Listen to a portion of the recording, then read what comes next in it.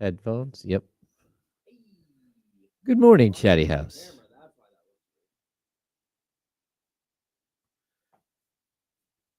What's going on, everybody? Good morning, gang. Good morning, good morning, good morning. What's up, Zabo? What's up, Katrina? What's up, Warren? Russ Dog, what's good? Ramsey gets a belt on a Friday. Oh, look at that. Your mic was on. There we go. Good morning, y'all. What's up? What's up? What's up? Hope to see everybody out at Sky River today for the D'Lo and KC wake-up call takeover. Yes, sir. What's up, Brian? Good morning, Adam. Zabo, we're going to dap today, and we're going to get it right. What's up, Mrs. Mac? Hey, who else coming out to Sky River?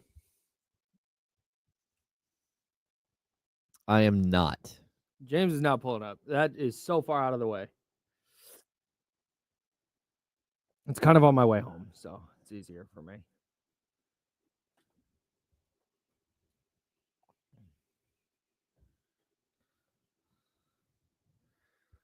Oh, man.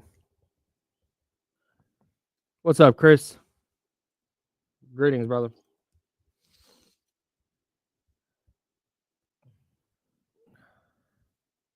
Hey, what's up, V? Yeah, we'll talk a little Kings. I think we can talk some Kings.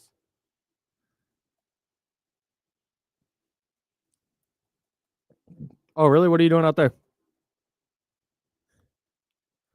What's up, Gilbert?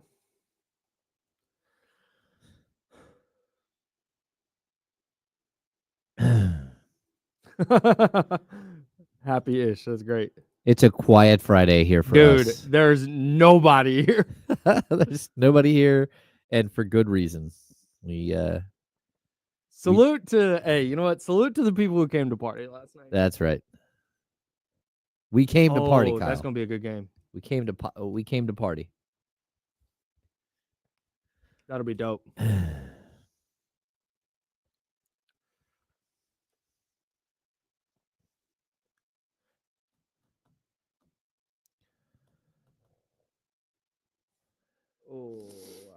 Oh, hey, we have a show to do. Here we go.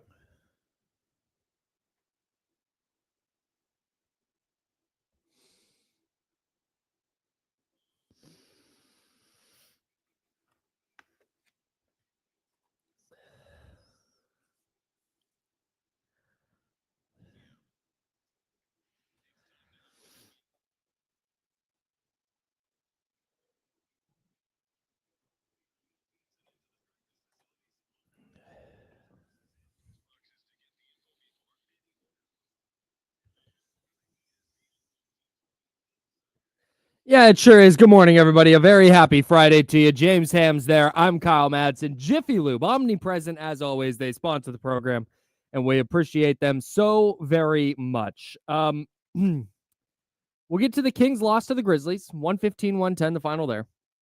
We got 49ers this weekend. We got Raiders-Buccaneers this weekend. And an awesome Thursday night football game last night.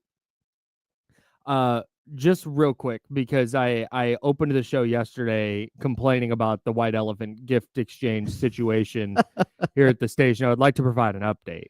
There is an update. Because it didn't get better for your boy last night.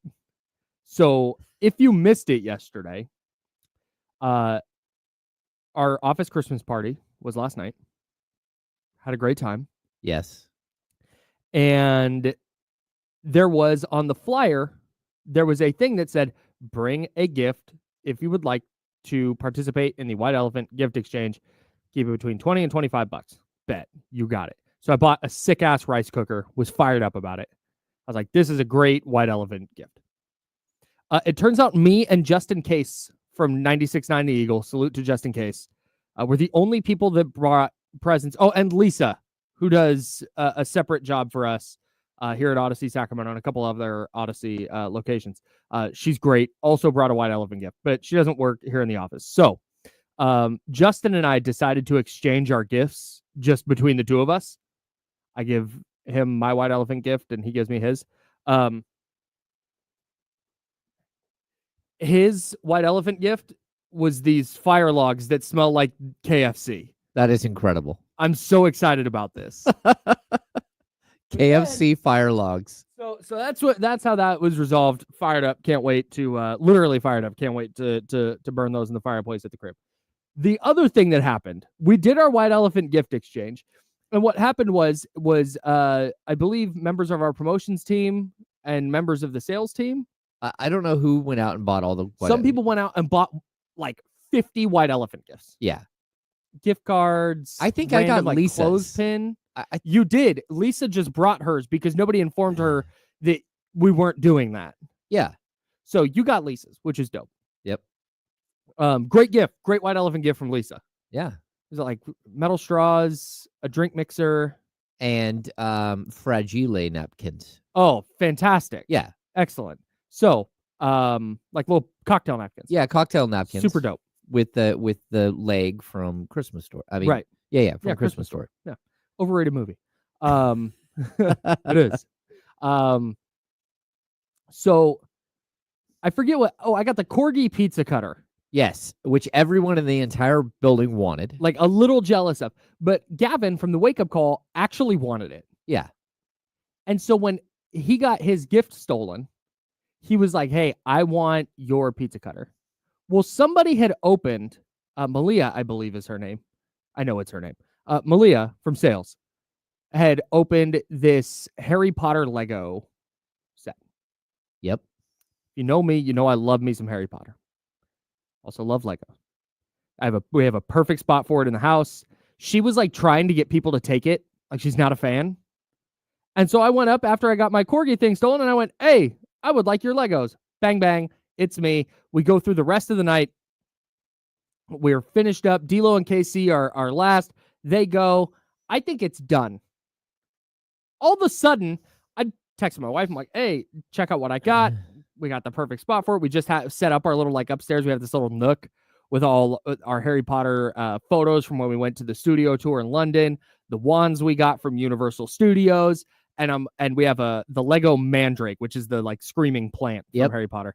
And then this, what I allegedly had. And I was like, this is gonna go perfect. It was the flying car. And I text her and I'm like, can't wait to do this weekend. This is gonna be so fun. And all of a sudden, John from sales comes up. And it turns out the stealing was still going on. And I got my Lego swiped. Right out from under my nose. Brutal. Just horrible. The look on your face was like when you go to Christmas at like your cousin's house. Like when I was little, right? Okay.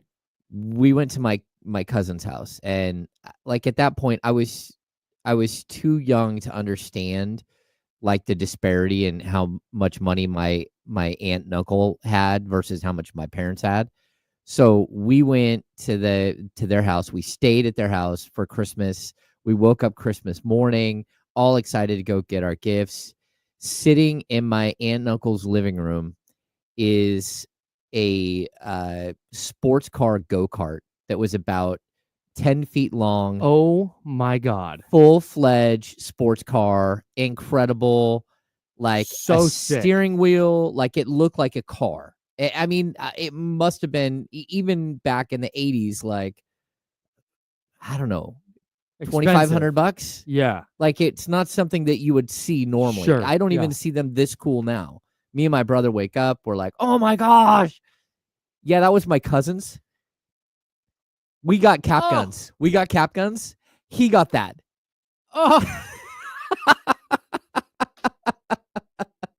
So that's brutal. That's what the look on your face was. The look I had when I was probably 4, and I was like, oh no. Which is a tough scene for me because you're 4. Yeah. That's the proper emotion to feel. Yeah. I am 34. Yeah. And we're talking about Legos. But I had seen you like take a picture and you send it to your wife. I could tell you're sitting there. You're so excited about this. And you had already told me about your Mandrake thing. You know. Now here is where the shenanigans come in. So, John, keep track here. John. Yep.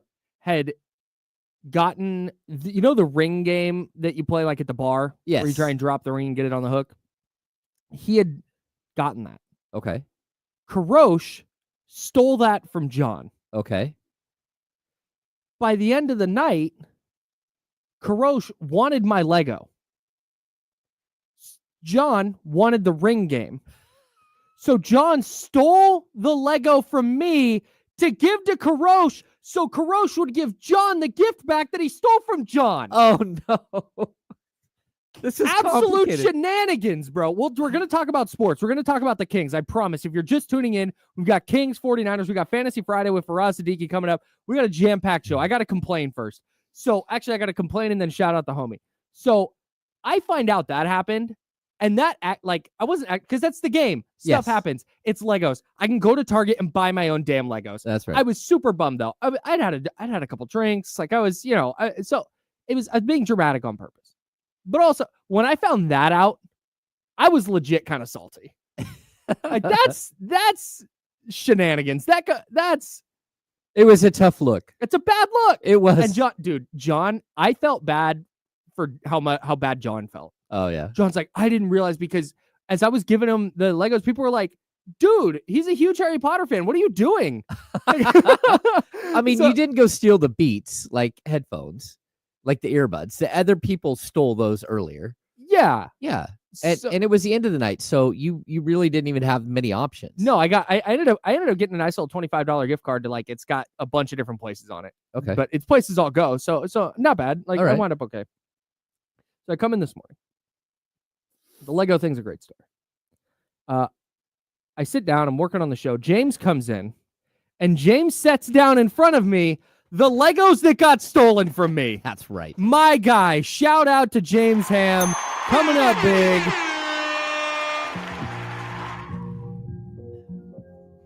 There we My go. guy. There it is. Hell yeah. So we now have these Harry Potter Legos. James stopped at the store just to hook the homie up with the Lego that he lost in a gift exchange last night. That's right. I appreciate you so much, man. That really made my day. I felt for and you. I needed a dub, because I'm dealing. I got a flat tire yesterday. You knew I needed a dub, so thank you so much, man. I appreciate the hell out of you. That's shout out to the good people at Target who are having to work holiday hours and are still there. So I was shocked, because we get here pretty early. So I thought you had been given this, like Karosh or John felt bad and gave it to you. No, I stopped it. You stopped at Target the morning before the show. You left your house early to do this thing for me. I want to let you know I appreciate it from the very bottom of my heart. That's a very nice thing to do. That's right. I appreciate it. I came in clutch. All right. Where the Sacramento Kings didn't last night. Babe. They sure didn't. They lost to the Memphis Grizzlies 115 to 110. Here's the deal, man. You're allowed to lose games, especially with a team like Memphis. You know what? We talked about it. Memphis is a good team. This is not a terrible team. This is not Memphis is good. Going into Memphis and losing a game is not the end of the world. The reason last night bothered me, there's a few things, but the two things that jumped out to me are the two things that continue to jump out to me when the Kings lose these games. There's three things. There's a third thing I did not write down, but here's the first two. Their bench got outscored 60-15. It's just not okay. The Grizzlies bench outscored the Grizzlies starters. Yeah, Kyle, and the problem is that, like we talked about this, the Kings had a problem with bench scoring, and that's before they took Malik Monk, their best bench scorer, and put him in the starting lineup. They were getting clubbed on almost every night with bench scoring already. And now you have this whole other situation where your best bench scorer is now your starting shooting guard. And your former starting shooting guard is now on the bench, and that's not working either. It worked one night. It doesn't work the next. That's a problem. I don't see a way to fix the bench without going out and getting somebody like Malik Monk to step in and help you. Do you think that was a mistake, putting Malik in the starting lineup? I don't think it's okay. So I don't think it was I was on board with them not starting him this whole time because I understood the dynamic. And Mike Brown is not the only coach who's ever done this. This is a very well thought out plan to give you a dynamic person to come in and change the pace and the tempo of the game off the bench. I get it. So many coaches have done it. Sure. I mean, Paul Westphal, not only is it something that he explained multiple times, the first head coach that I had, but it was because Paul Westphal was unbelievable off the bench and made the Hall of Fame as a bench scorer. Yeah. Like he had years where he averaged over 20 points a game as a bench scorer. Man, that's crazy. I mean, the dude was unbelievable. And so there is this idea out there that having a guy like that on your bench is a good thing. And I totally get it. But now Mike Brown has a really difficult task of mixing and matching players and hoping that a starter or two with three or four guys can somehow come up with some magic off the bench. And the problem is, like, if you have a game on Tuesday and a game on Thursday, you can go all in on Tuesday. But when you have a game on Thursday and another one on Friday, you can't run your starters out there 42 minutes or 38 minutes to try to win a game and reduce your bench down to like nothing. And so it's a really, really difficult situation that you're in. And now, like, when you press this button, Malik Monk is now your starter for the next 4 years. Yeah. Like that's what just happened. This is not something that you take lightly, and Mike Brown will not take it lightly. And it changed the trajectory of this team. Now they have to go find another Malik Monk, and that's not going to be simple. Man, that's so brutal. I think the bench scoring aspect of this is, I think it's like a symptom of just kind of the larger problem for Sacramento. They're just not deep enough. They just don't, like, we keep coming back to this. And in the Rockets game, you wrote it yesterday. When it works, it works. Like, it looks great. But when it doesn't work, there's just not, if their fastball isn't working that day, they don't have another pitch. Nope. And they can get by. And this is the thing. They don't suck. Like, they're not a team that I think teams look at and go, oh, hey, good, we've got the Kings tonight, we're going to win this one. I don't think it's that. But I mean, they just have too many good players for that. Their starting five is very good. Yes. But in the modern NBA, you just can't get by like that. And the fact that they're turning to like Jay Crowder at this point, or Isaac Jones, who's playing well, but the fact that it's like, oh, hey, this undrafted rookie is like our best bench player. That's tough. So here's the deal, though. It's okay to have Jay Crowder. It's okay to have Isaac Jones play. I agree. It's okay to have Kevin Huerter, but what you have to have is the connecting piece. None of these guys are shot creators.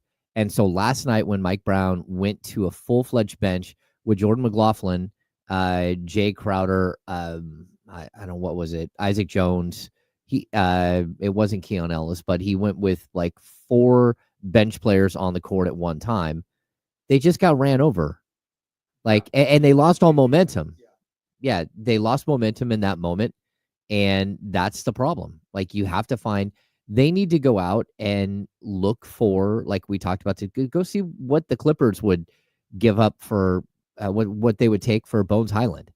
You know, you need somebody. Yeah, perfect type of player. Yeah, you need somebody else that can help out here. And that's it. I like, we keep talking about, like, this is not a complete situation. Even if you get Trey Lyles back, Trey Lyles is not that guy. Now, Devin Carter might be that guy. That's yes. That might be fair. the guy. And so we have to actually let this thing play out a little bit, but we're probably still close to a month away from seeing Devin Carter in a Kings uniform.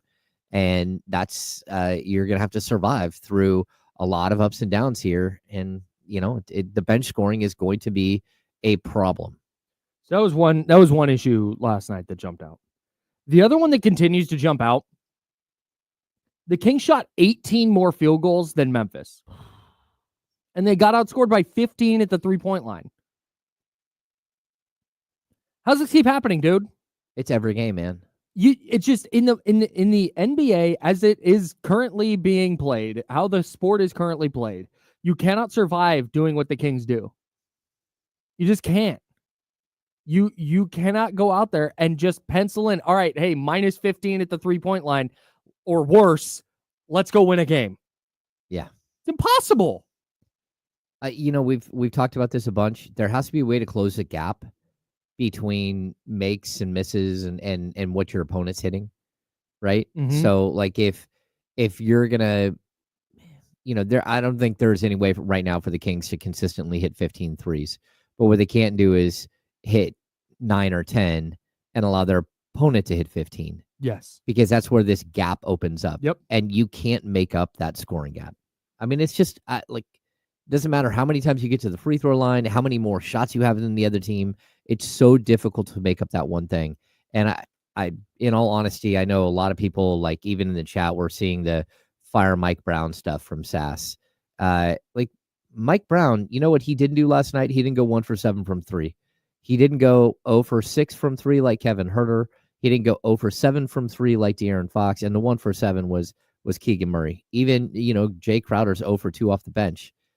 Like Mike Brown didn't shoot any of those shots. Mm-mm. And his offense created the same exact looks on earlier in the week on Tuesday.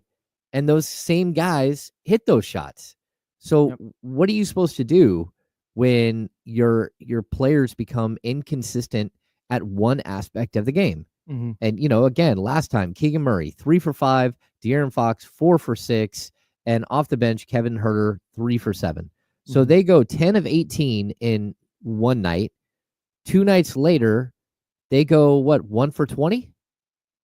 Like, there's no way for Mike Brown to deal with that kind of variant in his offense. Yes. Where 3 of the 6 or 7 best players on your team, one night hit 1 and one night hit 10 or 11 threes. It's too much to deal with. I see multiple people in the chat here talking about the rotations last night, how they were weird or bad. That to me is a product of what you're talking about, the inconsistency, and B, not knowing like what is he supposed to do. That's my question. If your gripe is that Kevin Huerter was ass last night and played 25 minutes. Keon Ellis, who went from this like starting game-changing shooting guard to playing 2 minutes, what the hell? Okay, I get it. That's fine. I have the same question, and we're going to talk about that. But I don't look at like who played and who didn't last night outside of the Huerter and Keon thing. I don't look at anything there and go, oh, this is a rotation problem. Like this needs to be fixed. They need to more Orlando Robinson? Is that what we're doing? More Alex Len? More, sure. Okay. Need more Colby Jones minutes? Yeah. Jordan McLaughlin need to come in sooner? I don't do you see what we're getting at here? Like the depth just isn't there. It's just not there. And like, look, I'll explain. Like, I haven't heard this from Mike Brown's mouth, but I will tell you that I'm pretty sure the reason why Kevin Huerter is getting this opportunity right now is because Kevin Huerter in his career has been a guy who can not only create his own shot, but he can create shots for others. And that's why he's getting an opportunity to try to be the bench scorer guy right now, as opposed to Keon Ellis. Yeah. And the bigger problem is that you cannot take both Malik Monk and De'Aaron Fox off the court at the same time. Yeah, you have to figure out a way to have one of them on the floor. Yeah, and you certainly can't do that and take Domantas Sabonis off the floor. It's not going to work. So whatever 3-minute segment that is of the game, just go look at that segment, and I guarantee you the Kings lost by 8, 6, lost all momentum. And it's not an accusation or an indictment on the players that are on the court. It's just not who they are. No, it's not.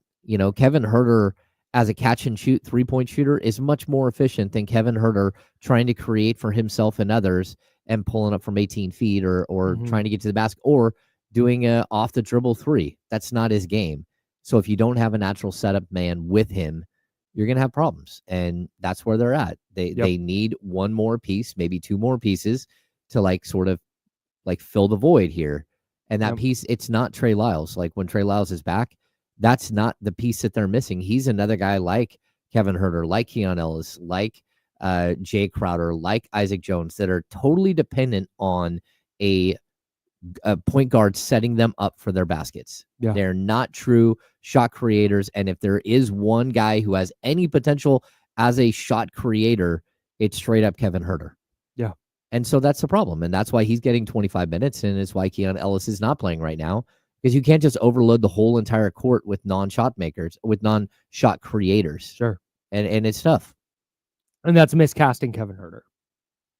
Like, as your scorer off the bench. Yeah, you're just hoping that Kevin Huerter can wake up out of his shell. And again, Kevin Huerter is a guy who's averaged 3.5 assists a game, 3.8 assists per game. Like, he's a guy who has in the past been able to be a true setup guy, a secondary ball handler in a starting lineup. I want to get to this from the chatty house, and then I have some stats for you. The third thing that bothered me from last night. High Times KG said it. So if they can't consistently make threes, then season over. If they're gonna not make them and then also not defend them, the season's done. You're not gonna go where you want to go in the modern NBA if you're not making threes and also not defending threes. No, that's a huge problem. That's it. Like, you have two choices here. You gotta either go find players that will hit more threes, or you've got to defend. You have to change your system to defend the three better. Here's my why can't I find the game from last night? There it is. Okay, here's the other third thing that jumped out to me. The Kings had 19 assists last night. Not a good number. The Kings under Mike Brown. This is Mike Brown's entire tenure. When they have 23 or more assists, they are 97-59. That is a .622 winning percentage. Okay. That's a good number. When they have 22 or fewer assists, they are 7-24. That is a .225 winning percentage. Mm-hmm. They have this year already, they have 8 games with 22 or fewer assists, and they've lost all of them. They had 10 of those games all of last year. And they have 8 already this year. Yeah. That's insane. Part of it is that they're not hitting 3-point shots. Sure. So in those games, you're losing 3, 4, 5 assists off of wide open missed 3-point shots. But it's not the only problem. It's one of the reasons why you're having this variance. But that's outrageous. Like, this team, it should be a great passing team. Mm-hmm. And when that happens, when the ball gets sticky, run the ball through Sabonis every single time. I don't know why they don't. It's like it's his superpower, dude. They're trying to mix it up. He is an awesome player when you give him the ball in the high post, give him the ball at the top of the key, and let him go to work. That is your, outside of the incredible one-on-one scoring of a DeMar DeRozan or a De'Aaron Fox, your best offensive asset is Sabonis with the ball and players moving around him. Mm-hmm. And it feels like they never do that anymore. You see some dribble handoff stuff, it's there, but just Sabonis is the offensive hub. That was the whole thing. And it feels like the 22-23 season, it was at its peak. And since then, it's just slowly declined. And especially late in the game, with 30 seconds left, if you need to go ISO score, okay, fine. Well, 5 minutes left in a tight game, you shouldn't be going away from your offense. In fact, that to me is the point where, number 11 should probably have the ball a lot here. Yep. Let him orchestrate all this. And great. That I would love that. I don't know why they don't do it. I don't know why they don't either. And it makes no sense to me, man. I do know, Sabonis very specifically, he's like every other player. They don't call play sets as they're running down the court. The team plays into whatever sequence they want to play into. They don't call plays because the idea is to push the tempo.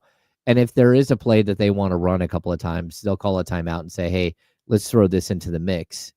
And it's like, okay, that'll work. Yeah. But that's not what they're doing all the time. Yeah, the team is not playing well. They're not consistent at all right now. And that's the other thing you'll keep hearing. You'll hear consistency be the word of the season at this point. And from just like we were just talking about, one night you got guys that are hitting 10 or 11 threes, and the next night they combine to hit one. And that's like, you just can't have that.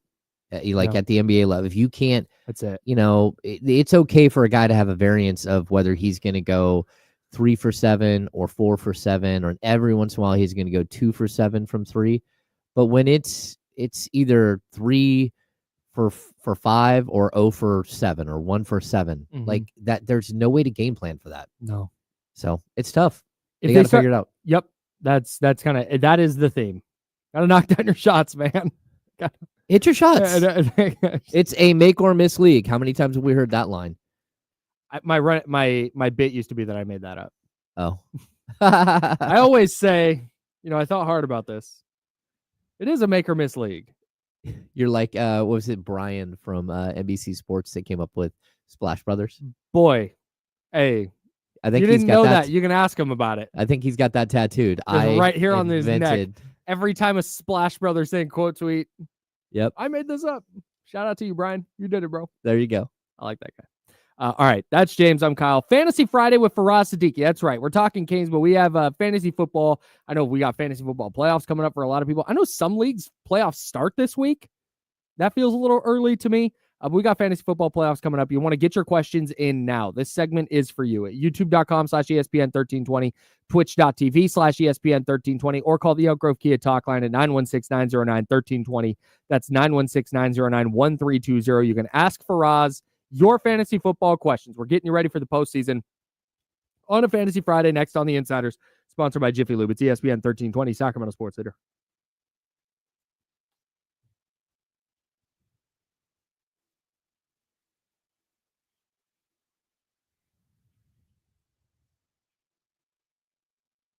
We don't have our read right.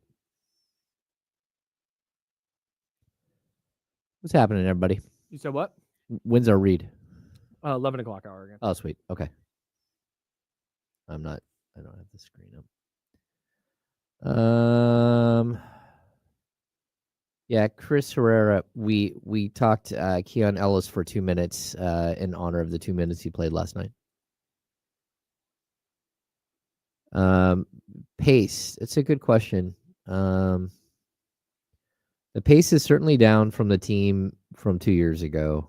Right now, the Kings' pace is 98.5, which is 16th. Last year, it was 98.8, which was 14th. And the year before, it was 100.3, which was 12th. So they're right around the same spot. The party was amazing. Kyle and I might be feeling it a little bit this morning, but it was a good time, except for Kyle's Lego getting stolen. Tragedy. So bad. I don't hate this, Tyler. There's been a couple of people who brought this up. Lonnie Walker might be a guy that makes some sense, but again, Lonnie Walker is... I'm not sure what his career assist numbers are, but I don't think they're very high.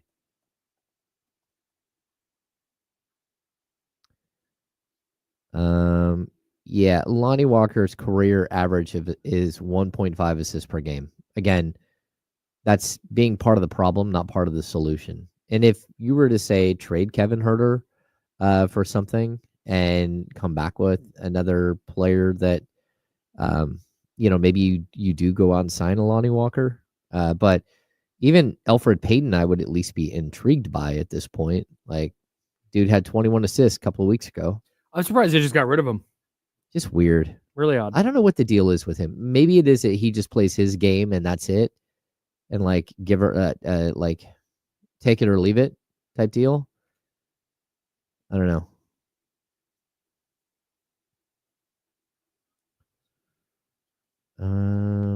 Yeah. Yeah, I see Garrison Matthews is just a pure shooter. So I get what you're saying there, but he's not a creator.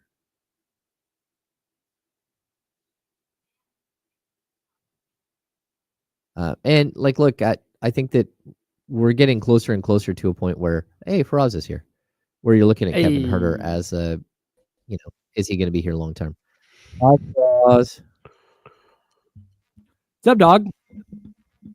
Sorry we were late today. You hear us? I guess, yeah, I hear you now. I'm having headphone issues. I might end up taking this off.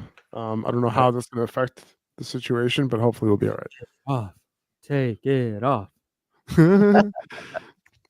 That's said Cal. You wear red to a Cal football game. That's exactly what they yell at you until you take Nice. That sounds fire.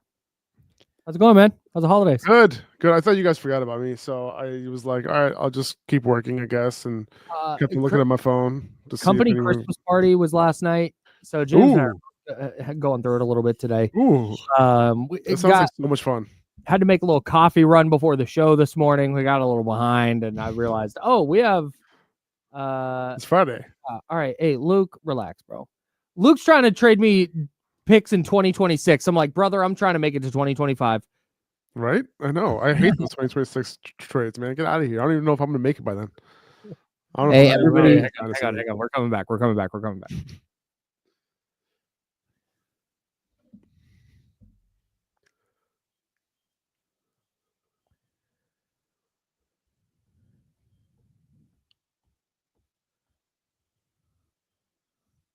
Now, back to the Insiders with James Ham and Kyle Madsen, brought to you by Jiffy Lube on ESPN 1320. Yeah, it's 10:30 on a Friday. You know what that means. It's Fantasy Friday for us. Sadiki of Upper Hand Fantasy joining us now, getting you ready for your fantasy football playoffs, hopefully getting you ready for your fantasy football playoffs. Send your questions for Faraz to youtube.com/ESPN1320 or twitch.tv/ESPN1320. Hop in the chatty house, fire away with your questions, and we will do our best to answer all of them. Faraz, hello. Thank you for hopping in. Sorry we're a little late today. I want to run something by you that's it's fantasy related, but it has nothing to do with like getting people to the playoffs. I just thought this was a really funny thing. And it turns out James did almost exactly the same thing. So I just want your thoughts on this. Did you see the thing online about the fantasy football player who was inactive, like hadn't done his team since the draft, hadn't touched him. He was 2-11, and then drops all of his free agent auction money on Isaac Arendo to swoop him from playoff teams? How do we feel about this? Fair or foul? Who is inactive now? You know, yeah. I honestly, I loved it. I absolutely loved it. Listen, I know, there is an unwritten rule where it's like, all right, you know what? If you're out of contention, maybe you just stay out of it, right? Mm-hmm.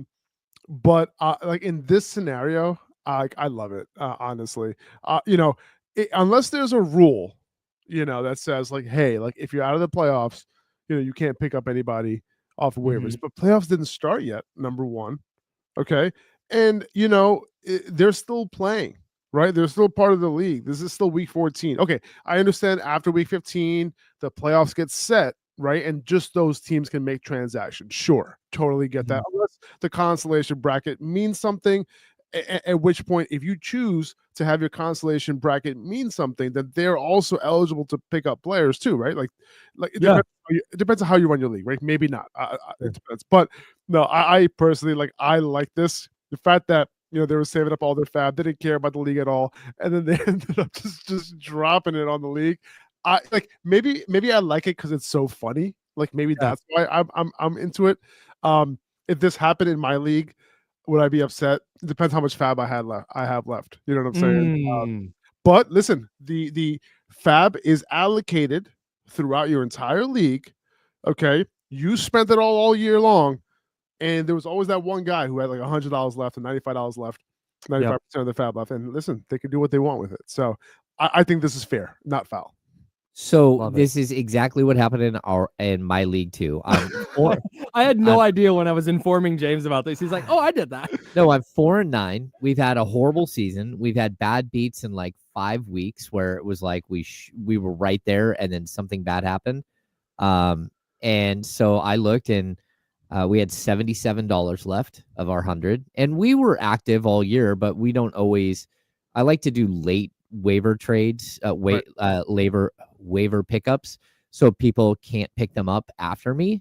So like I'll waive somebody on Saturday night, and then it's got like the 48-hour hold.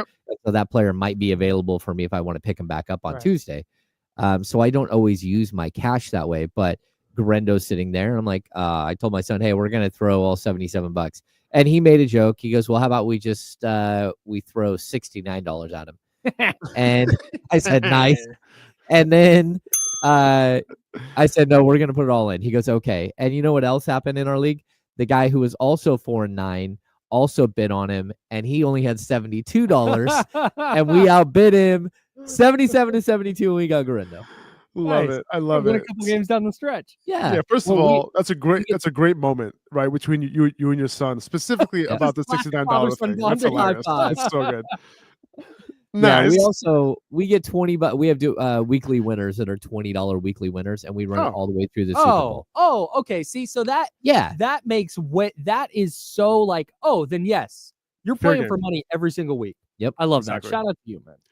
All right, 100%. Yeah, I totally get that. Now, here's another aspect of it, right? Where, should just the playoff teams now all of a sudden you're the playoffs are on the line, and now all of a sudden you should have less competition on the waivers? Like, that's another thing. Like, is that fair? Not really, because you just because someone's out of it doesn't mean that they're eliminated from competing for waiver pickups. I don't know. I don't really see it that way. I think that's fair game. So I'm okay with it, because like in Scott Fishbowl, for example, everyone in your league, like I'm part of the last 1,000 that's left right now going into this week. It was so easy. I picked up Garendo for like whatever I have left, which was like $14. Okay. And why? Because the people who actually made it into that last 1,000, there was only like 2 people in our particular 12-man league who even made it to the last 1,000. So we had no competition. I had no competition to pick them up. But I think kind of like unfair, I guess. But yeah, it's just, I guess that's just how it goes. Faraz Siddiqui, Upper Hand Fantasy. UpperHandFantasy.com is the website, and of course the Upper Hand Fantasy podcast. You can get that on the free Odyssey app or wherever you get your pods. All right, Faraz, we're going to jump right into listener questions here. We've got a bunch of them, so let's dive in. And again, if you want to send your questions, do so now at youtube.com/ESPN1320 and twitch.tv/ESPN1320. You can also give us a call at 916-909-1320, 916-909-1320 on the Elk Grove Kia Talk line. All right, Faraz, from CSSR 26, start Kyler Murray or Justin Herbert this week? This is close, and I'm going to lean Herbert by a hair. I know Herbert hasn't thrown a touchdown in the last 2 weeks, but I think this is going to be a competitive game. Yep. I do think this is kind of dependent on Lad McConkey playing. McConkey's been limited over the past couple days. We're not going to find out his practice status today until a little bit later. But I do think that if he does play, I think Herbert's going to have to throw the ball. McConkey has a great matchup out of the slot against the Chiefs. They're better against perimeter wide receivers, and I think Herbert can get it done. So I'm going to lean Herbert just a little bit in his way. Kyler Murray could be a potential, at times he's a lineup killer. Like he could do well for you, but he can kill you sometimes. So I'm going to stick with Herbert in this one. Great. Okay, we've got from John Poles. I'm going to butcher his last name. Westbrook Akine. Westbrook Akine or Elijah Moore. This is actually a good one. Now, Cedric Tillman is not practicing today, so it does not look like he's going to clear the concussion protocol. So I'm going to lean Elijah Moore, especially in PPR leagues. I know the matchup is tough, but the matchup was tough last week too. James Winston threw for 500 yards, and Elijah Moore went over 100 yards. So I'm going to lean Elijah Moore here. Westbrook Akina, you're really depending on that touchdown, but he's been pretty much scoring every single week. I think 8 touchdowns in the last 8 weeks for Akina. His target share has gone up, so he is playable, I think, as a low-end wide receiver 3. But Moore does get a bump with Tillman out. If Tillman was in the lineup, I might lean Westbrook Akina, but there's just so many targets to go around in Cleveland, regardless of the matchup. I'm going to lean Moore. Our guy Cousin Pete weighing in, he has a starter on bye at running back, so he needs to know if he should start Jerome Ford or Gus Edwards. I don't think I can start Gus Edwards and believe that he's going to do anything for me, to be honest. He might give you 12 carries for like 47 yards, and it's all empty calories, right? There's no targets, there's no touchdowns. When they get to the one, it might be Hassan Haskins who gets the ball there, who, he's kind of had that role. Hopefully not anymore after he fumbled last week. But I'm going to lean Jerome Ford. Jerome Ford has been more effective than Chubb. Chubb doesn't look like the same guy. He is the guy on passing downs as well. So Ford had more carries than Chubb and some targets. So I'm going to go with him. Great. All right, let's dive into this from Spectre 707. Tua or Baker, or maybe the Jameis meme. Huh. I was in between Jameis and Goff last night. I went Goff, and I'm so happy that I did. Brutal. It was a brutal decision to make. This one's equally as brutal. Sauce Gardner is not.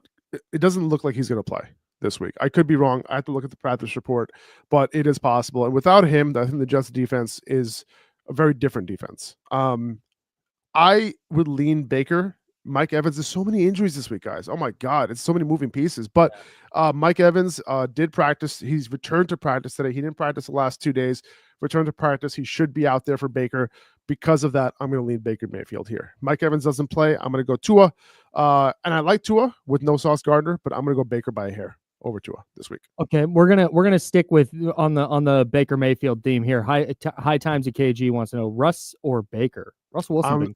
I'm still leaning Baker here. I actually have Russ ranked higher than Tua this week. I do like Russ. I think George Pickens. I absolutely love George Pickens. I'm taking the overs everywhere on him. But I think Baker's just been getting it done all year long. This past week was a little bit iffy, but I'm going to lean Baker. I think he bounces back. Sweet. All right, let's go to Johnny G's question. For his tight ends questions. Like Johnny G, what like you wrote a paragraph. Dude, he said I've got a 2-part question. The John Dickinson 2-part question. For my tight end spot, should I roll with Otten or Disley? For my flex, you going with Pacheco, Moore, or Odunze? I would say I'm leaning Disley over Otten, assuming Mike Evans plays. Ladd McConkey a little bit banged up. I don't know if it's going to affect him too much. Disley had the donut last week, so it doesn't provide a whole lot of confidence for you to start Disley, but it's a great matchup. I think they have to throw the ball a ton. Kansas City has not played tight ends well at all this year. Otten, we've seen a real decrease in targets ever since Mike Evans came back, and Sterling Shepard has out-targeted Otten over the last 2 games. So I'm going to lean Disley here. It's close, but I'm going in his direction. Faraz Siddiqui, and the flex. I'm so sorry. Faraz Siddiqui, what? What were we saying? Of Upper Hand Fantasy. UpperHandFantasy.com is the website. Follow him on Instagram at Upper Hand Fantasy. Go on. There it is. For the flex, Pacheco, Moore, or Odunze. You got to keep in mind that and that Moore was Elijah Moore, right? So Odunze becomes interesting because DJ Moore hasn't practiced this week, and we still haven't heard the Bears practice report just yet. What is so funny? We have DJ Moore. Oh, you have DJ Moore, right? Exactly. Exactly. So the Dickers has DJ Moore. Right. Oh boy. So there you go. So I'm actually looking it up like right now if they released the practice report just yet, and they have not, because DeAndre Swift is also somebody who hasn't practiced the last 2 days, both with the same injury, by the way, quad injury. So keep that in mind. Roshan Johnson's in the concussion protocol. So Travis Homer is like the only running back left standing in Chicago at the moment. Anyway, back to your question, Johnny G. Great name, by the way. If things stand as is, let's say DJ Moore ends up playing. Right, DJ Moore ends up playing. I will play Elijah Moore, especially if this is PPR, over Odunze and Pacheco. I would love to assume that Pacheco is going to get his full workload back, but we just don't know. And I want to see it before I trust him. I think Moore is trustable enough without Tillman to start him. If DJ Moore is out, I'm rolling with Rome Odunze in this matchup, for Chicago over all these guys. So a lot of moving pieces here. I hope that makes sense for you, Johnny G. My man. Let's go to John Poles. We've already answered. It's fine. DeAndre Hopkins or Jalen Waddle? I'm going to go D-Hop. Waddle has just been very, very I want unreliable. no parts of the Jalen Waddle experience. Yeah. No, not this year. Sounds horrible. In Dynasty. Yeah. Let's get to Rustog. Warren, Etienne, or Edwards at running back if Swift isn't available. I am going to lean. I think I'm leaning Etienne by a hair. He's been their lead back. The matchup this week isn't so bad against the Titans, and hopefully he catches some balls, from Mac Jones. I'm going to lean Etienne by a hair. I think Warren probably has a little bit of a safer floor. Stop that, Kyle. I think Warren has a little bit of a safer floor here. But I'm gonna go ETN. I think he has a higher ceiling. For Sadiki Abraham Fantasy, our guy Luke checking in from the PNW wants to know full PPR in his flex. Is he going T. Higgins, Brian Thomas Jr., Roma Dunze, or Jordan Addison? Luke's team is loaded, as you can see. Yeah. Well, T. Higgins is a wide receiver 1. He's a top 10 wide receiver play for me this week. So he's not even in the same category with these other guys. So he's in your lineup no matter what. Right. Wow. What about Brian Thomas? Is it Thomas Jr.? Mm-hmm. Yeah. With the quarterback issue there. Yeah, I mean, it does stink that Trevor Lawrence is out basically for the rest of the season. Yeah, he is, because he's getting this shoulder surgery. It's unfortunate because Brian Thomas Jr. would have been a wide receiver 2 rest of season. He really started the downfall once Lawrence got hurt and once he got hurt. Right, he had that injury as well. So it kind of stinks because I think I'm downgrading him to a wide receiver 3 rest of season. But I do think he's still usable, but I don't think he has anywhere near the same floor or upside that he had with Lawrence. All right, I'm going to go to Cousin Pete's question here because it pains me to say that I still have Mahomes on my roster. Mahomes versus Chargers or Carr versus Carolina?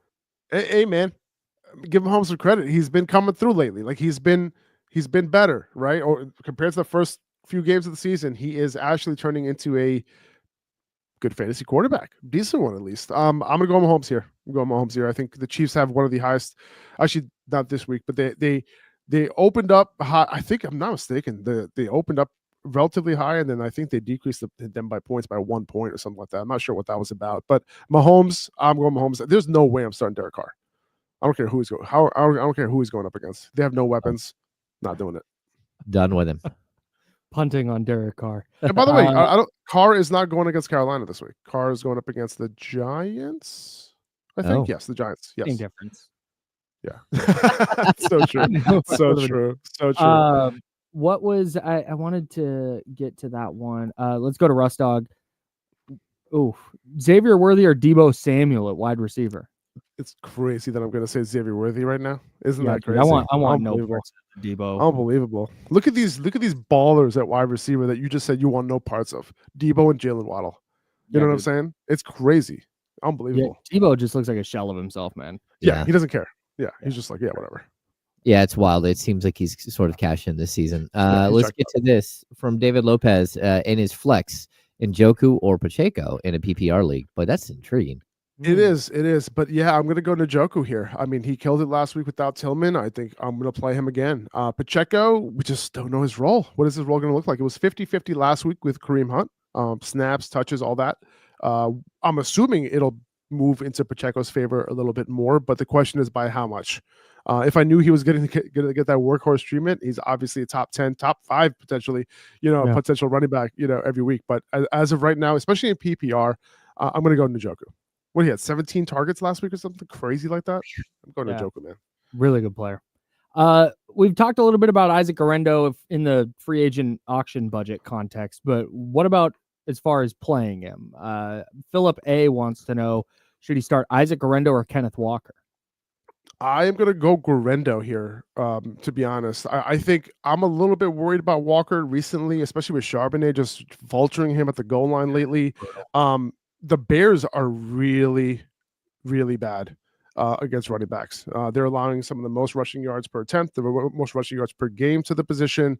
I think Guerrero, all he needs is, 16, 17 carries in this game to get it done. We've seen his big playability multiple times this year. And I think, he could potentially, take one to the house. 225, 4.3 speed. I'm going Guerrero here. It's kind of sad for me, to be honest with you, to start Guerrero over Kenneth Walker. But against the Jets, not sure I'm loving it. I think I lean Guerrero. The other thing with Guerrero, just real quick, James. The other thing with Guerrero is the Niners have Israel Abanikanda, who just got to the team, and Patrick Taylor, who has 7 carries and got cut when Christian McCaffrey came back. So it's not like they have this stable of running backs that they're going to give carries to. This is the Isaac Guerrero show. Mm-hmm. Yeah, he's the guy. Yeah. Anyways, go on, James. Sorry. Well, go ahead. I just want to say that I think Izzy does fit the offense pretty well. Like this, he's a one cut runner, and he has speed. Right, that's really what it comes down to. But yeah, I do agree with you. Shanahan's a trust guy. and he's going to have a week of practice. I just can't imagine he's going to play a ton. Very true. He's not this Very true. Very true. We also, according to Adam Schefter, just announced that Breece Hall and Sauce Gardner will both be listed as doubtful Sunday. There you go. So there you go. Should we pick up Braylon Allen? There you go. 100%. Yeah, Braylon Allen should be. Is he available in your league? Because if Yeah. he is, it's crazy.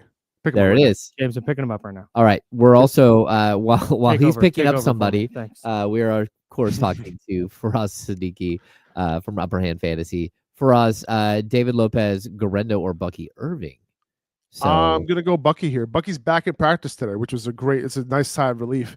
It's not a surprise that he didn't practice the last 2 days because he had a huge ice pack on the hip after the game last week. He came out of the game for a little bit, went back in, and absolutely laid it all out on the line for your fantasy teams.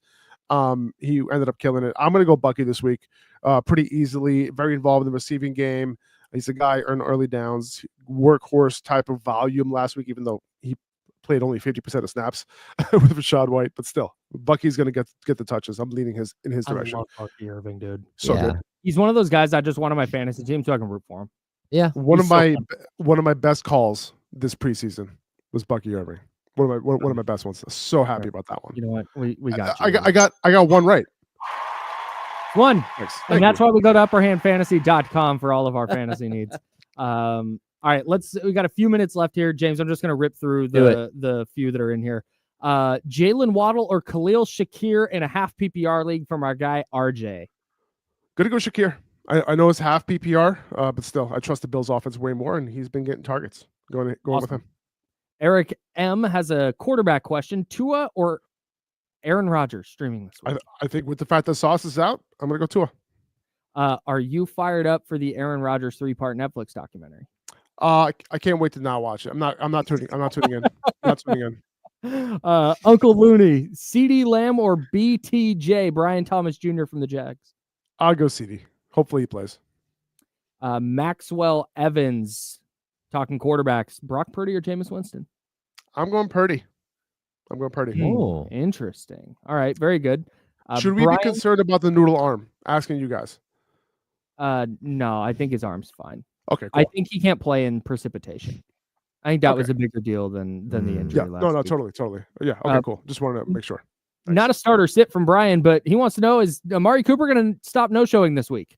I think this is the week where he gets the highest rep participation he's had all season long. He's had full practices all week long, so this is encouraging, and I'm looking forward to seeing him play. I think he could do it this week. All right, Ramsey wants to know, Mayo boy Will Levis, Drake May, Mac Jones, or Drew Lock? Oof. What is happening? I think he's Drake just May is on bad quarterbacks. I love Drake. Drake May's on bye, right? Yeah. Yeah, right. Okay, cool. I'm going Will Levis. Will Levis this week. And then this last one from High Times at KG. How do we feel about Sincere McCormick this week? He's a pickup. Stash? He was stashed. He got the most carries last week. He looked very good against the Chiefs defense that doesn't allow a ton of production to running backs. He had the highest rushing total from any running back against the Chiefs this year. And his head coach said that, what do you have last week in his press conference? 12 carries. Yeah, we need to bump that up this week. That's what he said. So the coach speak is all about McCormick. I think he could potentially be his Zamir White from last season at the end of the year, if you guys remember what happened there. Terrific. All Faraz Siddiqui, Upper Hand Fantasy, upperhandfantasy.com. Follow him on Instagram at Upper Hand Fantasy. Subscribe to the podcast on the free Odyssey app or wherever you get your pods. Faraz, you're the very best, and we can't wait to talk to you next week, man. Appreciate you guys. Have a good weekend. See you later. See you, buddy. Faraz Siddiqui, again, upperhandfantasy.com. Man, he's the best. Sorry to people we didn't get everybody's questions in. Scooter wants to know peanut or plain M&Ms. It's going to be peanut for me, Coach. Yeah, man. What are you talking about? That's not even a question, Scooter. No, this is every year around. I swear to God, this is the dumb. Here's the dumbest thing that I know isn't true, but I still believe it to be true. Aliens did the pyramids. No. When the Christmas peanut M&Ms come out and they're just red and green, that's it. They're just regular, normal peanut M&Ms, but they just have the red and green ones. Those taste better than the regular peanut M&Ms. Oh, okay. Can't tell you why. Couldn't, like, if you said, what empirical data do you have? None. What's different about them? Couldn't tell you. They just taste better. That's a fact. I'm here for it. That's a fact. All right. Shout out to Faraz. We're going to shift gears. We'll talk a little bit more 49ers. The 49ers taking on the Bears this week. Big time NFL draft implications in that one. But the 49ers still a slim chance to go win the NFC West. We'll talk about what they need to have happen this weekend. We'll talk about the Aiden O'Connell show with the Raiders. And we will look ahead to the Kings game tonight against the Spurs. Came to a realization during the game last night against the Grizzlies. We'll talk about that when we dive into this Kings-Spurs matchup tonight in San Antonio. He's James. I'm Kyle. We're the Insiders. We're sponsored by Jiffy Lube, and we're hanging out with you until noon right here on ESPN 1320 at Sacramento Sports Center. You're listening to The Insiders with James Ham and Kyle Madsen, sponsored by Jiffy Lube on ESPN 1320 and 98.5 HD2, Sacramento's sports leader.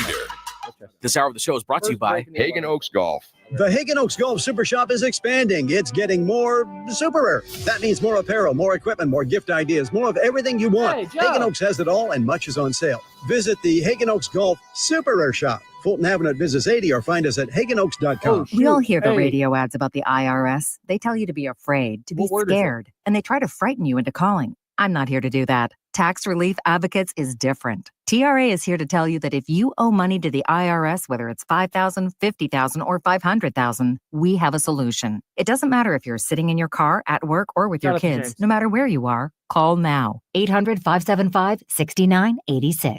Don't lose hope. TRA can eliminate or reduce what you owe to the IRS. Generous programs are now available that can give you a fresh start. Our passion is taxes and helping individuals fix their IRS problems. We have over 1,000 five-star reviews on Google and an A+ with the Better Business Bureau. You don't need to be afraid of the IRS any longer. End your tax nightmare today by visiting us online at tra.com or call 800-575-6986. That's 800-575-6986. Tax Relief Advocates. Real solutions for real people. Our daughter Jessie loves playing detective. I can every time I reach over to this But computer, since we I can discovered she has smells sensitive like KFC. skin, we've been playing detective too. We thought the problem was our puppy. But it was actually our old detergent. Aha. So we switched to Tide Free and Gentle. Tide cleans better than the leading competitive free detergent, and it doesn't leave behind irritating residues. Plus, Tide Free and Gentle has no dyes or perfumes, so it's gentle on her skin. Case closed. If it's got to be clean, it's got to be Tide Free and Gentle. Ow! Sweetie, come here. Don't worry. I see a lot of patients with the exact same thing. Ever since the ice skating rink went in next door? Or is it more than Dr. Clark's business is heating up. So many patients need my help. How will I find time to see all of them? They need to hire a scheduler, stat.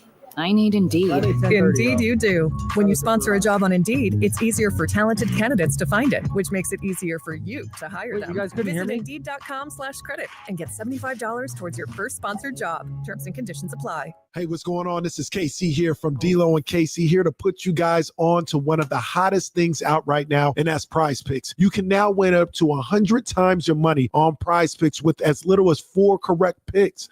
Prize Picks invented the flex play, which means you can still cash out if your lineup isn't perfect. You can double your money even if one of your picks doesn't hit. Think De'Aaron Fox will score more than 27 points tonight, or DeMontis?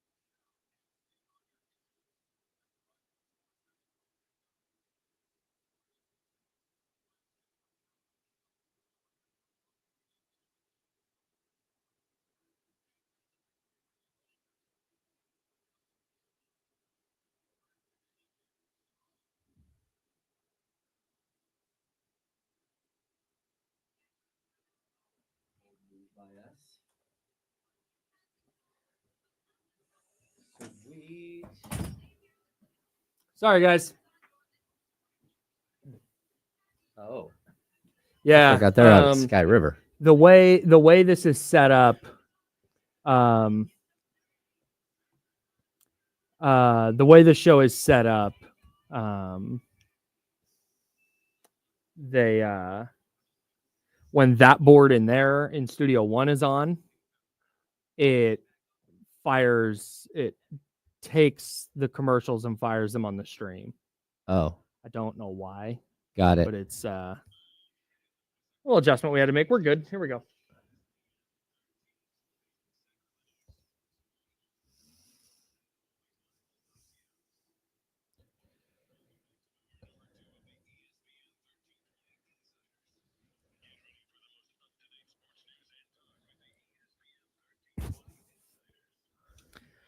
Hour number 2. That's James Ham. I'm Kyle Madsen. We are rocking with you until noon, and then we'll hand it off to D'Lo and KC. And they will take you up to 4 o'clock. Hopefully, everybody listening now will be out at Sky River Casino starting at noon. D'Lo and KC are going to be out there until 4. Then at 4 o'clock, I believe Complex is going to be there spinning for Flashback Friday on the beautiful outdoor porch at patio out at 32 Brew Street inside Sky River Casino. Going to be out there. There's going to be music. And then there's going to be Are You Smarter Than Kevin? So it's like a trivia night. It's going to be a great time, and hope to see everybody out there starting at noon. He's James. I'm Kyle. Jiffy Lube sponsors the program, and the Kings play the Spurs tonight. The Kings looking to bounce back from a loss to the Memphis Grizzlies. The Spurs looking to bounce back from a loss to the Chicago Bulls. Kings enter the game at 10-13. The Spurs are 11-11. The Spurs have already beat the Kings twice this year. Here's a thing I decided during the Grizzlies game last night. I'm done calling Kings games like, oh, they need to win this one. They need to do that. I need to see them moving the basketball. I need to see them figuring out a way to defend the 3-point line. And I need to see them start knocking down shots. And if they start doing those 3 things, the wins will start coming. And then we can start talking about, record and you got to get to this seed. And we can talk about record when this team starts playing basketball that's worthy of being a playoff team to begin with. Yeah, we're super, super close to this being that this is who they are. Yeah. I mean, we're really close to that. Yep. And that means that they're a sub 500 team or a 500 team at best, and a non-playoff team, and not a team that will push for 50 wins or a play-in spot or anything else. We're very, very close to that. And if I'm on the inside, I'm looking at that and I'm pretty freaked out by that idea. Yeah. And it's time to pull the trigger. The December 15th, deadline thing that comes up every year, that December 15th is the first day that you can trade players that you signed during the offseason. Right. So for the Sacramento Kings, that means like DeMar DeRozan or Orlando Robinson or, one of those guys. Mm-hmm. That's the first day that those guys can be traded. That it sort of should kick off the trade season. It usually doesn't have that sort of impact that everyone thinks it does. Mm-hmm. And there aren't trades that are lined up and just happen right then. The Kings need to make a trade today. And that just means they need to trade for someone who wasn't signed this offseason. They need to make at least one trade now as soon as possible. And I know that they've been busy working phones. I know that there are teams out there that are full-fledged sellers right now. Mm-hmm. The Brooklyn Nets are a full-fledged seller. Which is insane, dude. Yeah, they are selling. They're playing not badly. I haven't. They just want to punt. I don't understand. Yeah, my sources say that every player on that roster is available. They're 10-13. They have the same record as the Kings. They're the 9 seed in the East. Yeah. They're just punting? Yeah, they're ready to punt. Man. They're trying to collect assets. And look, that's the team you circle. You say, what do they have that you could go get your hands on? Do you have a deal that will work? Can you have a couple offers that you throw at them? Whether it be for Dorian Finney-Smith or whether it be for Cam Johnson or one of their other, wings, like not named Ben Simmons. You just look at that roster and what could you use from that roster? Because they're selling. Yeah. And there isn't a market yet. So if they're selling right now, go dive in right now before the prices go up, because they are going to go up. Maybe they'll go down, but there's also a good chance that there are going to be a lot of teams that are buyers in this market. And if you're going to go into a buyer's market, go buy early. Yeah. You can't wait around. We know that's the thing. That's the thing that, and this gets kind of beyond the Spurs of it all, but that's the thing that just continues to stick out to me is we know what this roster is. The whole like wait and see like thing. Hey, you know what assets you have, you know what you need. You got to go do something now. Yep. This whole waiting for the exact perfect move. Hey, bro, you have to change something. It's not just making a move just to make a move, but you got to do something a little bit different. And that's what this comes down to. I totally agree. I'm fascinated by what's going on here. We're doing a thing and it's going to get, I don't want to say ruined by this, but it's just going to, we have, I believe we have Christmas carolers coming in. So we'll real quick, King starters tonight. Yep. Fox, Monk, DeRozan, Murray, and Sabonis. Mm-hmm. Spurs starters tonight. Looks like no Victor Wembanyama. So we have Chris Paul, Stephon Castle, Harrison Barnes, probably Jeremy Sohan, and Zach Collins. Maybe. Would be my guess. Oh, here we go. We're doing this. This is great. We have Christmas carolers. We have Christmas carolers. Oh, hell yeah. Hello, everybody. Here we go. Yeah, come on in. Yeah, this is great. Who's naughty or nice? Santa Claus is coming to town. Hey, this is great. Oh my God, we're just packing in here. Oh, appreciate you guys here. If you gentlemen there in the was that a bowler hat, a little fedora? If you would like to speak, that microphone is now on. That microphone's on. Yeah, that microphone's on. The snowman is here to arrive. Yeah, he sure does. From American Pacific Mortgage right down the street. Beautiful. We're just running around spreading some holiday cheer. Love that. We thought we'd pop in here to you guys and just sing a couple out-of-tune Christmas carols. May I sing along? Say again. I'm allowed to sing along? That sounds great. We've been invaded. This is electric. Santa Claus is thank you so much. He'll Perfect. ring the bell and let you know what tune. Okay. Oh, hello. Yeah. Yeah, you're on the radio right now. You're also air. on a video stream. Outstanding.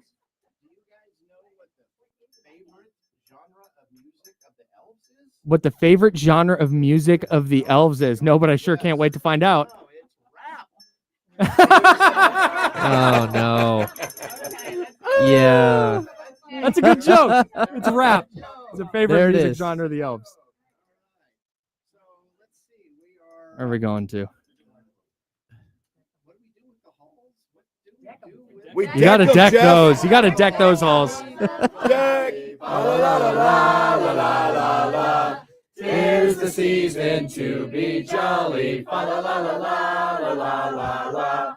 Don we now our gay apparel. Fa, la, la, la, la, la, la, la. Toll the ancient Yuletide carol. Fa, la, la, la, la, la, la, la. Hey, that was wonderful. Thank you all so much. Thank you. And where were you guys from again? American Pacific Mortgage, right down the street here off of Douglas Boulevard here in Roseville. American Pacific Mortgage. Appreciate you guys so much. This was delightful. Thank you so much. Yeah. See you guys. Goodbye, everybody. Merry Christmas. Thanks, guys. All right. That was fun. That was fun, Kyle. We listened to Christmas music before the show. We get Christmas music during the show. That was electric. Do you guys need this back? Yeah, you can take that back. No, that's all you guys. Appreciate you guys. Hey, thank you guys.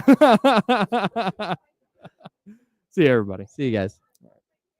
John Poles at the break said this show is cooked.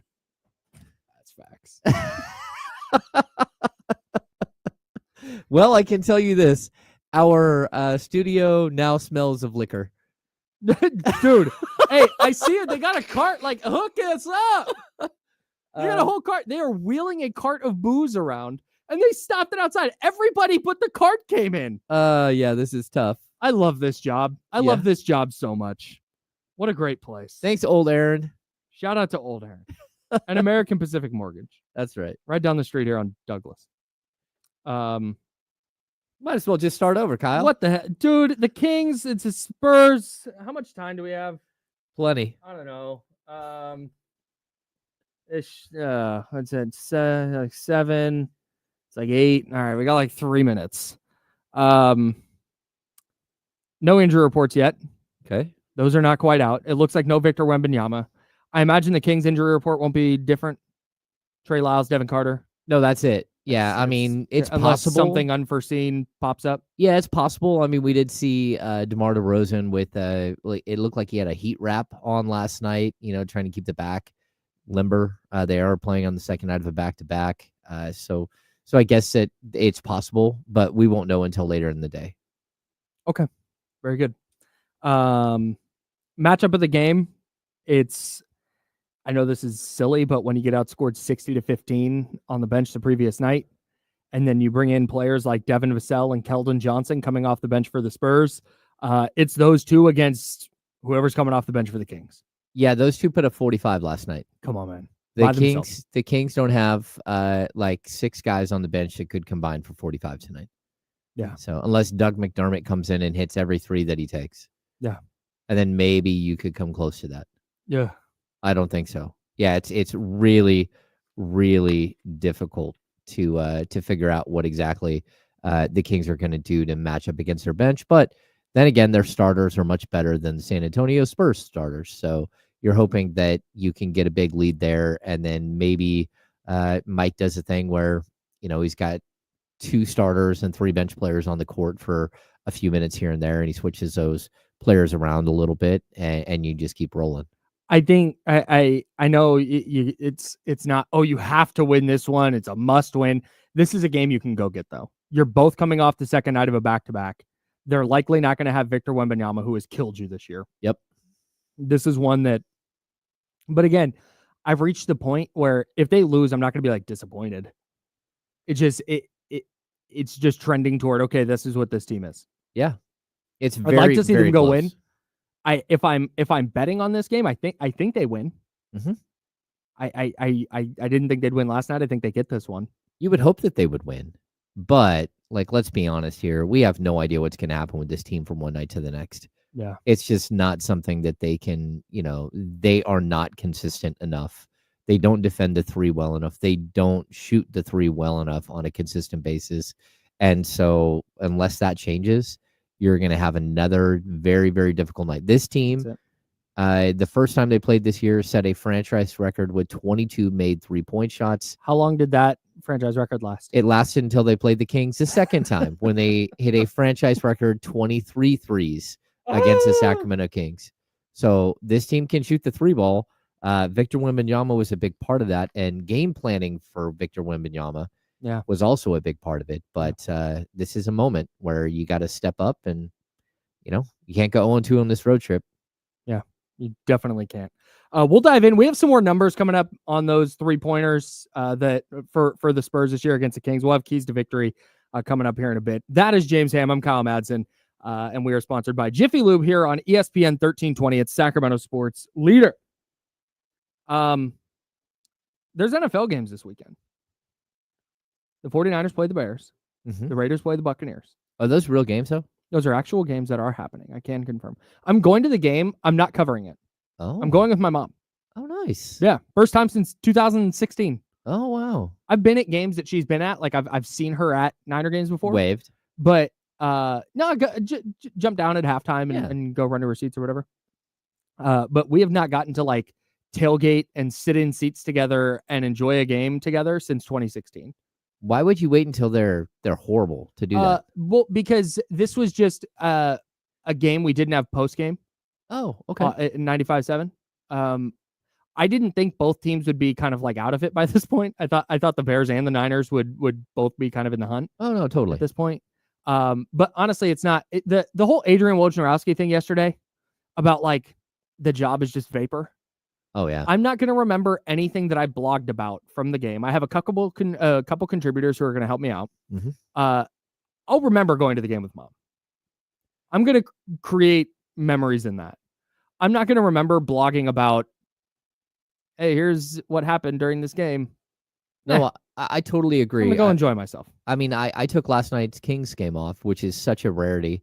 But Mhm. like we have an office party and we have new people here, and like you've got to be part of the family. Honestly, here. I loved that for you, by the way. Yeah, it was good. I enjoyed sitting and watching the Kings game on one screen and the football game on the other, and just not having to sit there with my hands on a keyboard, like tapping away. Yeah. No, I enjoyed like just the vibe of it, and a couple of drinks and had a good time. I didn't tweet at all. I tweeted that I wasn't going to do anything, and then I just checked out. Like it was funny. You had the table. We were sitting. There was like the table. It was you, like dialed, watching the Kings game, locked in, and then you had the other group at the other table that was like halfway watching basketball, halfway watching football, but mostly chilling. Yep. Kenny was at another table, locked in. And I'm like looking up, like, hey, your Packers are about to score a touchdown. Oh, they just scored a touchdown while I'm watching the Kings game. They can't pay attention to one, and I've got both dialed in. Like I'm watching. Like, yep, this is what I do. This is how I roll. Oh man. The only thing that was different was I did not have my laptop out, and I wasn't working. And so for me, it was a nice break. Yeah. And cool. I don't drink while I'm tweeting games. I don't on game nights. I don't drink. Yeah. So, yeah, for sure. Yeah, because that can get sense. A little loose. It definitely does. Yeah, you may have seen me sing karaoke last night. It gets a little loose. That was fun. It was Shout fun. out to karaoke, man. Had a great time doing that. All right. Here's the deal with the 49ers. We have talked about this at length. The season's probably over. But for you optimists out there, here's how they can win the NFC West. You know, I'm not going to go. I was going to go through all the different like weird scenarios. I'm not going to do that. Here's what they need this week. Because I try and keep it realistic. If they win out and the rest of their division loses out, except for the games they play each other, then they win the division. But that's probably not what's going to happen. So we're just going to go week by week. For you optimists, we have the optimist view, and then we'll have the pessimist view. For you optimists out there, hey, they still have a chance. How do they win the NFC West? Okay, here's how.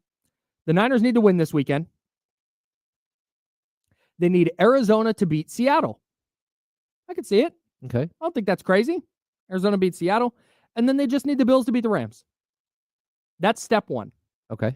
There's going to be a lot more steps, but we're going to go a week at a time here. The optimists, you glass half full people. That's what you need this weekend. Niners win, Cardinals win, Bills win. That's what you need. There it is. So for you optimists, we got you. For the pessimists, you need the Niners to lose this one. The Bears 4-8, the Niners 5-7. You're trying to inch they went from 18th to 14th in the draft. If you're looking ahead to the draft, you say, screw the playoff chances, screw the NFC West chances. I don't want them to go to the first round of the playoffs and just to lose and tank their draft pick. I want that draft pick as high as possible. Well, then you want them to lose this week. Yeah, this is a big one. Yeah, you can tie yourself with the Bears in the standings. Yeah, it would be a big loss. I mean, if you're counting losses, yeah. We do have the Bears injury report just came out. Oh, okay. This is big for the so personal purposes. Ryan Bates don't care. Is out with a concussion. Elijah Hicks is out with an ankle injury. Okay. Roshan Johnson is out with an injury with a concussion. DJ Moore and DeAndre Swift are both limited in practice on Friday, but questionable for the game. Keenan Allen was a full practice participant. Same with Kevin Byard, Mercedes Lewis, Coleman Shelton, and Darnell I'm Wright. Sorry. Mercedes Lewis is still playing in the National Football League? Well, that's what it says. I'm just saying. I'm just telling you what. What? Yeah, tight end Mercedes Lewis is still playing National Football League football, and it's not for the Jaguars. No, he's there. This is a trip, dude. I had no idea. We might need to sign him to pick him up and start him this week. You want to? Just for gigs? Just I don't want to do all that. I don't want to that's not because then we'd have to drop somebody. Do you know what year Mercedes Lewis was born? I'm looking at it. 1984. He's 40. He is 40. And 201 days. He's closer to 41 than 40. This year he has one reception for 2 yards. And do you know what Mercedes Lewis got drafted in 2006? Yes, that's crazy. He was a first round pick in 2006. I only had one son. That's like pre-Obama. I had one son then. That's insane. And my youngest is 17. When he made his professional debut, I am 34 years old, bro. When he made his professional debut on September 10th, No, I'm sorry. September 18th, 2006. I was 16 years old. Wow. That's crazy. Holy crap. He's played in 12 games. He has a catch against the Jags, oddly enough. That's cool. For 2 Good yards. Yeah. Man, that's amazing. That is amazing. Gotta go to 6'6", 267 pounds. He's played 166 offensive snaps. Wow. He played 40 special team snaps. My man has the same number of special team snaps as years lived. Here's a crazy stat. He's played 17 games in each of the last 3 years. Look at my guy just cooking. He is on pace to play 17 games again this year. What the hell? Who knew? I knew thought Mercedes Lewis was still in the league? If you had come to me, I followed the NFL very closely. Part of my job. If you had come up to me and said, hey, when did Mercedes Lewis last play a football game? I'd have been like, oh, man, he played like 2021. Nope. He played 17 games for the Packers in 2021, then 17 games for them in 2022. Absolutely crazy. That's wild. He's apparently been with the Bears for 2 years. Had no idea. Yeah. He's what a guy. 3 targets. No, 2 targets. My bad. Shout out to Mercedes Lewis. He started 3 games. What is happening? That's a good one. High Times at KG said Mercedes Lewis is the Udonis Haslem of the NFL. Yes. That's facts, dude. That's facts. Absolutely incredible. So, yeah, that's your injury report for the Chicago Bears. So, no DeAndre Swift, no DJ Moore? Both of them are questionable. They were limited in practice today. We have to keep a close eye on that. I know. We need those guys to play for our fantasy football team. From the Raiders perspective, so I gave you the optimist and then pessimist view on the 49ers. From the Raiders perspective, it's the Aiden O'Connell show, dude. Like I know last week ended in disaster for whatever reason. But you got to figure out, and maybe they already know. Maybe they already know what Aiden O'Connell is or isn't. But if they're really giving him the old like, all right, hey, here's your opportunity, that's all I care about. Like what's Aiden O'Connell going to give you? And if he's awesome here in the next 5 games, then okay. Like let's reevaluate then. But doesn't this feel like the same exact conversation we had last season? Yes, it is. I'm out. Except for I'm out on him. We I don't had think somebody he's we be kept good. asking this question to last season. He's not their guy. Yeah, in my opinion. But if they think so, then and if they don't, then pull the plug. Start Desmond Ridder. I don't care. Do something different. Yeah. Anyways, Mitch in New Jersey. Mitch, what do you got? What's happening, fellas? Vibing, bro. Yeah. Enjoy the games. Well, first of all, this Fox and Ja Morant were having a brick convention last night, right? Totally. You know the line from White Man Can't Jump, Woody Harrelson, a brick convention? Yeah. That's right. That's what it reminded me of. And who would have thought? Well, I think for the Rays, by the way, it's either going to be Cam Ward, Sanders, or Sam Darnold being the starting quarterback next year. 49ers. Who would have thought that the 49ers will have less wins than USC this year? That's tough. I think it's a bad beat. I don't know what the 49ers Raiders doing, but they're trying to compete with the Giants and Jets, not win too many games combined. Yeah, for sure. All right, have a good weekend. Hey, you too. You, Thanks, you do Mitch. the same, buddy. Appreciate you. Always appreciate Mitch's call. You want to get one more in here before we? Oh, we got multiple calls? Yeah, we got multiple calls. Oh, let's do it. On the Elk Grove Kia talk line at 916-909-1320 if you'd I'm like here to for it. participate in the program. Don, you're on the Insiders. What's up? Hey, this is Sam. Oh, Sam. Sorry, Sam. What do you got? The Oh, call screener messed up. They had no. your name wrong. Well, that's fine. No, I was just headed down here to Sky River Casino to the DOKC show. Oh, excellent. Yeah, and I didn't know if Jesse was there, but could you put me back to one of your screeners so I could talk to him for a minute? Yeah. I can do that. Go ahead and call back, Sam. I'll let the screener know. Thanks, bud. I appreciate it. Thank you. Yeah, thanks. Hang on. I got. So can you okay? Joe's got it. Salute to Joe Brazil, everybody. Let's give him a round of applause. Thank you so much, Joe. This show stinks. Different. It's different. All right. Amazing. All right, man. We have more King's keys to victory tonight. We're still going to do that, I promise. They're not bad enough yet that we're just going to be like keys to everybody having fun. So we got keys to victory coming up here in a bit, and we'll talk a little more NFL as we get you set for D'Lo and KC. They're coming up at noon live at Sky River Casino. Hope to see everybody out there at 32 Brewer Street inside Sky River Casino. They're going to be out there till 4 doing their show. And then their KSFM show is going to be live there. It's going to be trivia night with Are You Smarter Than Kevin from the Wake Up Call. It is a, what are we? ESPN 1320. I was going to give the call letters. That would have been weird. We're ESPN 1320 and 106.5 The End. It is a takeover at Sky River today. Nice. So go be part of that. It should be a ton of fun with D'Lo and Casey. Again, that starts at noon out at Sky River Casino. All right. That's James. I'm Kyle. We're going to take a much needed break. We'll be back in a couple of minutes here on ESPN 1320 at Sacramento Sports Center.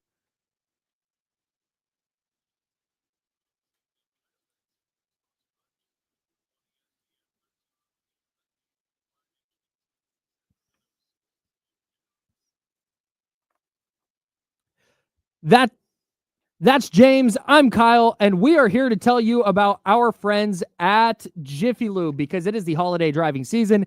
The weather is becoming inclement, and you don't want to be caught in that inclement weather while you're doing your holiday travel without checking your headlights first. Yeah. Checking your brake lights first. Checking that battery. There's nothing worse than when it is freezing cold and you realize, oh no, my battery died. Kyle, Jiffy Lube can take care of all of that for you. I think the only thing that might be worse is if you have a whole carload of kids and your windshield wipers aren't working and it's just smearing stuff all over your windshield. Oh, the worst. That's the worst. You got a whole carload of kids screaming and yelling at you. Go to Jiffy Lube. They can take care of all of these things for you. They'll check your battery. They'll check your headlights. They can swap out and put in new headlights for you. Mm-hmm. Take care of all of this stuff for you. Wiper blades. And of course, they have right now, if you go to jiffylube.com, a $33 off coupon for a synthetic oil change. Yeah. Save you some money. Yeah. Yeah. Go hit the coupon. Go into Jiffy Lube. Get your car taken care of before you get out on the road. Yeah. Visit jiffylube.com today. Find a location near you and get that $33 off full synthetic oil change coupon today. Most vehicles are covered. Specialty vehicles and diesel extra must show coupon for a discount and see store for details. jiffylube.com to find the location nearest you. Happy holidays from Jiffy Lube. We did it, everybody. We did it again. We did it. It super does. It super says that. Inclement. Roger Clemens. Inclement weather. This is one of those words that I write and don't say. Oh, yeah. Inclement.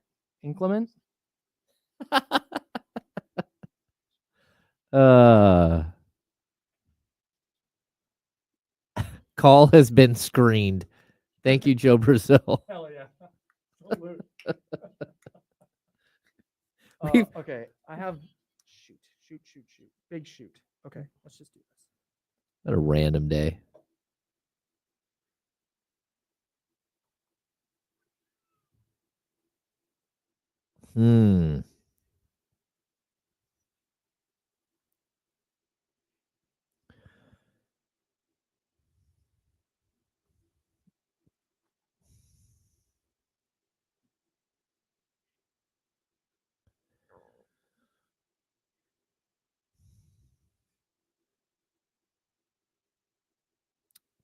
What's happening, everybody? Did we ever get a hand up if you're going to Sky River?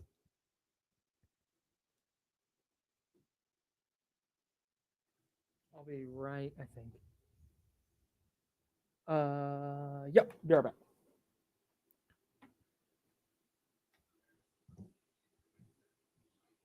Tom, is this one of their reporters said that John Collins could have been had for that price? Oh, that's not what I meant.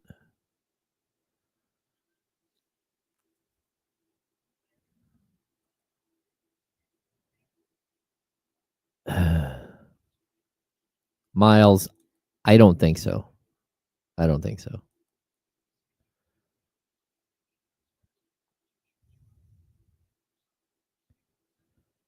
Well, Well, Zabo, being down the street from Sky River and being at Sky River, two totally different things. I will not be at Sky River. Like Scooter.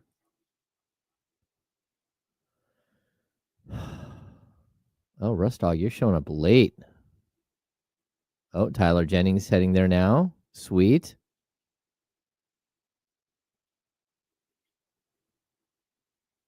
We're saying yesterday's price is not today's price, Tom L.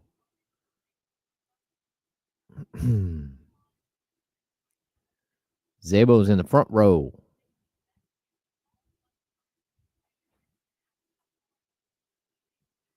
Coach Molly will be there. All right. Hell yeah. You guys will see Kyle. I didn't realize I don't have to do my 3 o'clock hit. Oh. Yes. Nice. Yes. Okay, here we go.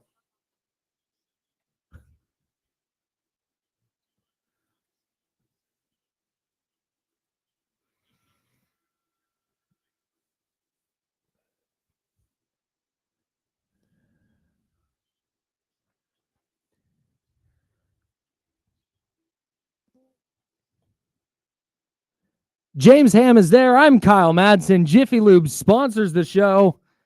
The Sacramento Kings taking on the San Antonio Spurs tonight out in San Antonio. Hey, Spurs are a little better than I thought they'd be. But not far off. Why do you think they've given the Kings problems? I think it's because they have an 8'12" guy that started shooting threes. And I also think it's because they just hoist every single time that they see the Kings. This is not a like I've seen people mention in the chat or online. This is not a situation like the Pelicans, where the Pelicans dominated the Kings like 4 times, actually 6 times last season, which is the strangest thing of all time. Yeah, they had so weird 5 regular season games and then a play-in game. That's not what I look at when I see these two teams. Is there a matchup issue? Sure. But I also think that this is a really well-coached team that goes out there and chucks as many threes as they can, because the Kings are notoriously bad at defending the three. And they're playing to their opponent's weakness. And that's what it looks like to me. It does not look like a team that's better than the Kings at all. And that's why I ask. Yeah. Because they have some interesting players.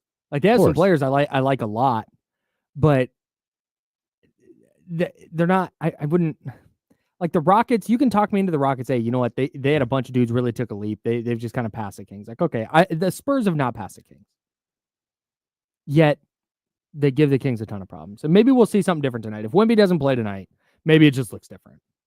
Yeah, either way, I mean, they're going to play hard, and they're going to still shoot a bunch of threes. That's it. They're going to play, and it seems like every time Wembanyama doesn't play, typically Harrison Barnes has a big game. He did not yesterday, but like typically when they play, when Wemby's out, like Harrison Barnes goes crazy, and that's why he won the NBA Player of the Week a couple of weeks ago.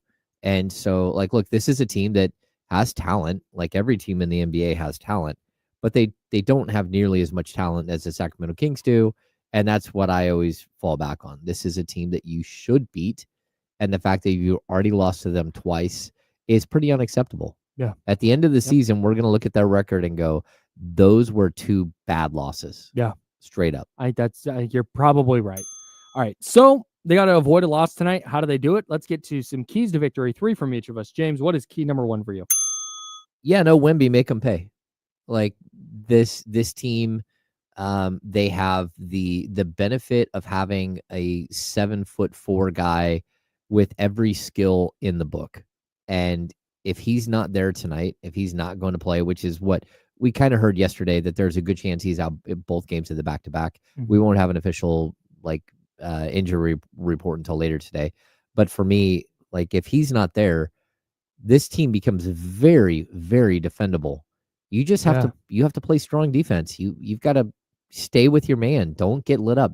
by the 3 ball, like take advantage of the fact that he's not there. Yeah. He's the centerpiece of everything they do on both sides of the floor. And when you remove that, they're going to look a lot different. And I think you're right. It's not like they have a ton of dudes who are going to beat you off the bounce. It's go play. This sounds so dumb, but you got to just play well. That's it. Just do it. You have more talent than they do. Just go be more talented. Yeah.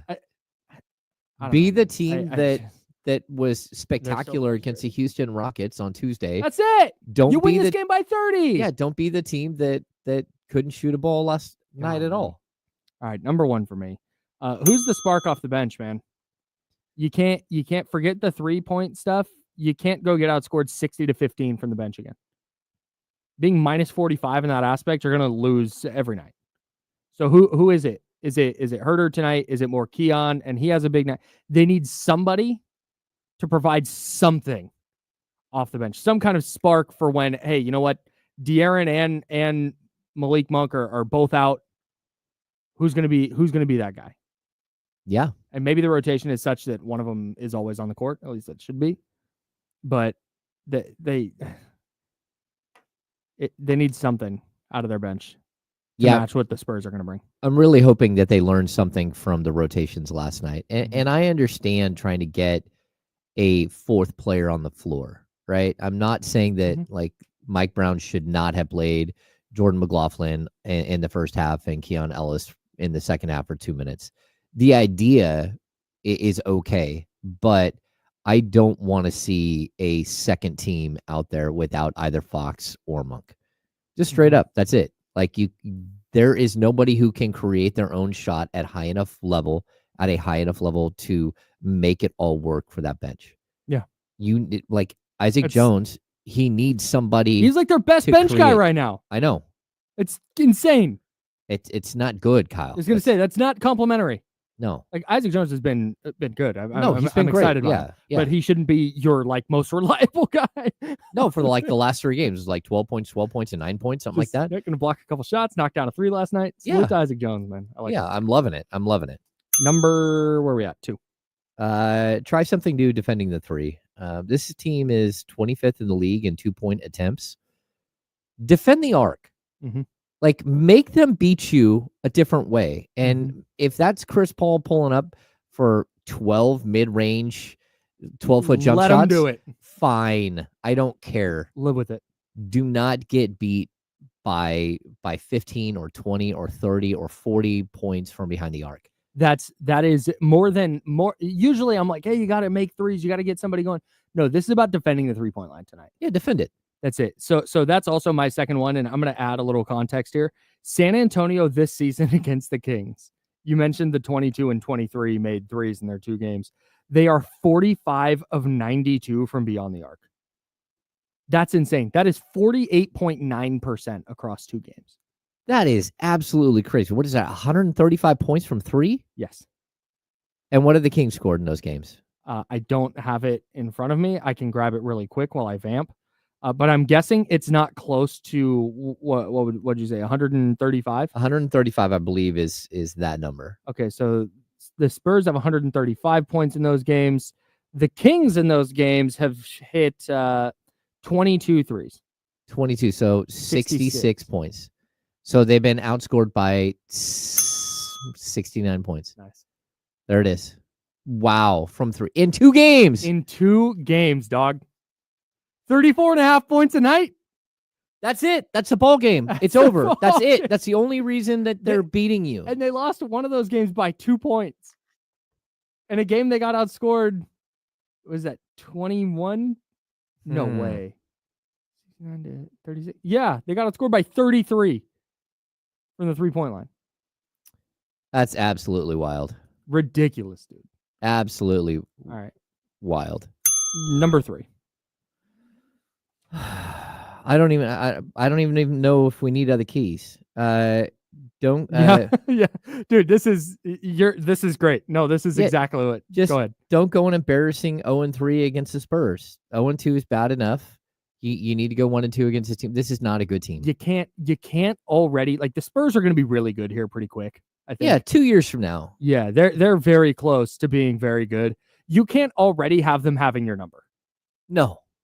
That's a huge problem. Well, it's the same with the Rockets. You can't. The Rockets are an up and coming team. You can't just let them have your number Dude, already. It's not when you live in a world where the Oklahoma City Thunder, where the Denver Nuggets, where the Dallas Mavericks, and like there's all these other super talented teams. You can't have the Rockets and the Spurs and the Pelicans thump you every single time they play. Cannot happen. Nope. Cannot happen. Number 3 for me is a third key every time they play the Spurs. One swift right hook to Zach Collins' nose.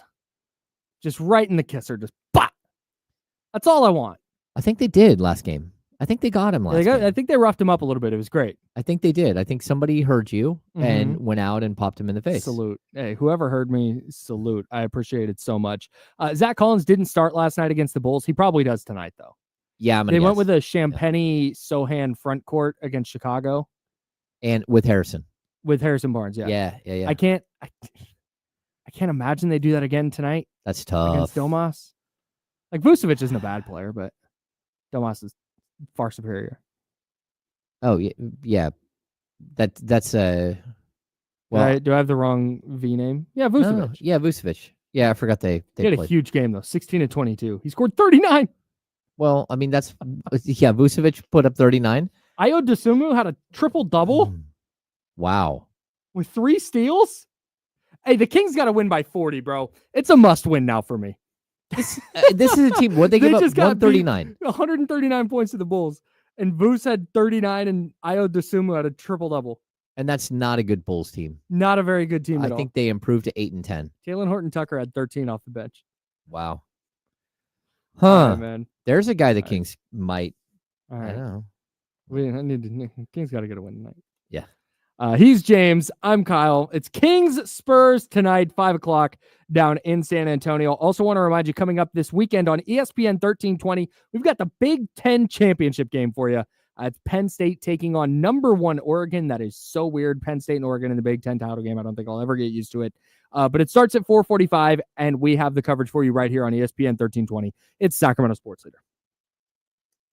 All right.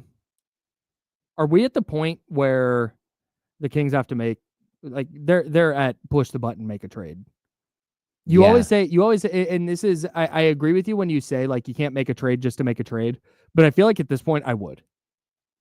I think Kevin Huerter's done. I don't need to see Kevin Huerter play any more basketball for the Kings. I think that he's good. I don't think it's necessarily a Kevin Huerter problem. I think it's a Kevin Huerter in Sacramento problem. Whatever series of things has happened over the last year and a half, I just think he's done being an effective player for the Kings. I think he can go be effective elsewhere, and I think he could really help a team that needs shooting. Yeah, he's young enough. He's under contract for 2 years. Yeah. Like, and to be honest with you right now, I think there is a little bit to the idea that Kevin Huerter is playing because you need to make sure the teams around the league know that he's 100% healthy and that it's not, it's just like it's a shooting issue. Like whatever the problem is, it's a shooting issue, but that doesn't mean that Kevin Huerter isn't an effective player on like that every game that he plays in, he's just horrible and like you can't play him. It's just not the case. I mean, even last night we talked about this earlier. His box score wasn't good, right? He couldn't hit the 3 at all. But that doesn't mean that he was just like the worst player and cost you the game. No. Kevin Huerter ran a +4 in the game last night. You know? I think he's just reached his, and this is why it's tough to, I think he has reached reached the end of his effectiveness here with the Kings. Not because of him as a player. I think this goes back to like last preseason. Whatever happened with him potentially getting benched for Chris Duarte and then he finally starts to get rolling a little bit and then he gets hurt. And now he's trying to come back and his rotation's getting messed with and now he's out of the starting lineup again. I just kind of think like, all right, this is the end of the line here. This has got so at this point, and I bring up Kevin Huerter because his contract is, if you're going to make a significant move, you're probably going to have to include his contract. Mm-hmm. Plus, I think he's kind of reached the end of the line with what he's going to be, how he's going to be maximized with the Kings. So to me at this point, it's not making a move to make a move, but I think like, dude, if you can just fresh start, even if it's a similar player, you just get a new player, new face, new body, somebody who is just different. Yep. I know that sounds silly. And I know that these are NBA players. You should be able to persevere through that or get past that or whatever. But like at this point,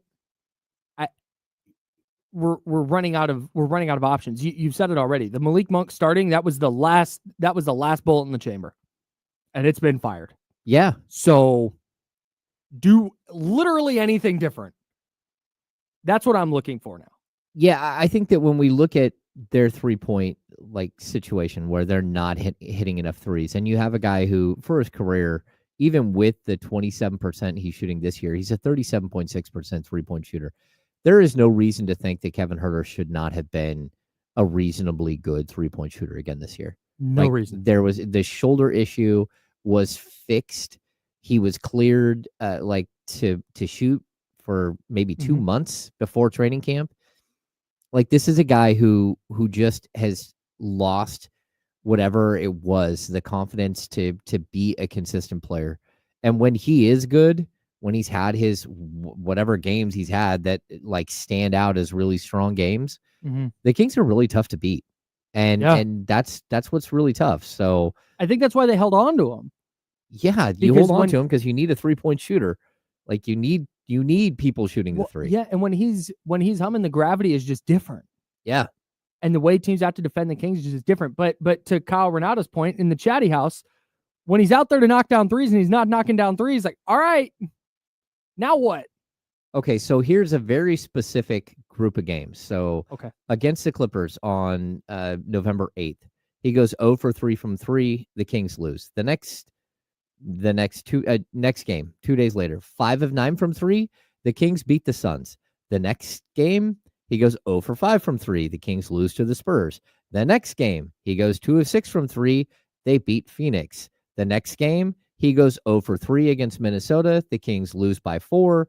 The next game, he goes 5 of 12, and the Kings beat Utah. Every single time he goes 0-4, you lose. Every single time he hits shots, you win.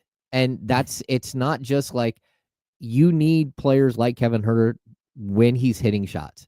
He's not hitting shots anymore. And at this point, like, look, fresh start needs to happen somewhere else. Like, it is what it is. Like, yeah. And it's not personal. It's not anything else. It's like, look, like even listening to De'Aaron Fox talking post game, he says, yeah, Kev's having a rough shooting season.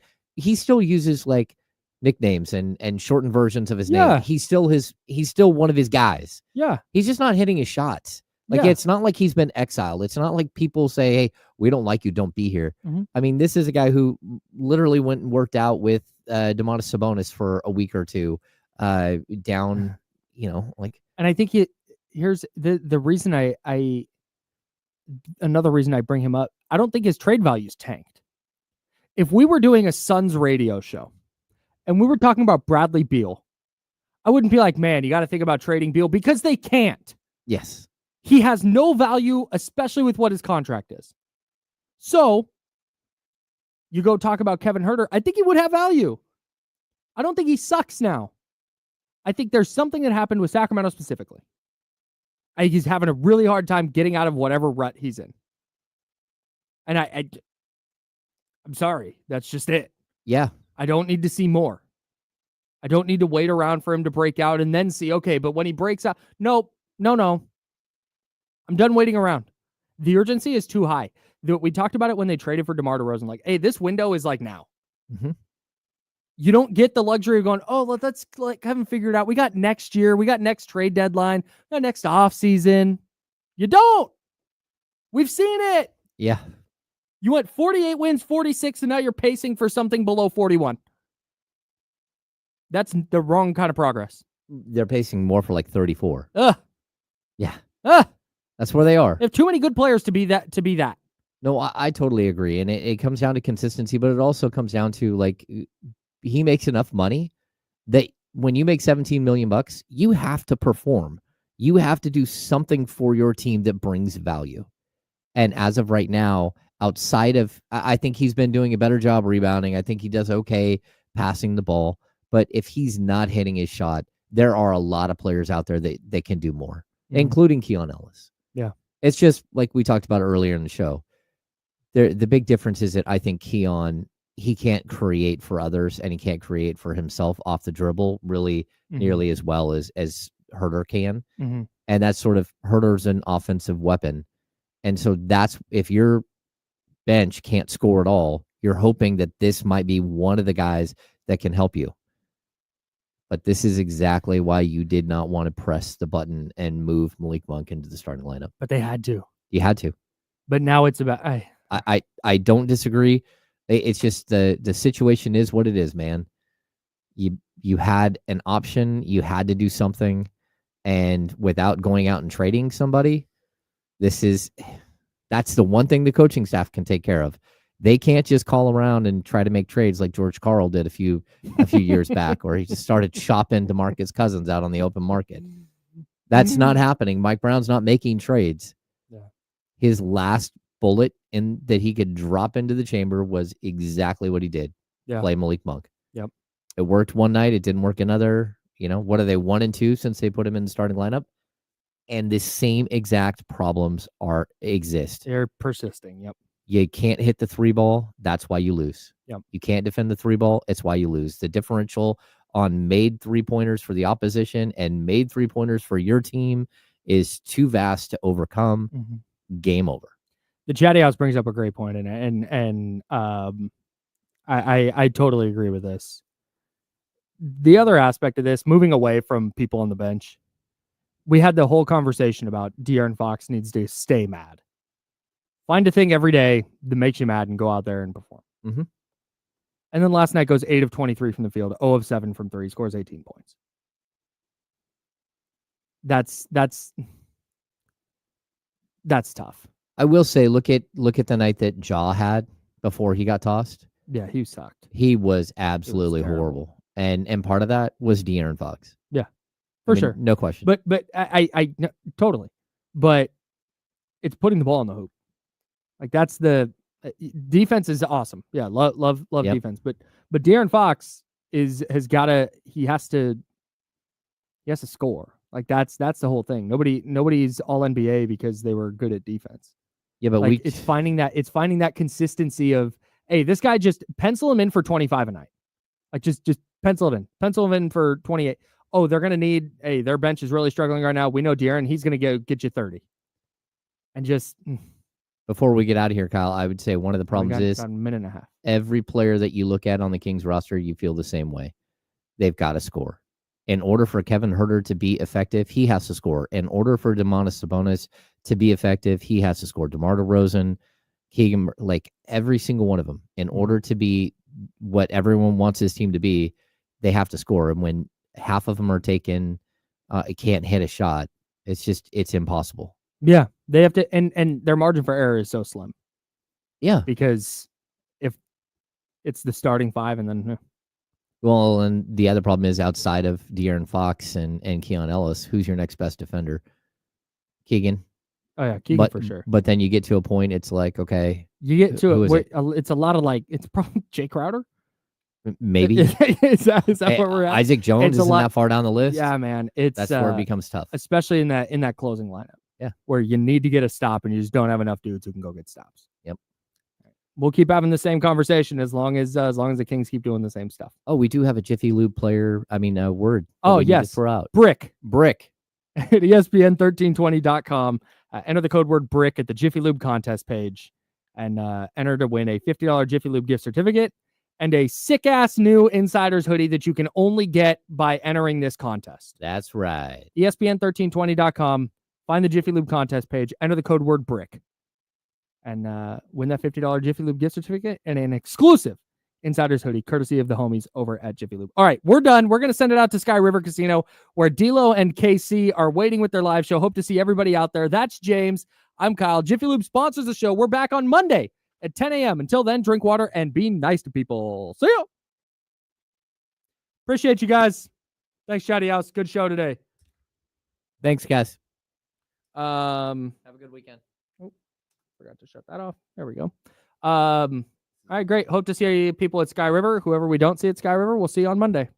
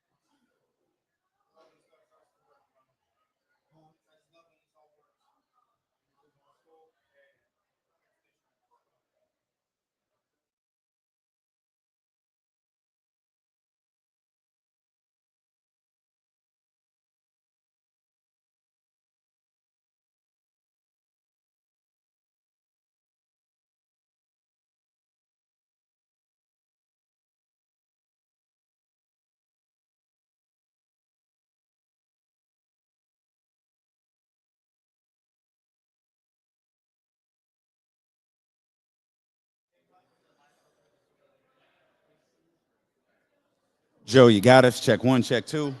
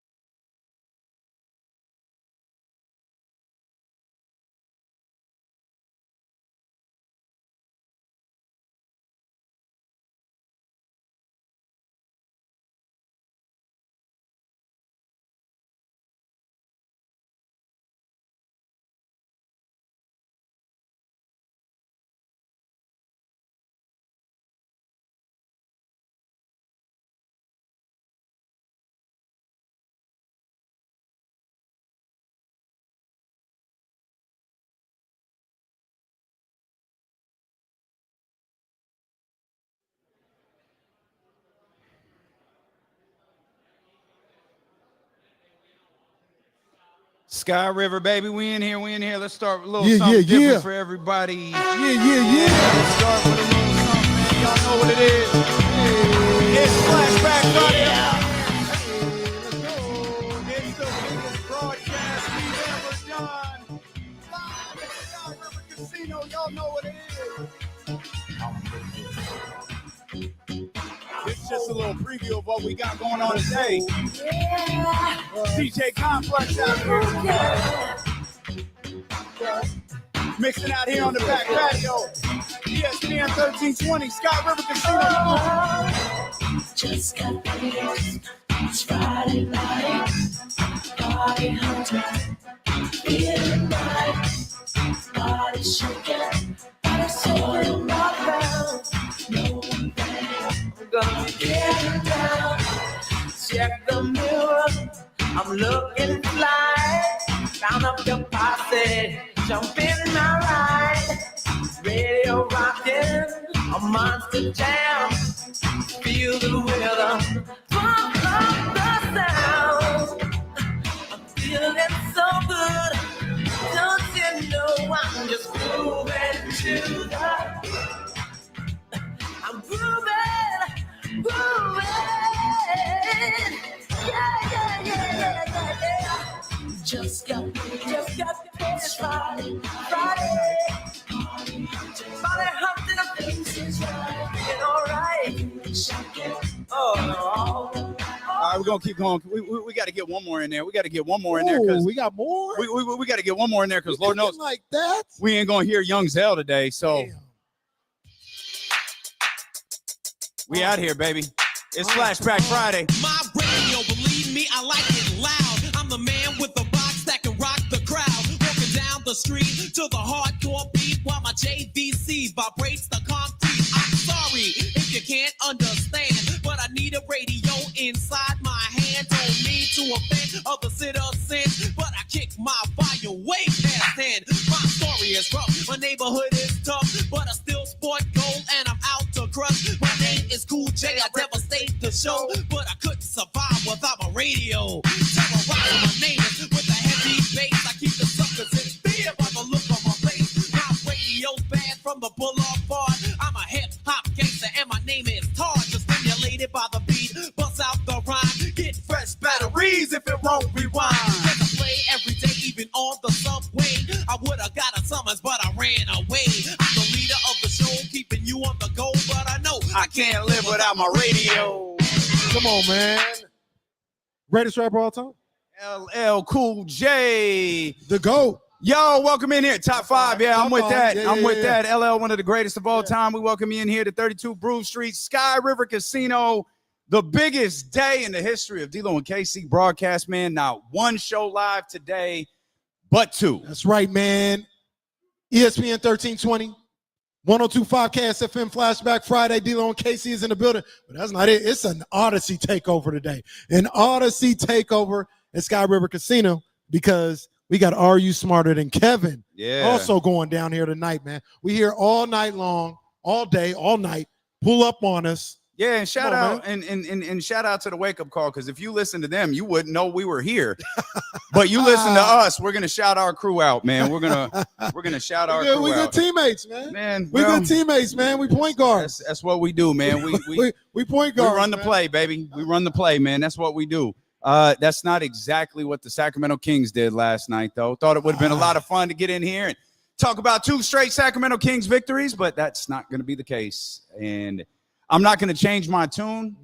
I said yesterday that I didn't feel like the Memphis Grizzlies game was a must-win. I still feel like they can build momentum headed into this weekend. You got to win against the San Antonio Spurs. You got to win against the Utah Jazz.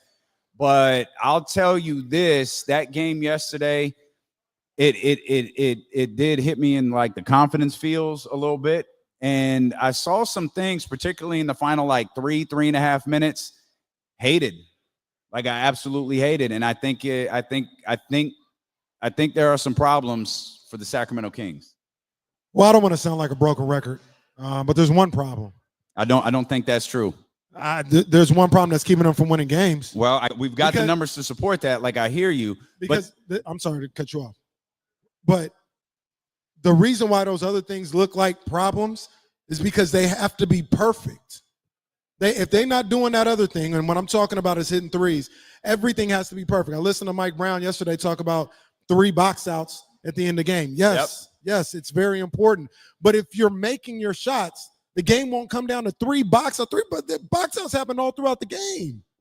But because they can't knock down a shot, Every little thing, a turnover, a reviewed out of bounds on DeMar DeRozan, everything is so like magnified. Yeah. Because they are shooting at an anemic 20% clip routinely. Memphis had the same. Memphis turned the ball over 22 times last night. Yep. But Memphis was awful last night. Yeah, Memphis was they terrible. hit just a pedestrian 30% from three, and they can win the game. We got to be, when we're talking about the Kings, we got to be perfect in every other aspect. Hell, we're just in the game because we're shooting 50, 60% from two. Yeah. They got to be perfect at everything just to have a chance because they can't hit no shots. Yeah. So I think my biggest concern with them was watching that final 3.5 minutes. They didn't know how to play Kings basketball. It was Domantas Sabonis didn't take a shot in the fourth quarter.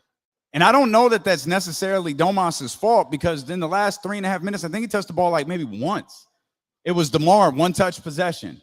De'Aaron and Malik ran a couple of plays. Another DeMar, one-touch possession. And I'm going to keep saying DeMar because I'm starting to look at it like, and maybe it's because Marshall Harris's ball stopper thing is in my head a little bit. And, you know, through 40-some-odd minutes, like I didn't really notice it. And then in the final 3 minutes, it was like these are garbage shots with the game on the line. DeMar took some. De'Aaron had one that I thought was trash. And I don't feel like this team knows how to move the ball anymore. I mean, watch that final 3.5 minutes back. I'm not. There was one particular shot where DeMar was trying to draw a foul on John Morant before Ja crashed out. You know, it was a play before he crashed out where, you know, Ja's there. You got the smaller guy on him. He's kind of flailing and shooting that shot. I didn't like that. I didn't like him trying to go on the post against Desmond Bane at the end of the game where he tried to get the ball to Sabonis, ended up being a jump ball with him and Jaren Jackson. But, and I'm not even saying you're wrong. 2 of 18 from beyond the arc in the second half. Yeah, it's terrible. You have damn near no shot. You have damn near no shot. But you had a shot, though. Like, you had a chance to win. That's why the 3 box outs are important. That's why all that other stuff is important, because this is what we were talking about yesterday. You've got to find a way to win basketball games if you're not making shots. And I don't know why suddenly this team can't shoot anymore. But they're not making shots. They've got to figure out a different way to win games. They can't. Or maybe not. That's who they are. It's going to be a long season then. It is. People talk about their identity, all this other stuff. Their identity is to score at a high level, all 3 phases. That's their identity. People talking about they don't know what their identity is. No, I know what their identity is. They got to score. They got to hit shots. They got to hit threes. And if they're not doing that, they can't win. It's been proven. Just like we're like starting to feel like it's been proven they can't shoot. If they can't make threes, they can't win. It's as simple as that. They don't defend well enough. They don't stop other teams from hitting threes well enough. If they're not hitting threes, they can't win. And if they don't do that, it is going to be it's going to be a cold ass winter. It's going to be cold. Well, get your jackets, because this team is showing time and time again that they can't hit baskets. They can't hit baskets consistently. They can't hit baskets at a frequent rate. Like, they can't hit enough baskets to win games. And if it comes down to it, and look, again, they were terrible. You execute in the final 3.5 minutes. You beat the Memphis Grizzlies. The Memphis Grizzlies didn't even beat you. Their bench beat your ass. Like, that was embarrassing. Their bench scored 60 points yesterday. 60. They outscored the Kings bench 60-15. The Grizzlies starters scored 55. You got nothing. You got nothing from the bench. You got nothing from Kevin Huerter. You got nothing from Jay Crowder. Isaac Jones wasn't able to do much. You got nothing from Keegan Murray either. What was the line? Keegan, Kevin, and De'Aaron were like 1 of 20? 1 of 20. Well, and I'll take it a step further. On Tuesday, it was, because I'm talking about your best shooters. I look at De'Aaron as kind of icing on the cake when he's able to hit. But your best shooters, Malik, Keegan, and Kevin. On Tuesday, they go 10 of 20 from beyond the arc. Last night, what were they? 5 of 18, I think it was. And Malik hit 4 of them. I don't disagree with nothing you say, but like I said, I have a feeling of what I think their identity is. And they have to shoot and they have to score at a high level. If they can't do that, I don't think there's an if. They're not going to win then. Like, they're not going to win. Like, we talk about the box out. Sometimes it's going to be free throw shooting. Sometimes it's going to be lack of assists. Sometimes it's going to be turnovers themselves. But I'll stop saying that when they shoot well consistently and still lose. Prove me wrong. Be able to shoot well consistently and still lose, and I'll give that up. But it really hasn't happened too much. And I think we're talking about the NBA in 2024, man. These guys hitting 6, 7, 3-pointers in a game.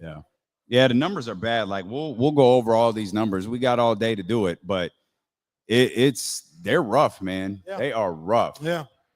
And what, like I said, you're not wrong. In crunch time, ball's there to be had. You've got to go get it. Yeah. You have to go get it. And they couldn't do it. And that's concerning. So we'll talk about that. We were hoping for a better way to start this live show out here at 32 Brew Street, Sky River Casino. Make your plans to be out here. Come join us. We are here. And I mean this in the most literal sense. We are here all day long, well into the evening. Yeah. So come hang out with us. Sky River Casino, 32 Brew Street. We're just getting started. It's D'Lo and KC, Sacramento sports leader, ESPN 1320. Keep an eye on Jesse. I got to do a couple reads to get back for this. Okay. Just got paid. Who just got paid? It's Friday night. Huh? Oh, man, isn't that a commercial?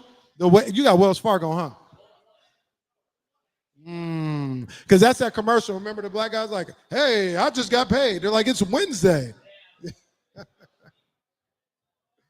Well, salute to Golden One, salute to Wells Fargo. Big ups.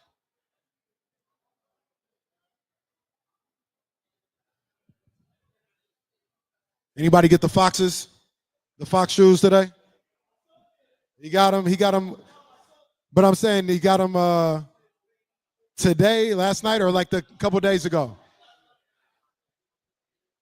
He had to order them. He got them at a store.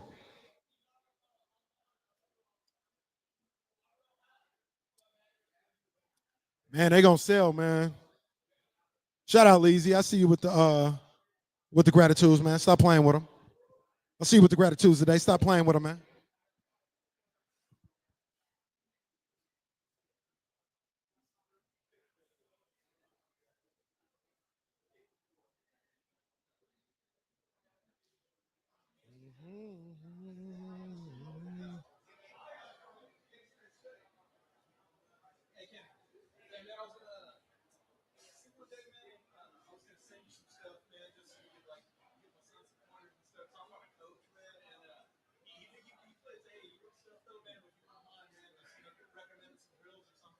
Yeah, I'll tag you some stuff that I see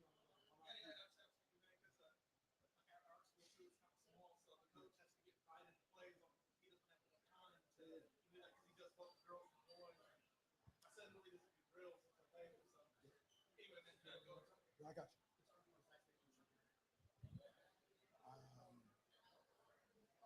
My thought, we could ask Dame, but my thought is probably get him up here as soon as you can because he's probably going to be trying to leave. So.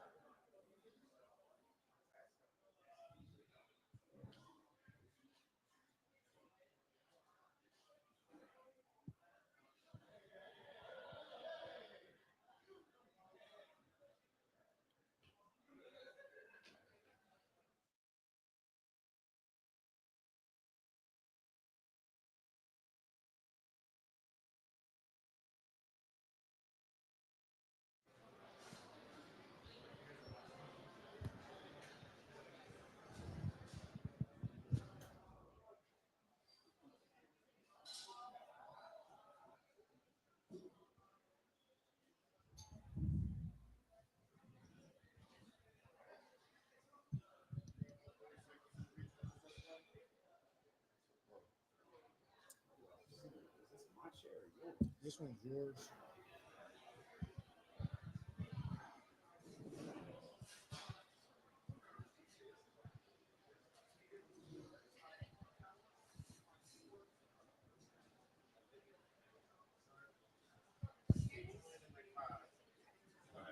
I got you.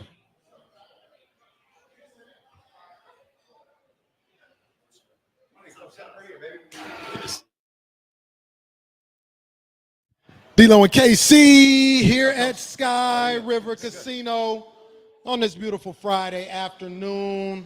Oh, man, I wish we would have been able to see the beam last night, Pauls, you know what I mean? But I'm just saying. The one downtown in Sacramento at the Golden One Center, that's the one I'm talking about, man. Hey, Kyle, I see you in the distance. Don't look at me. Don't look at me like that. Oh, no, a flag for your boy, man. Look, man, this is what happens when the Kings don't win. We got to deal with a bunch of nonsense, man. But we got a special guest in the building with us right now, man. Sac State in the building. Man, Coach Zepp. Coach, what's up, man? How you doing? Good, man. Hey, man, we always love when basketball season starts. Sac State basketball has just been something that we've been locked into for a long time. But last few years, since we started the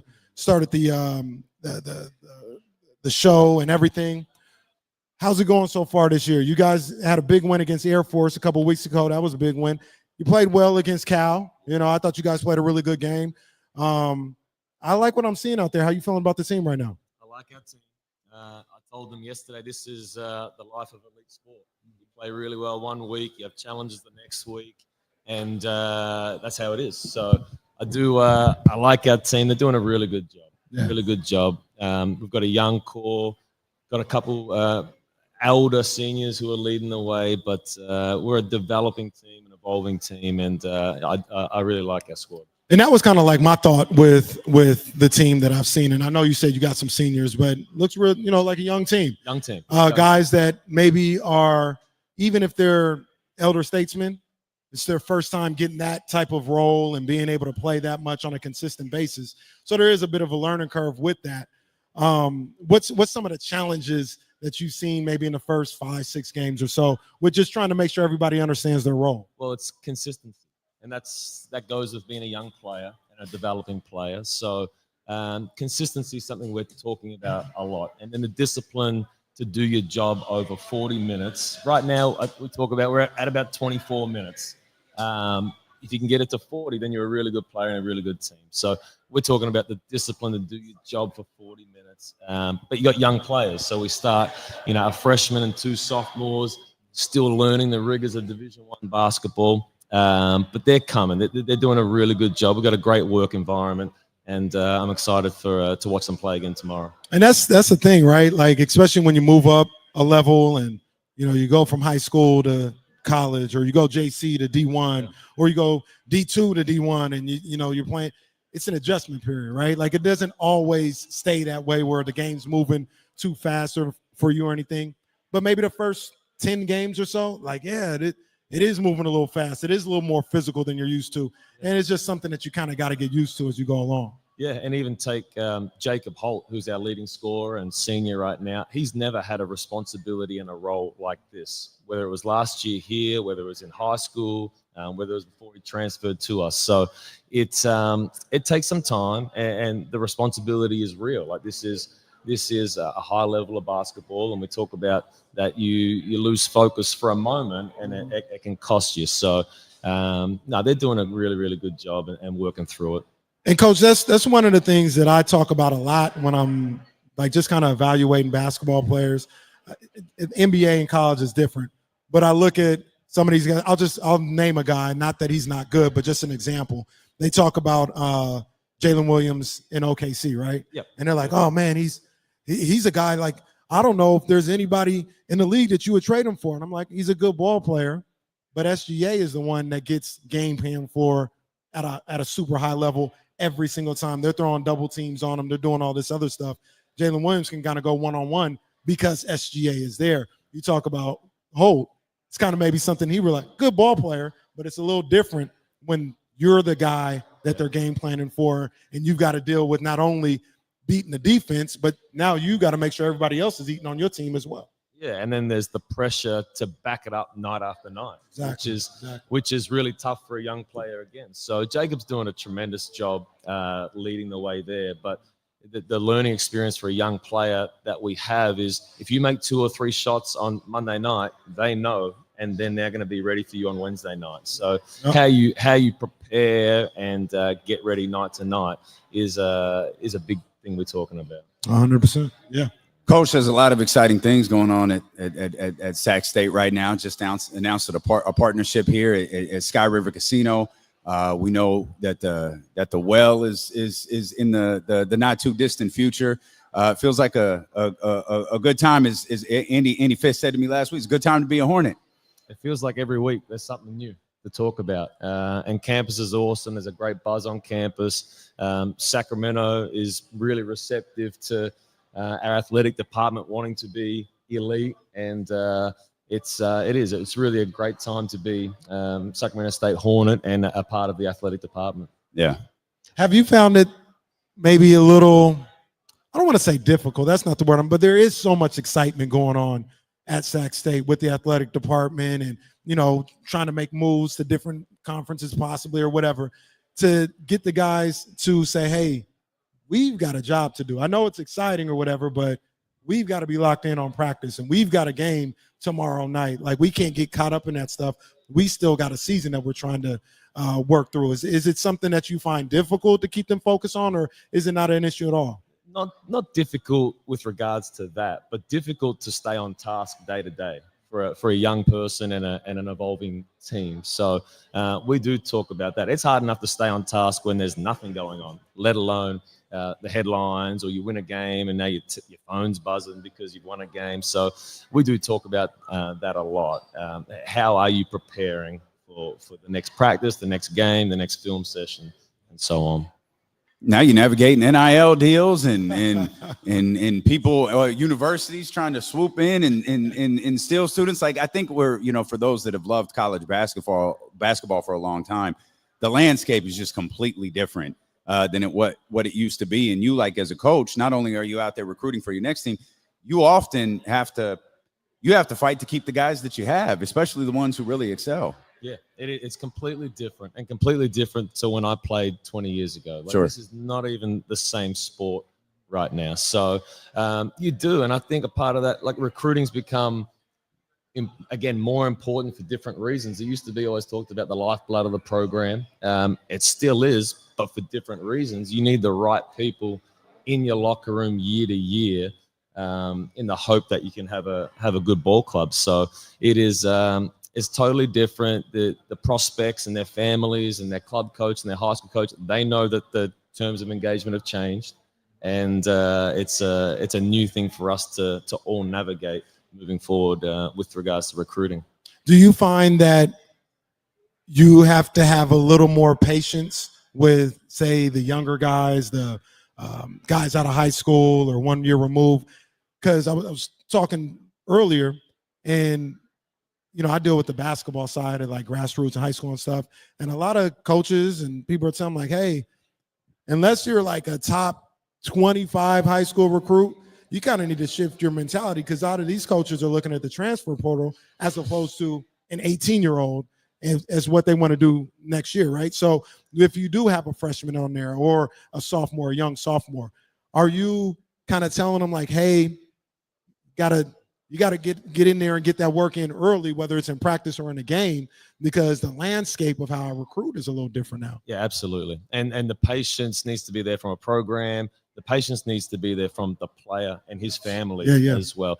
We're not too far removed from when freshmen didn't even play as freshmen. So that wasn't too long ago. We're talking 35 years. And then 20 years ago, when I was a freshman in 2005, you had to be a really good player to start or play significantly as a freshman. So with the internet and social media, people know what's going on elsewhere more than what we did back then. We just didn't know. Like, you just didn't play because you were young and there were good players on the team. So it's definitely changed. You need the patience to evolve and develop as a player, and it does take time.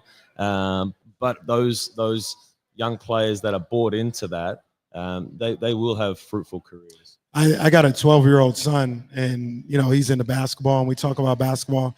And outside of Sac State, I'm a big Michigan fan, right? And they always ask why I was in Michigan. I was like, the Fab Five, they were so cool or whatever. And I was like, those 5 freshmen, they started. And my son, who's 12, is like, now what's the point? The 5 freshmen started. Like, what's the big deal? Like, no, you don't understand what that meant back then, that 5 freshmen were starting and winning. He's like, yeah, Coach Cal does that every year. Like, what's the point? Like, what's the big deal? But yeah, the landscape has changed, and it almost kind of feels like it may be going back to that a little bit where, like you just mentioned, the freshmen, like all freshman starting 5 might be going away. And roster management, we talk about it internally as a staff, like roster management and roster construction now is so important because, next year they're going to have basketball rosters of 15 scholarship players. So how you manage 15 people, the expectations, the rotations, the development pathway is really going to be what it's all about. And you want to build a program that year on year can be successful and perform well. But some serious thought will go to how colleges construct these rosters moving forward. And with that said, like you were talking about practicing 20 years ago, how different is the practice that you took part in as a player from the practice that you conduct as a coach? Very different. Very different. There's probably a little bit more thought and science behind everything now. Yeah. I never wore a heart rate monitor or anything like that one time when I was a player. Sure. And now it's common practice for universities and ball clubs to monitor the athlete that way. So it's definitely changed. How we talk about skill acquisitions changed. How you talk about performance has changed. And we're really mindful of that now. We've got a great strength and conditioning coach on staff who's brought some great knowledge from his prior stops. So we're really cognizant of it. Coach, we love having a guy like yourself on the show, because we talk about Sac State, but it's King City here, you know what I mean? And we try to figure out what Mike Brown or whoever the coach is at the time, maybe what his mindset is for the certain decisions as a coach. And I coach a little bit, but it's more kids and high school and stuff like that. Obviously, the Kings right now, they can't throw it in the Pacific Ocean. They can't shoot to save their lives. If you have a situation like that where the three-point shot is so vital to your success and nobody's making shots, how do you kind of work your guys through that? How is it more of trying to give them different looks or try to attack the basket more, or maybe empower them to continue to shoot in the threes the way they are? Yeah, it's a real tricky balance because you're now talking about your style of play and changing the style of play for a moment of time based on the outcome, which are missed shots. So it's really tricky. We faced it a couple of times in our young season where they're good looks. Even last Saturday, they're good looks. They're not going in. What do you do? And we talk about there is an element of force you have to play with to try and get the ball to the paint, possibly draw fouls, shoot free throws, put pressure on the rim, because you can get lulled into the open shot, keep missing, but we're still open and you keep missing. So I think a lot of teams will face that challenge night to night, and how you deal with that probably affects the outcome. Is that like the easy, or not the easy fix, but like the hey, we're missing shots, we're missing these mid-range, we're missing these threes. Get to the basket, get the ball to the paint, get somewhere near the rim. It is the easy fix, but the other team has coaches too, so they're saying don't let the ball to the paint, don't foul, and don't put them on the free throw line. Yeah. So it is difficult. You do need to impact the game with your style of play, whatever that is. So we do talk about that at some time. The numbers will balance out and figure. But that's what Kenny says, and these things ain't balanced out yet.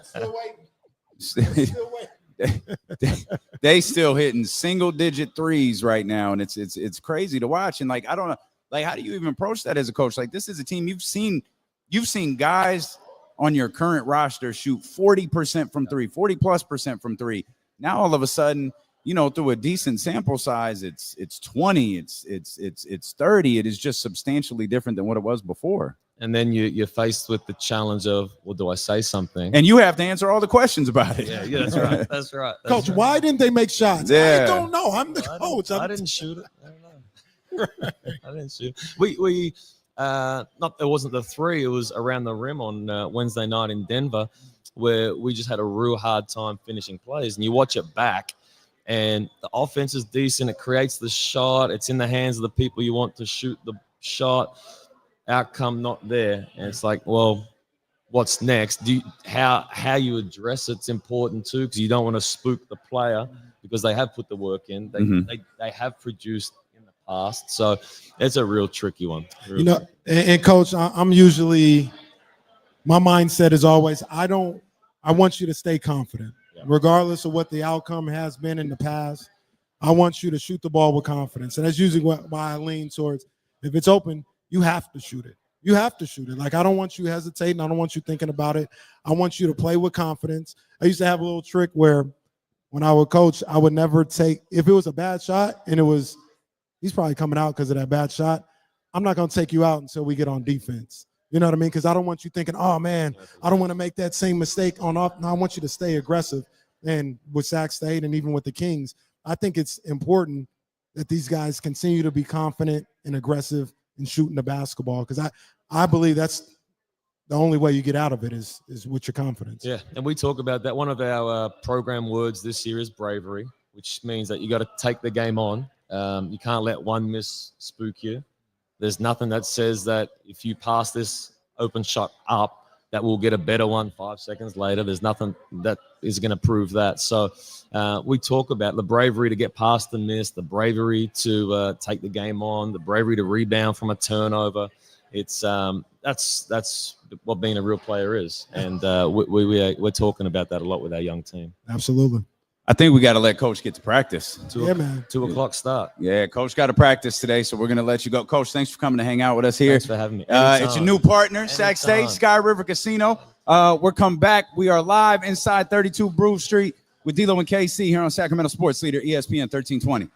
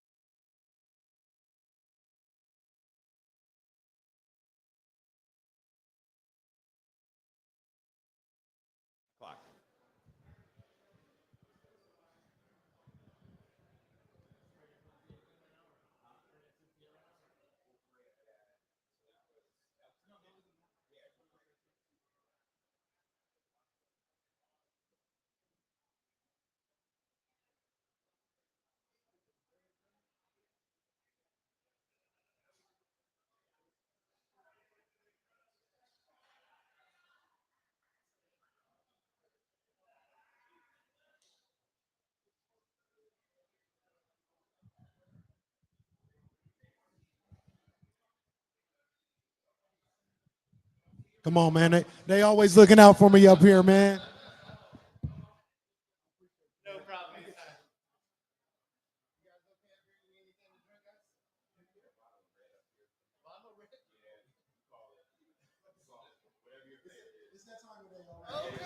We already and water.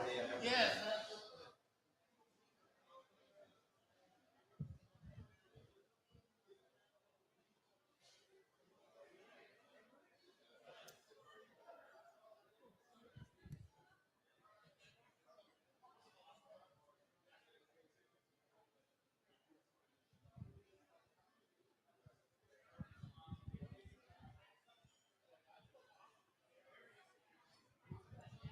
Mr. Tappy in the house. Shout out to him.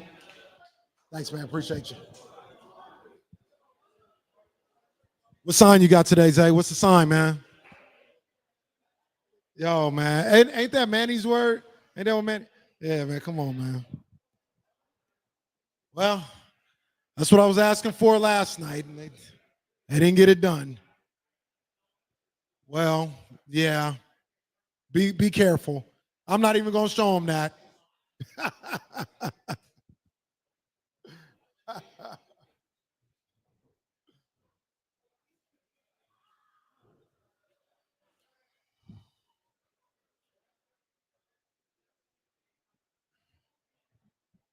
Come on, man. What's this guy doing up here?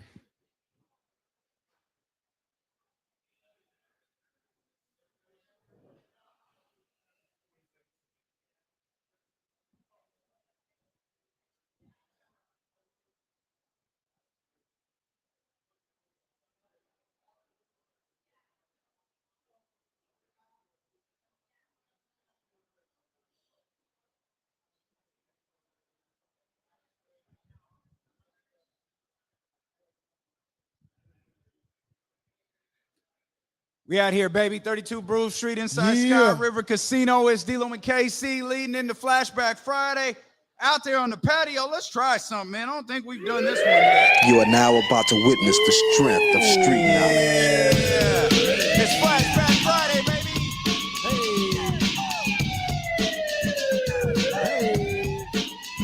Straight out of Compton, it's a crazy brother named Ice Cube. From the stupid dope gang with an attitude. When I'm caught off, I got a sword off. Kick knowledge and bodies all hauled off. You too, boy, if you get with me. The police are gonna have to come and get me off your back. That's how I'm going out. For the sucker duck brothers that's showing out. Songs about to mumble. They wanna rumble. Mix them and cook them in a pot like gumbo. Going off on everybody like that. With bass, that's dropping in your face. So give it up, smooth. Ain't no telling when I'm down for a jack move. Here's a murder act to keep you dancing. With a crime record like Charles Manson. Yo, Trey, what's the sound of my tool? Now you know that I'm about to act a fool. Me and you can go toe-to-toe, no mate. I'm knocking suckers out the box daily.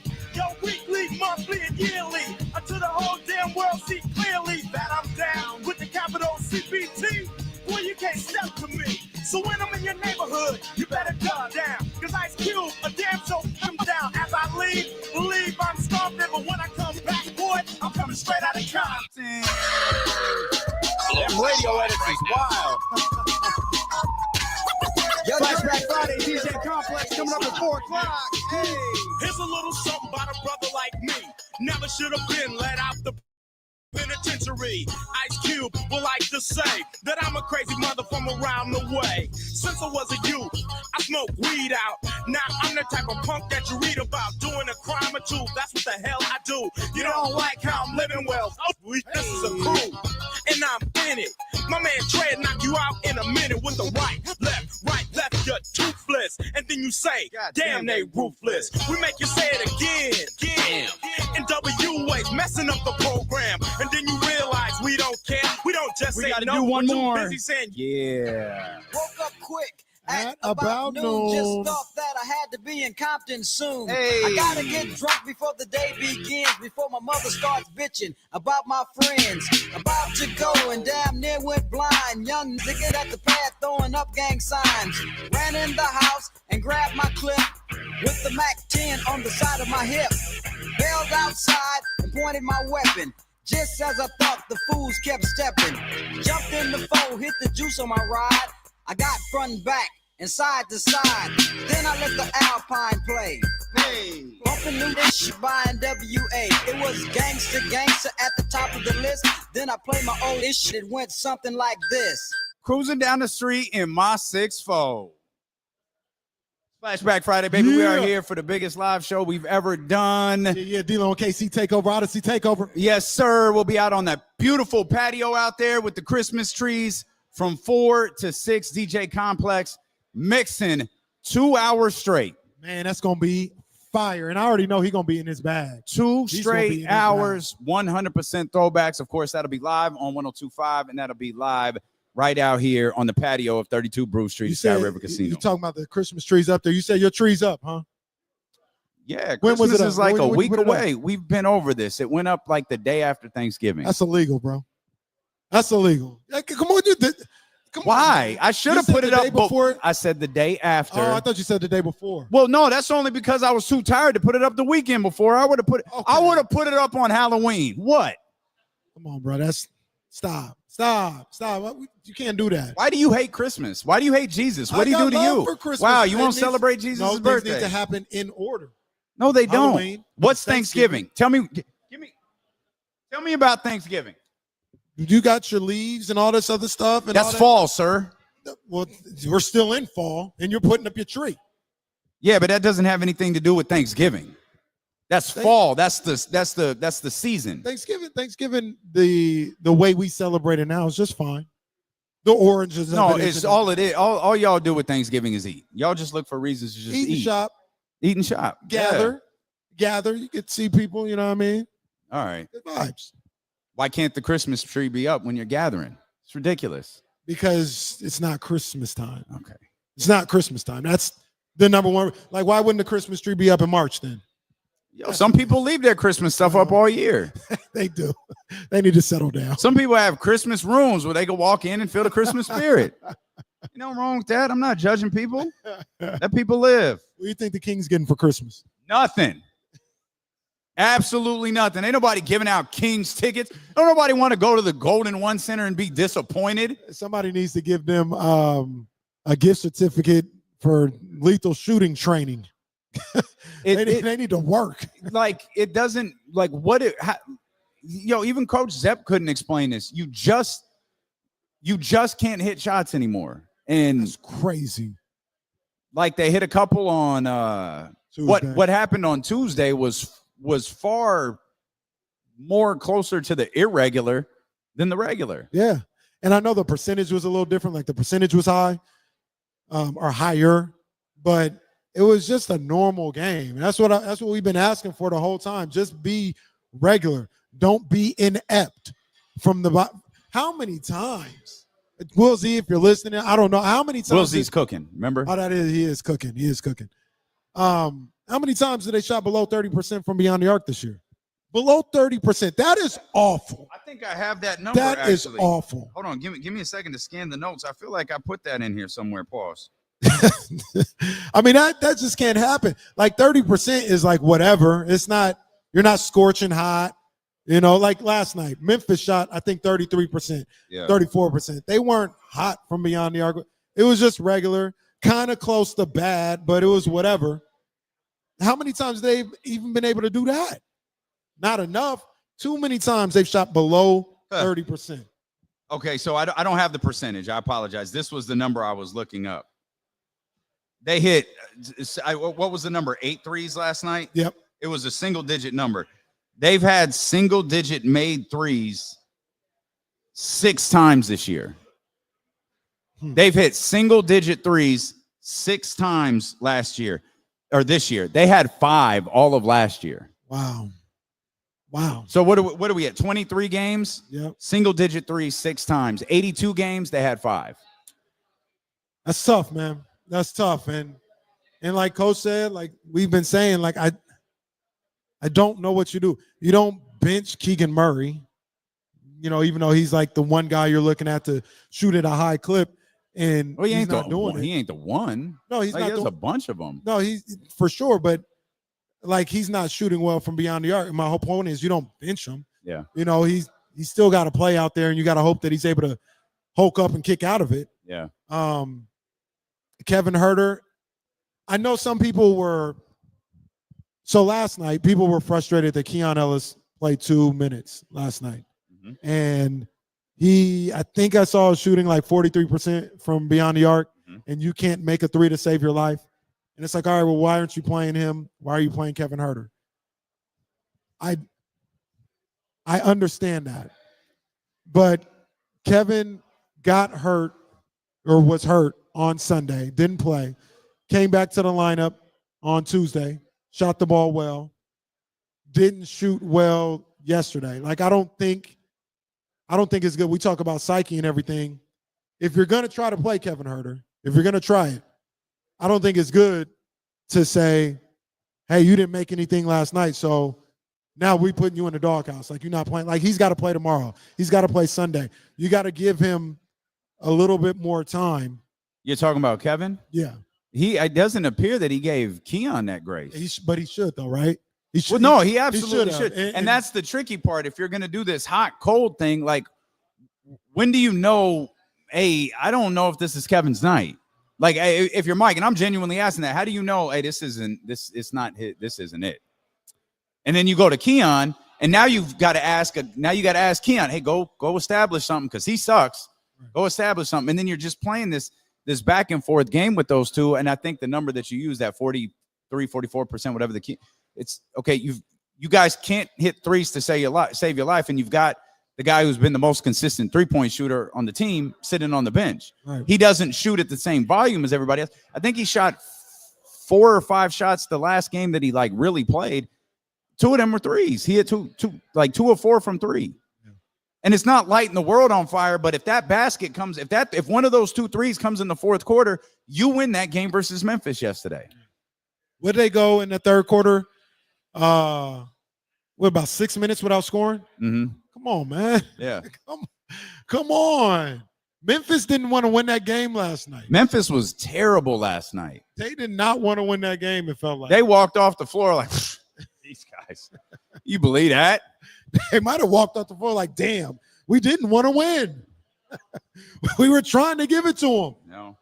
So, yeah, it's just, it's amazing to me, man. It really is amazing. I can't believe that they are this inept with shooting for this long. I just can't believe, because I do think Kevin Huerter is a good shooter. I do think Keegan Murray is a good shooter. I think, Trey Lyles, when he was playing, is a better shooter, but they just haven't been able to produce from beyond the arc, and I don't understand it. I don't understand. Like, why? Like, is it just as simple as the shots consistently not falling, or is there an issue with the way that they're running their offense? I don't know. I'll say I don't know. I don't think they know. I'll say I don't know. I don't feel like there is. Like, they're not asking these guys to do a whole lot.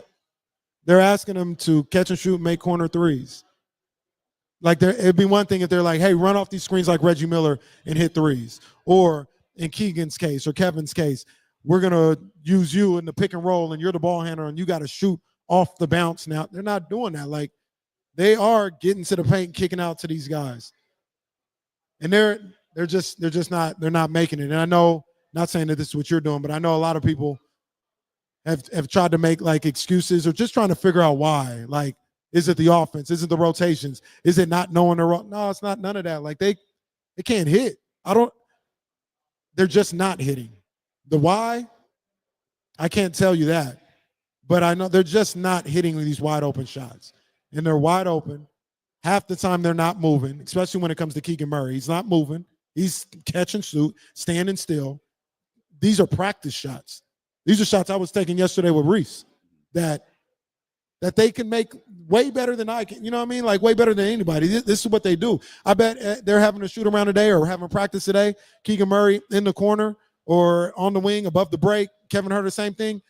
They're making 23 out of 25 shots. Like, they're shooting the same shots in the game, and they're just not falling, man. Well, you said they can't win games until these shots start falling, and there's enough evidence so far that shows us that's 100% true. But it's not hitting at a 50% clip. It's not hitting at a 45% clip.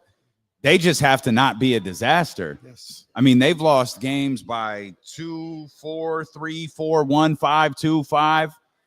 Those are the margins in which they're losing by. You flip half of those, vibes are different, feelings different, standings are different, records a lot different. And that's just half of them, because basketball is basketball. Sometimes you just miss shots. What do they say? It's a make-or-miss league. For the Kings, man, it has been miss. What's the I saw the stat. I read the stat.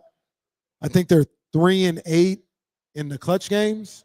I think it's either clutch games or games decided by 5 points or less. Either one is still close, right? Like, that's where you would hope they'd have the advantage with De'Aaron Fox, with DeMar DeRozan. And they're 3-8 in those types of games. And like you just mentioned, you flip that, what's that, 11 games? If you're 8-3, imagine what your record is looking like.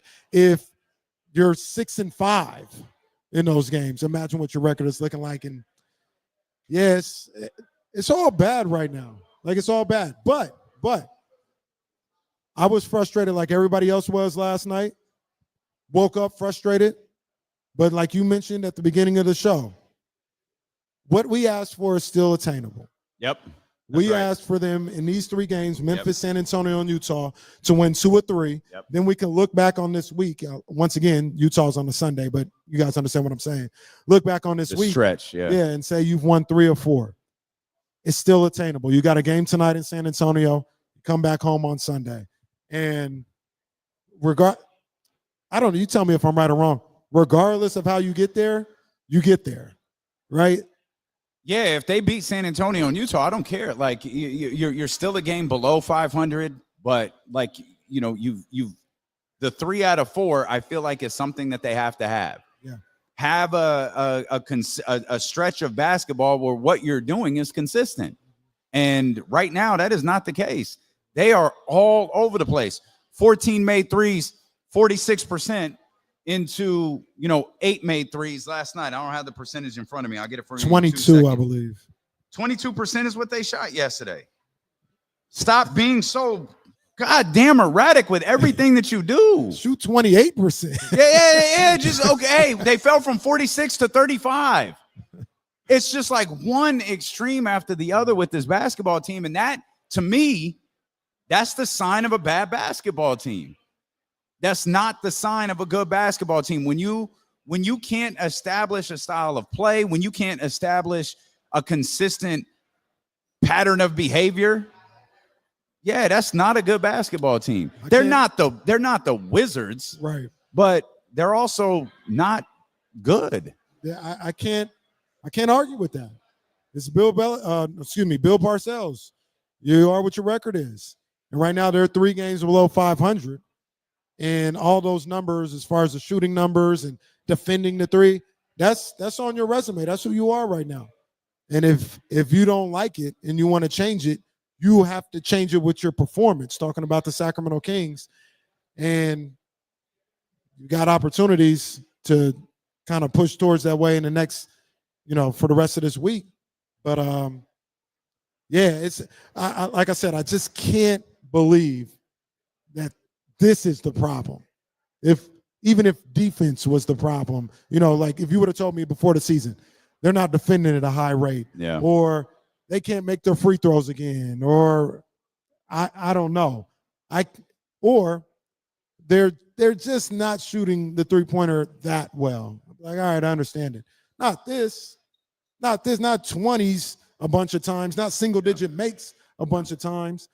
I just can't believe that they're shooting this poor with the guys that they have on there, because like I said, I do believe in those guys as shooters. I think they're good shooters. The worst part, there's 15 worst parts last night. One of them is, I don't mean to keep harping on, Memphis wasn't good. They shot 34%. It wasn't one of those games where the Kings were really bad and their opponent lit them up. The Memphis was bad. And you know what? We're talking about, winning two or three. Hey, they didn't get that one last night. That's what we said yesterday. If you go on and get San Antonio, you go on and get Utah, you accomplish the same things. There was a point, though, where at the esteemed Odyssey Christmas party. Oh, it was lit. At Dave and Buster's. What did you win, by the way? Two-time Odyssey Award champion. We had the Dundies last night. That's a shoot. That is a shoot. Hey, but look. Who called it the Dundies?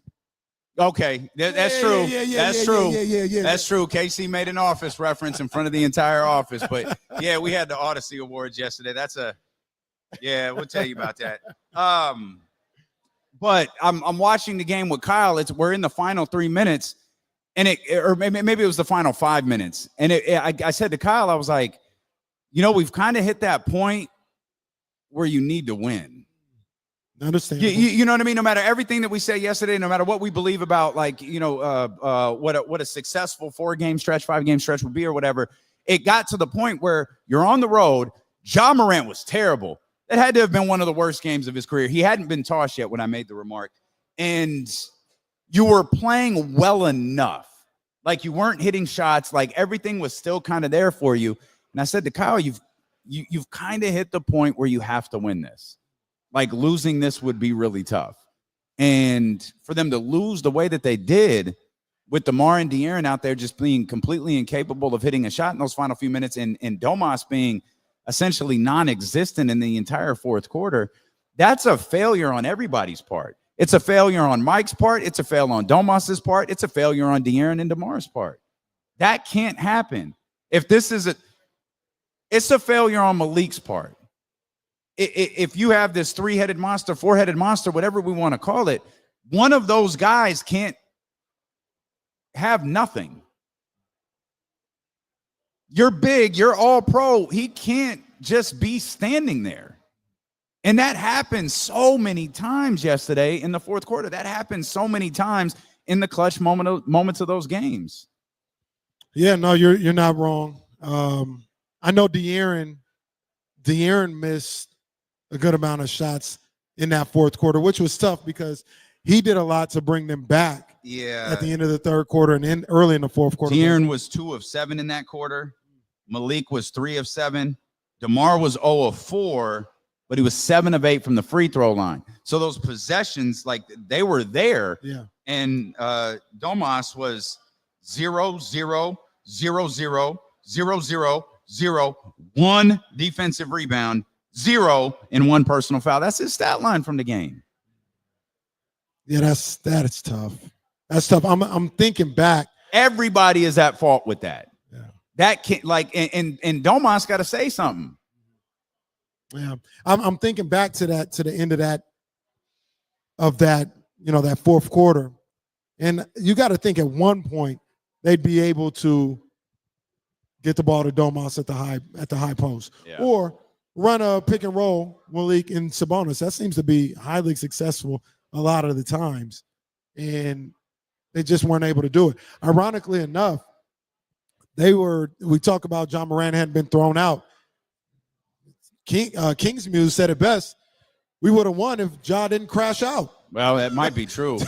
Yeah, that might be true. He was awful. They were finding ways to get him involved in a bad way on the defensive end. And when he went out, it kind of balanced him out just a little bit more. And, yeah, they got stuck into a situation where they were trying to feed DeMar, or De'Aaron was trying to go, or Malik was trying to go. And clearly, unfortunately, they forgot about Domantas Sabonis, even getting him the rock so he can orchestrate some of the defense, some of the offense, excuse me. And you can't do that. You can't do that. You got to at least get him a look, get him the ball, initiate some offense through him, because he is such a good passer. He is such a playmaker. He could have 0 field goals, and that's not what we want, but he could have 0 field goals. But if he's got 3 assists in that fourth quarter, maybe the outcome changes a little bit. He didn't even get an opportunity to do that. We got our ass whooped by Jay Huff. If I asked you, is Jay Huff an NBA player? Most of you wouldn't. No. Sounds like an R&B singer. No, Jay Huff is the IT guy at everybody's job. He's the mail guy, the accountant. He's out here getting a plus 30. Come on, man. He out here doing 180 dunks. I know not everybody celebrates the plus minus stat, but the Memphis starters were virtually across the board minus double digits, with the exception of Desmond Bane. I mean, Ja was minus 32. How's that even possible? And they in a game that they won, Ja Morant was minus 32. They made 2 runs in there with that second unit. I think before the half, they went on about a 16-4 run. And that was ridiculous. And then in the third quarter, when the Kings couldn't make anything, when the Kings couldn't score for 6 minutes, they went on, I think it was a 16-2 run or something like that.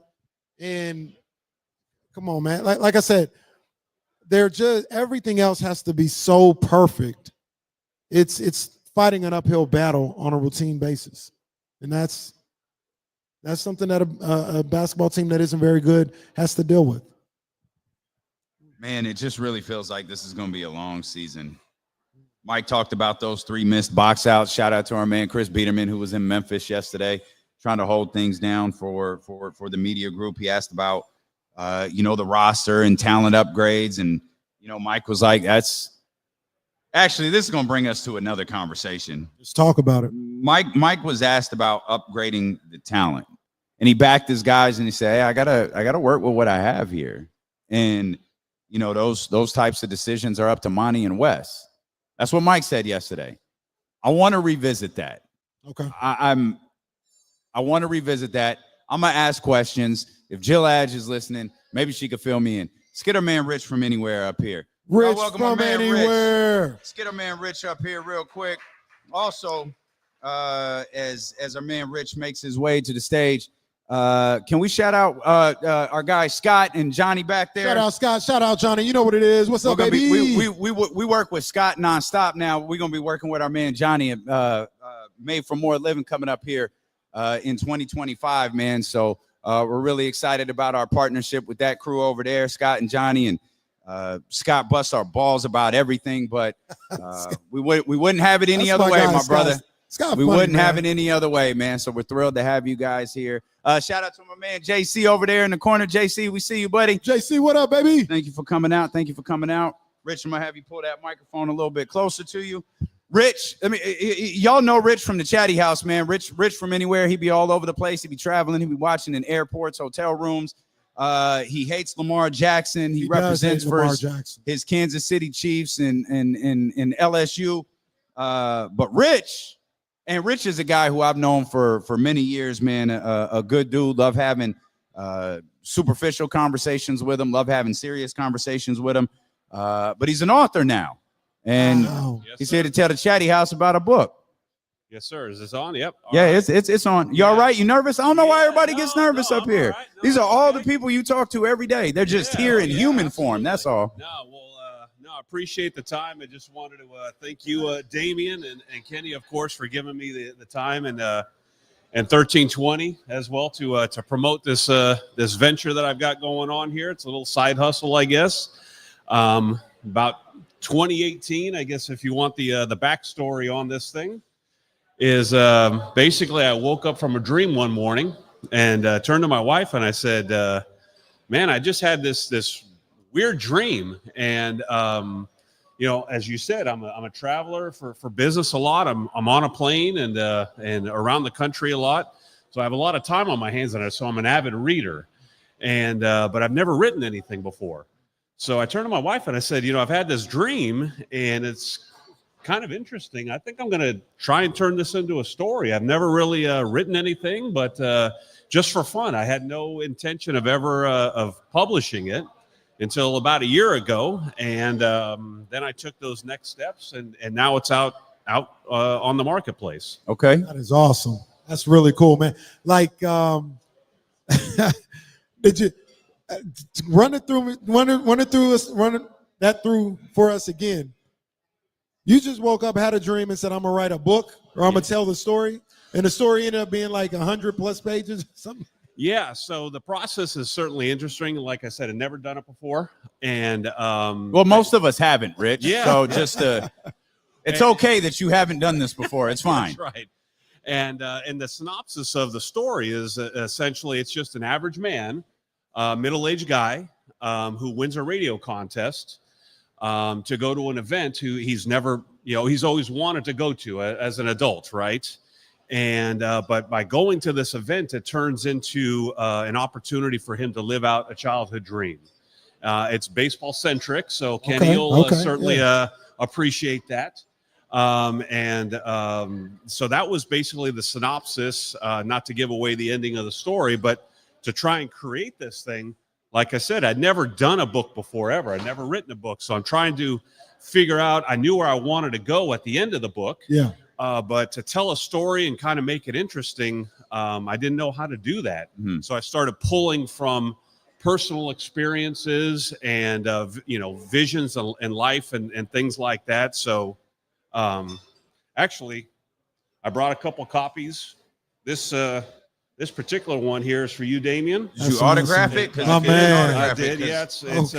It's worth the value of the book, my autograph, so it's not going to add any value to it.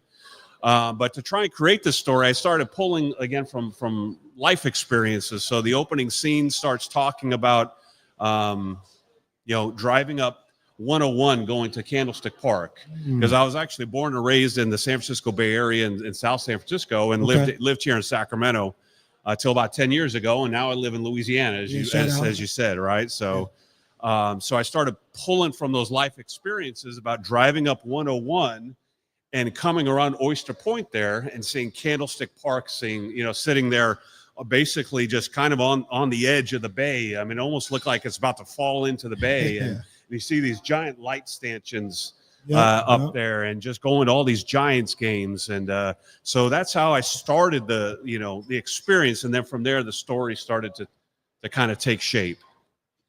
Did you, we talk about your travels all the time. It's kind of a running gag on the show, but are you handwriting? Like, what, you got the MacBook open? Like, what's the process of actually putting words to paper, so to speak? Sure. So most of my time, writing time, was spent on the airplane because I could basically just get away from everything. I'm locked in a fuselage for however many hours at any given time, and that's where I was typing away, just creating a Word document. And again, not having written anything, you really don't know what it's going to turn into, how many pages equals a book, right? So it was about 90-ish or so Word document pages of, different spacing and such. And it turned into this particular book, which is just a little over 150 or so pages. Fairly easy read, I would say, so anybody could pick it up. But it's about, like I said, it is baseball centric, but it talks about living your childhood dreams. So anybody could really kind of relate to that. And Damian, you and I have kind of talked about that in the past, where, you growing up wanted to be in radio, and you falling asleep with, the headphones on, listening to music. And so just living out that childhood dream, anybody can have those experiences. So this is awesome, man. Usually in boxing, they do a fight, they have a fight, win the fight, lose the fight, whatever. And then they have the interview directly afterwards, and they say, all right, well, who you want to fight next? And that's what I'm going to do to you. You just wrote a book, and I'm going to ask you, what's next? Are we writing another book? What's going on next? Yeah, so I do have a couple others that are in the works. Okay. I did finish one. I'm not really thrilled with the way it turned out, so I'm going to try and take another stab at it. But I have a third one that I'm more interested in, so I've kind of set that second project off to the side for a little bit, and I'm more interested in this third project right now. That's awesome. It'll probably take me about another year or so of writing, I'm sure, just because of time, and I do have a regular day job, and got to pay some bills somehow. Your job is far from regular, bro. You got platinum status on like 6 airlines, man. That's not normal. Yeah, I don't know about that, but yeah, I definitely burn up the airways. That's for sure. Well, that's good stuff, man. We're proud of you. This is pretty dope. Where can people get this? So it's on Amazon, Barnes & Noble, Google Play, and Apple Books. There isn't an audio version. When I you need to read this. Yeah, I know. Oh, I'll do it. Can I read it? I've always wanted to do that. Yeah, your radio voice is definitely better than mine. So maybe I should hire you to do the. Some are audio trying version. to save the game, while others think the game doesn't need saving. That's terrible. Interesting. I'll work on it. I'll keep working on it. There I'll you work go. on it. I'm gonna Yeah. practice. But there is an e-version of it as well, so on Kindle and things like that. But so those are the 4 outlets, and then I have some other. My publisher is doing a press release now, so I have some other ventures that are coming about. So, Chiefs gonna win the Super Bowl? I say no, although I'm rooting for them because They look a little different this year. It's just a little different. Well, number one, it's never been done. So, there's just that going against them. Yeah. Everybody else is chasing them. Doesn't mean it can't be. Doesn't mean it can't be. They certainly have the quarterback to do it, and they have the head coach to do it. But, in the salary cap era these days, it's just tough to keep not so much your core, like your Patrick Mahomes and Kelsey's and those guys, but you have your other role players that also contribute to those Super Bowl wins who they just had to make decisions and move on from. So, and that as well too, being from the Niners, just absolutely, you can only keep so many players. So, yep, for sure. Living a Dream. That's the name of the book. Our man Rich from Anywhere. Go support our brother. Pick up the book on Amazon or any of the other spots that our man Rich from Anywhere mentioned there. Congratulations, man. We're really proud of you. That's awesome, it's man. very awesome. That's Give it up awesome. for our man Rich. We'll come back with Yes, more indeed. live from Sky River Casino with Steelo and KC here on Sacramento Sports Leader ESPN 1320. appreciate it, man. Of course. Thank you so much. Proud of you, brother. Proud of you.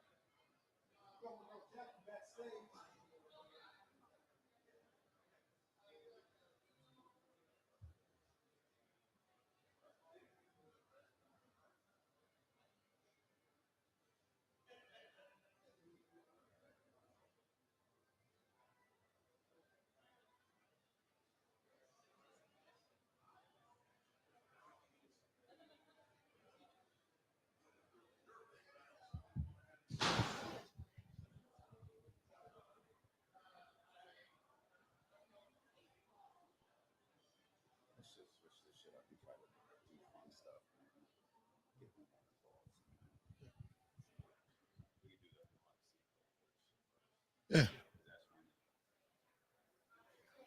Was that the tribal chief?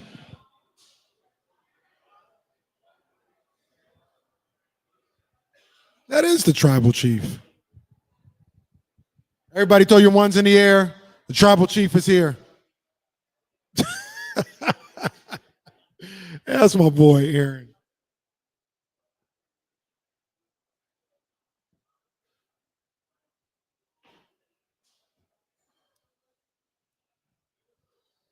Tyler.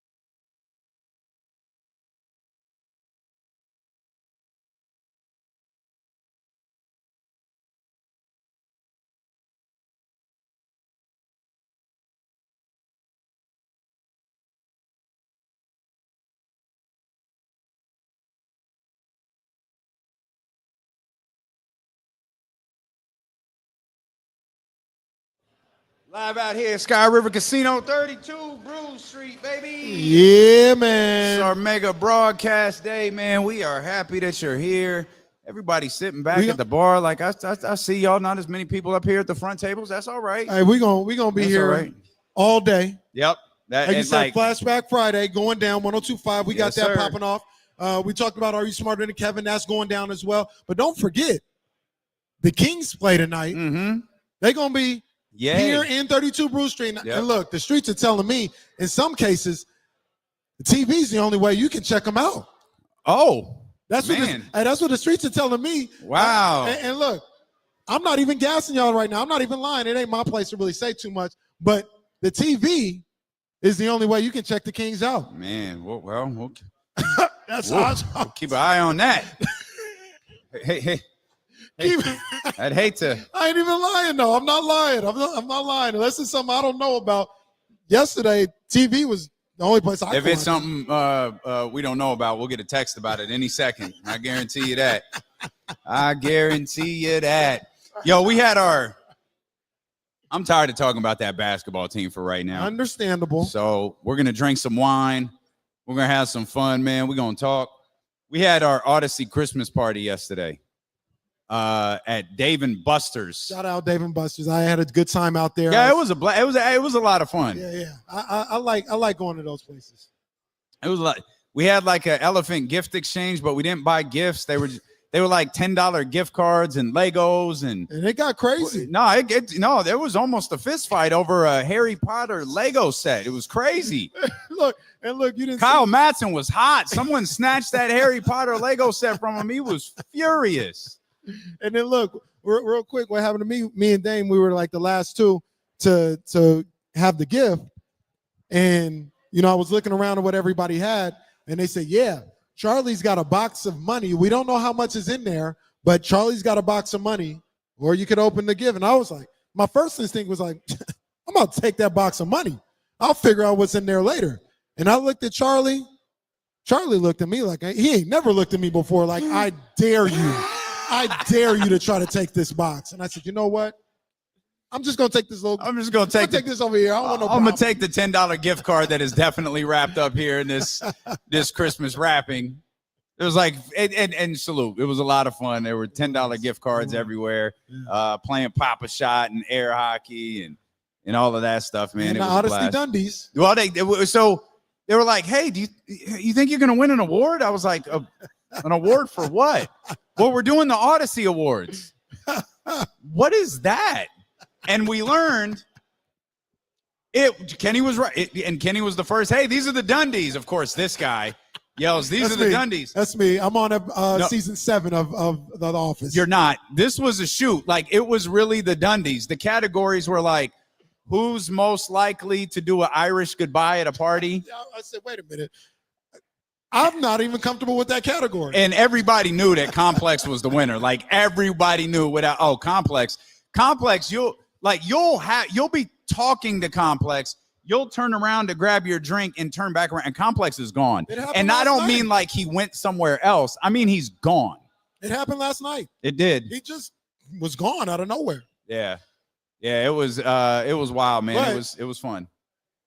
You are a 2-time Odyssey Dundee Award winner. I'm sorry, sir. I'm going to need you to rephrase that.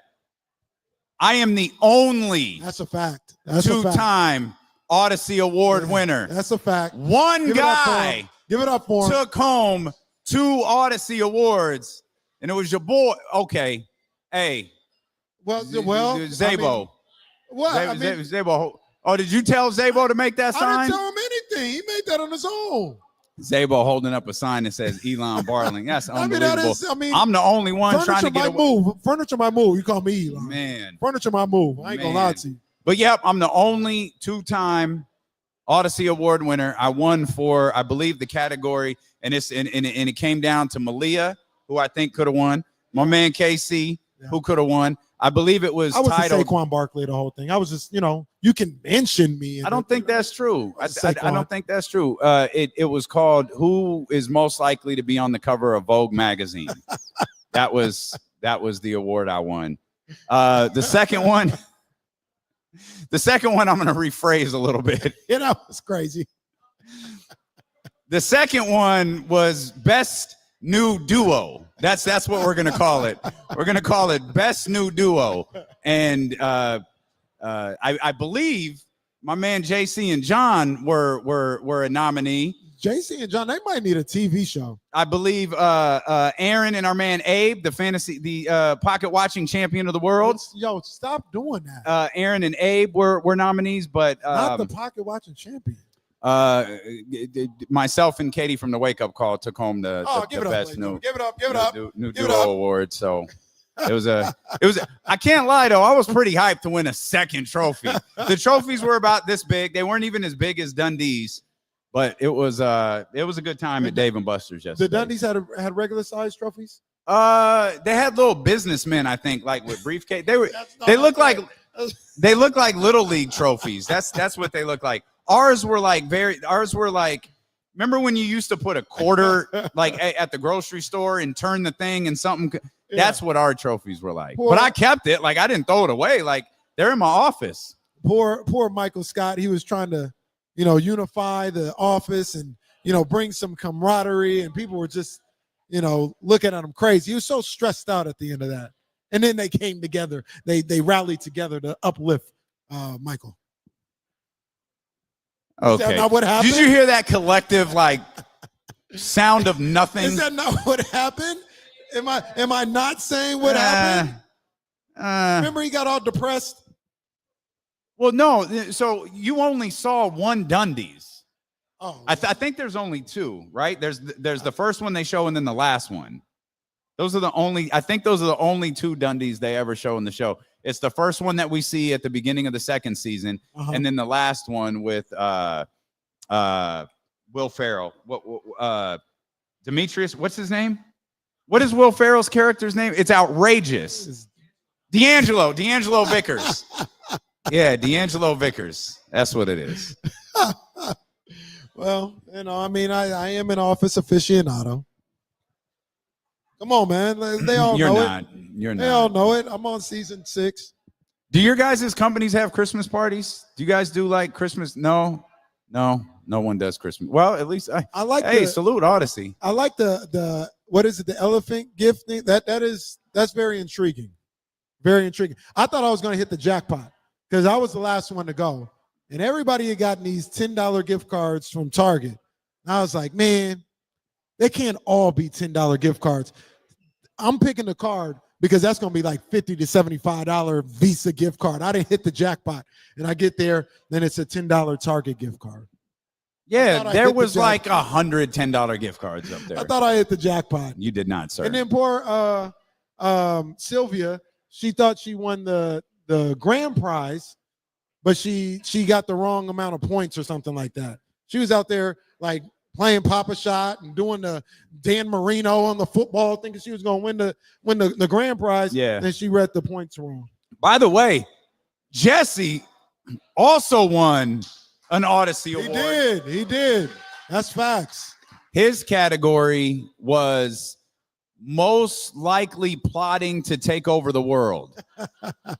And the 3 people in the category were Sylvia, who you just mentioned, who I don't think speaks to anyone.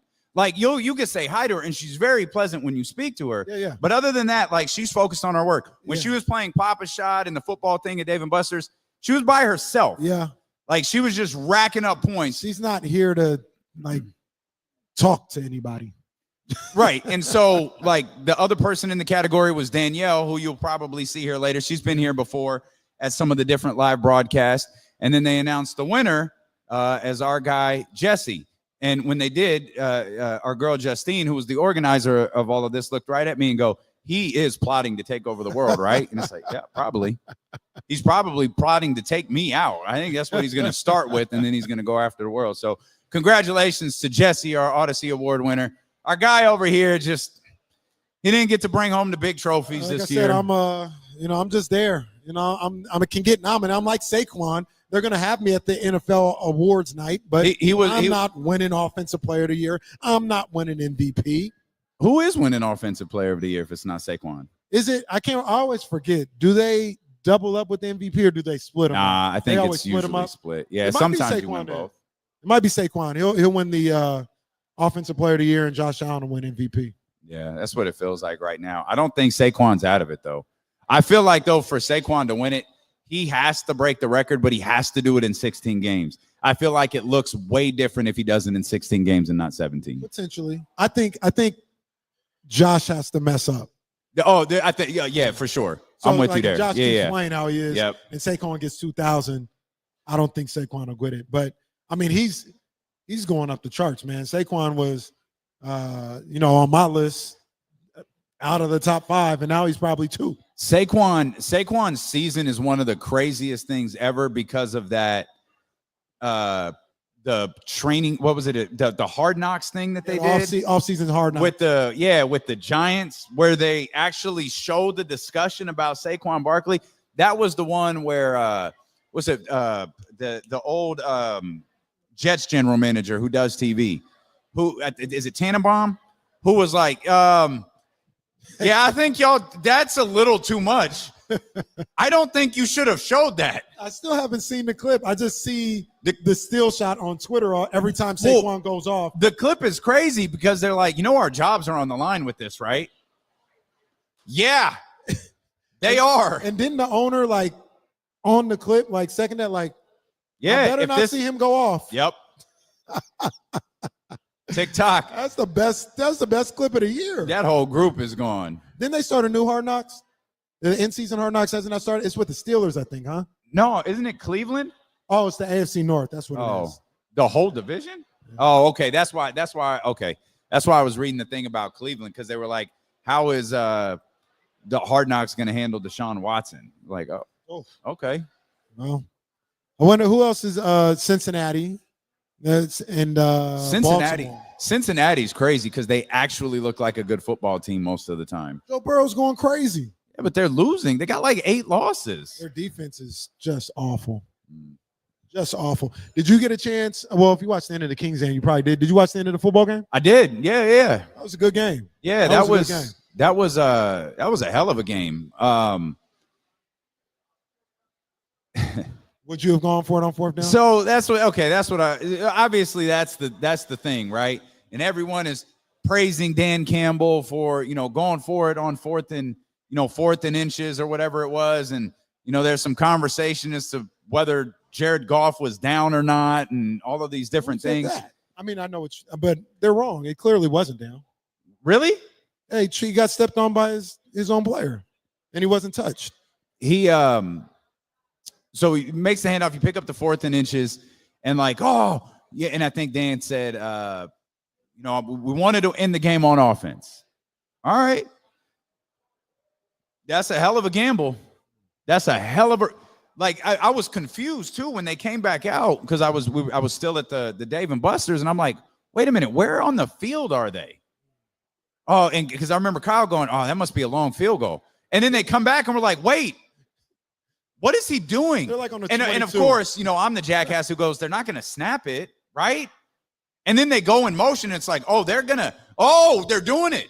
And he picks up the first down. And it's like, all right, that's cool. The results, it's a results-based business. Very good. You pull that stunt and don't convert. Man, the conversation is different. Well, look, they probably didn't go to the Super Bowl last year because of stuff like that. Right. You know what I mean? Yeah. This is what we do. We're aggressive. Yeah. And look, I like Dan Campbell a lot. It's not a knock on him, but very good coach. Yeah, you gotta be careful with that one because I understand.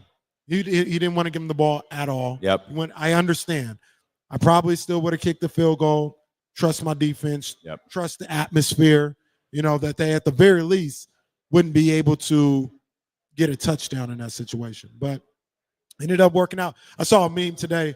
They had Dan Campbell at the Price is Right with the wheel. Uh-huh. And it was at 95. He said, I'm going to spin again.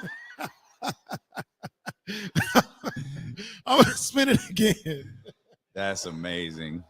I mean, again, when it pays off, boy, you look really good. But I mean, those are the types of things that you could look at later and go, that wasn't necessary. I mean, if it doesn't work. Right. And, he saw this. I feel like Dan Campbell saw this as a moment to figuratively eliminate Green Bay from any conversation about the division. Now you've, withered this potential 3-team race down to a 2-team race with Minnesota. And you felt, it was a high scoring game. Yeah. You felt good about what your offense was doing. Let's take this moment. If you don't do it, you open the door up, for a bigger battle with the Vikings and the Packers, but you're still in control of everything. Right. That fails. Something goes wrong. The Packers go down and score. Jordan Love has a defining moment, leads them down on a drive. You lose the game. You don't really lose anything, though. It's like, all right. You're still in the driver's seat. My seat. bad. Yeah. But we're still in the driver's seat for everything we're trying to accomplish this year. No, for sure. For sure. Calculated risk, right? He had a little room. He had a little cushion to be able to make that decision. Crazy thing is, if he didn't have a cushion, I think he still would have made the same decision. That seems to be his nature. If the Packers had been at one loss, you think he would have made that decision? Yeah, I do. Wow. I do. Yeah, and I don't. So that's one of those things where the play backfires, Packers score. The conversation today is a lot different. Absolutely. It's an interesting conversation in reality if the Packers score and the Lions wind up losing because of that fourth. It's an interesting conversation, but you still look at the lines and you can still see the destination being the exact same thing. Right. In the hypothetical scenario we just created, the whole thing, did they just cost themselves home field? Did they just cost themselves this? Now they got to go on the road. What if they have to play Philadelphia? What if they have to do this? What if they have to do that? In the energy around the Detroit Lions and Dan Campbell's very, very different. For sure. I don't like it. I didn't like the move. And it worked, but I didn't like it. I admire it because it worked. Yeah, but I'm I'll be consistent with. I'm not going to be results based in this one. I didn't like the move. It worked. No harm, no foul. But I think sometimes I wonder if he's going to end up being almost paralyzed by this is what we do. Yeah. Like sometimes it's not always what you do. It's like, hey, let's go out here and win the game. Let's do what we got to do to win the game, as opposed to, no, this is what we do. We're going to go for it on fourth down. No, all right, settle down. So at some point, and I have no ill will with the Lions. They can win the Super Bowl. I'll be just fine.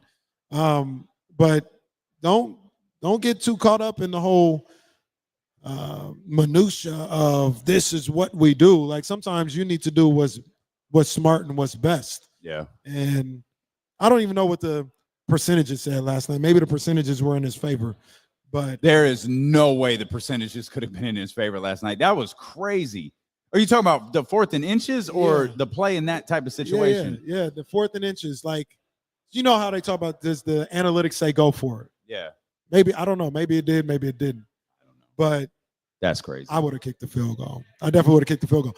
The other part of this, the flip side, RIP, even here at Sky River Casino. I'm not gonna go crazy on the Packers because I look at the Ravens and still think they can win a championship. So anybody who thinks that the Packers can still win a championship, I understand, right? The Ravens got one more loss than the Packers, and I still think they can win a championship. But this is just another instance with them where I just maybe they're young and this is the beginning stages, and next year and the year after will be different. But I just don't think they can beat the top teams right now. And it was another instance they had an opportunity to show that they could. And while they played, they didn't get beat up. They played well. They just weren't able to do enough to win. And I think that's the story of this team this year, this Packers team. Green Bay might be what Detroit was last year. That's fair. Like, I mean, maybe a smidge bit below, but like Detroit was kind of like before we acknowledge what a great coach Matt LaFleur is. Absolutely. What's my man? Andrew Whitmore on Prime. He was talking about Luke Getsy, Nathaniel. Luke Getsy's been fired twice. Nathaniel Hackett's gone. Aaron Rodgers sucks.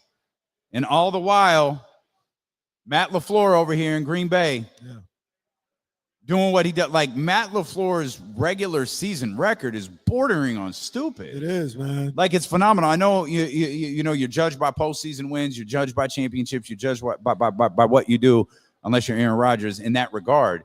But like Matt LaFleur is a very, very upper echelon NBA, NFL coach. 100%. 100%, man. And, you know, I think he's a guy that you win with. You win with Matt LaFleur.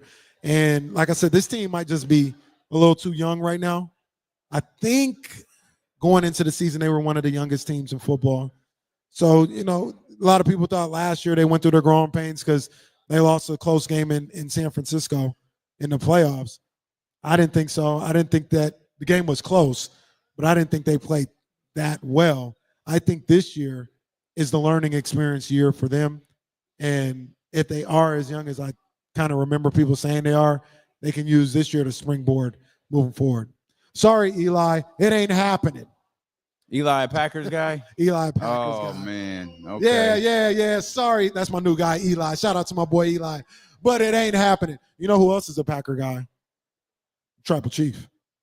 Oh, I knew the Tribal Chief was walking around with a Brett Favre jersey one day. It's like, hey, I had to go Teddy Long on him. Let me holler at you, player. We don't do that. He did have the Brett Favre replica. Look. Oh, screen printed. Like, look, bro, you're walking around with a Louis Vuitton wallet and a Tag Heuer watch. You can't walk around with a replica Brett Favre jersey. He got like $400 dress shoes on, like the little, you know, the shoes they be getting at Nordstrom's. I don't know nothing about no $400 shoes. That shoe. What's this guy talking about? No, man. No, walk to the front of the stage. Hey, don't tell me what to do. I'm a free black man. I don't. What'd he say? I'm a successful black man in America. This guy, so I don't know nothing about IB. Y'all over here, like, come on. Yeah, Aaron's funny, man. Aaron was telling me about his wallet yesterday. That man was so excited to tell me about his Louis Vuitton wallet. He got it at the flagship store in Paris, and he was telling me about how they engrave it. No, it's pretty fire. Like, I mean, it is fire. Yeah. But he was so excited to tell me about it. That's my boy. Me and Jesse had a nice. Where did he go? Wasn't he here? I don't know. I think he's outside. He might not. I don't know. There goes John. There's our man, John. Yeah. But yeah, me and Jesse, we had a nice 10-minute conversation with old Aaron. Oh, well, okay. Yeah, it was. You missed a lot last night, by the way. When I left? I don't know exactly when you left, but I know you missed a lot. I left at half time of the Kings game. Okay. So you missed the bar. Yeah, because we were all sitting at the tables. Yeah, when I left. No, you missed the other bar. What other bar? We packed up and went to a different bar. That's what we do at Odyssey. That's it. It's absolutely not, what we do. It's not just the one place. It's the after party. So the new rule is, Somebody said after the show, it's the after party. I got caught slipping. What you do is, hey, we're going, and I'm going to leave the establishment out because I'm going to be honest, the establishment scared me a little bit. That's a shoot. Was it in the same vicinity? Yes, same vicinity, very different. Very, very different. So it's like, hey, we're going here. Now, when someone tells you we're going here, you go, okay, who suggested it? Didn't do that. Yeah. Didn't do that. Like, all right, grab Kyle, the crew's like, all right, let's go. Here we go. Like, okay, where are we going? We're going here. Punch it into the navigation system, and we're on our way. Eight minutes away. Okay. And I'm watching like, oh, it's down. Oh, we're going. Oh, okay. Wait, where is this? I'm sorry. I turn in here? Oh. Okay. Does anybody see ... Oh, it's here. Oh, okay. Get out of the car. The crew is arriving. Hey, who recommended this place? Now this is for Odyssey people. Not everybody's gonna understand this. And if she's listening, you know I love you. But it was, well, Justine did. I knew that's where we were going. Yeah. And the rule of thumb is if Justine recommends the bar, don't go. And it's like, it's good. We're here. Right. I opened the door as the cigarette smoke escaped. I heard karaoke, and I looked around and said, this is not for me. Oh. So okay, now I'm trying to, gets worse. I'm trying to figure, because it's not one of those, I was thinking maybe it was a unsafe spot as opposed to, where they hit, you go through the door and somebody goes, now you can't leave. It wasn't that. It hit you with the now you can't leave. But it was one where I walked in and I was just looking around trying to find one. Would I stay? Huh? Would I have stayed? Nope. Okay. We would have left together. Right. So here's the funny part. Here's the cold part. I'm like, hey, I don't think this is it. That's crazy. The people with me see the fear in my eyes, and they're like, okay, except for one. There's good old Kyle Matson. Kyle Matson was like, well, I got to do a song.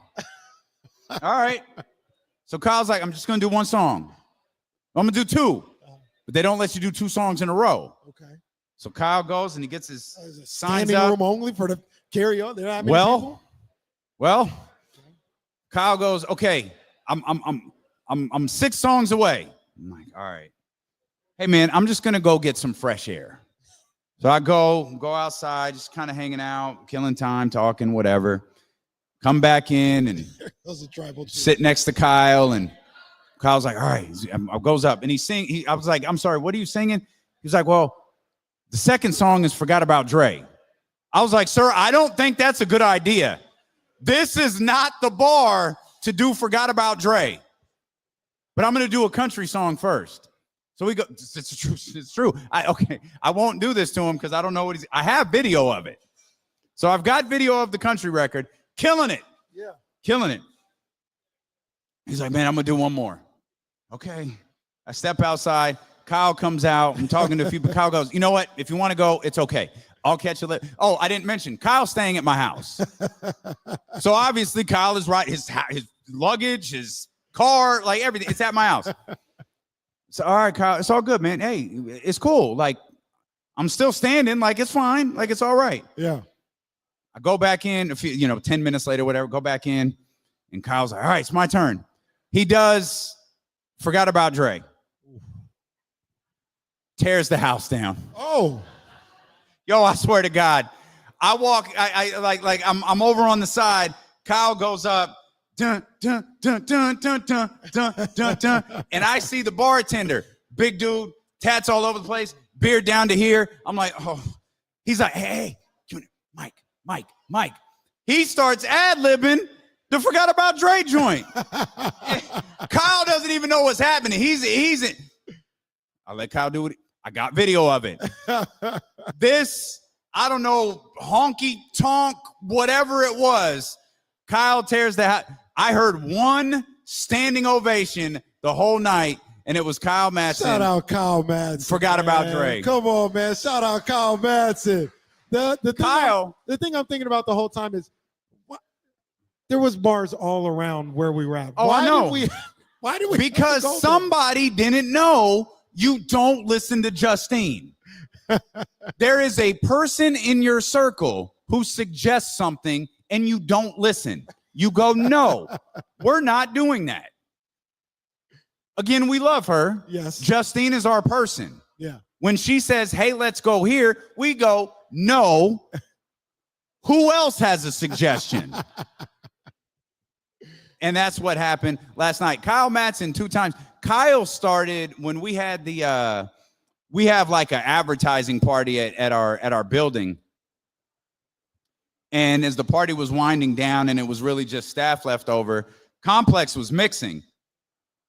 And he put on Blow the Whistle, which is Kyle's joint. Yeah. Kyle, unprompted, walks up, grabs the microphone, goes word for word. Where you get that from? And starts what turned out to be a 3-hour sing-along with DJ Complex Records in the microphone. It was absolutely lit.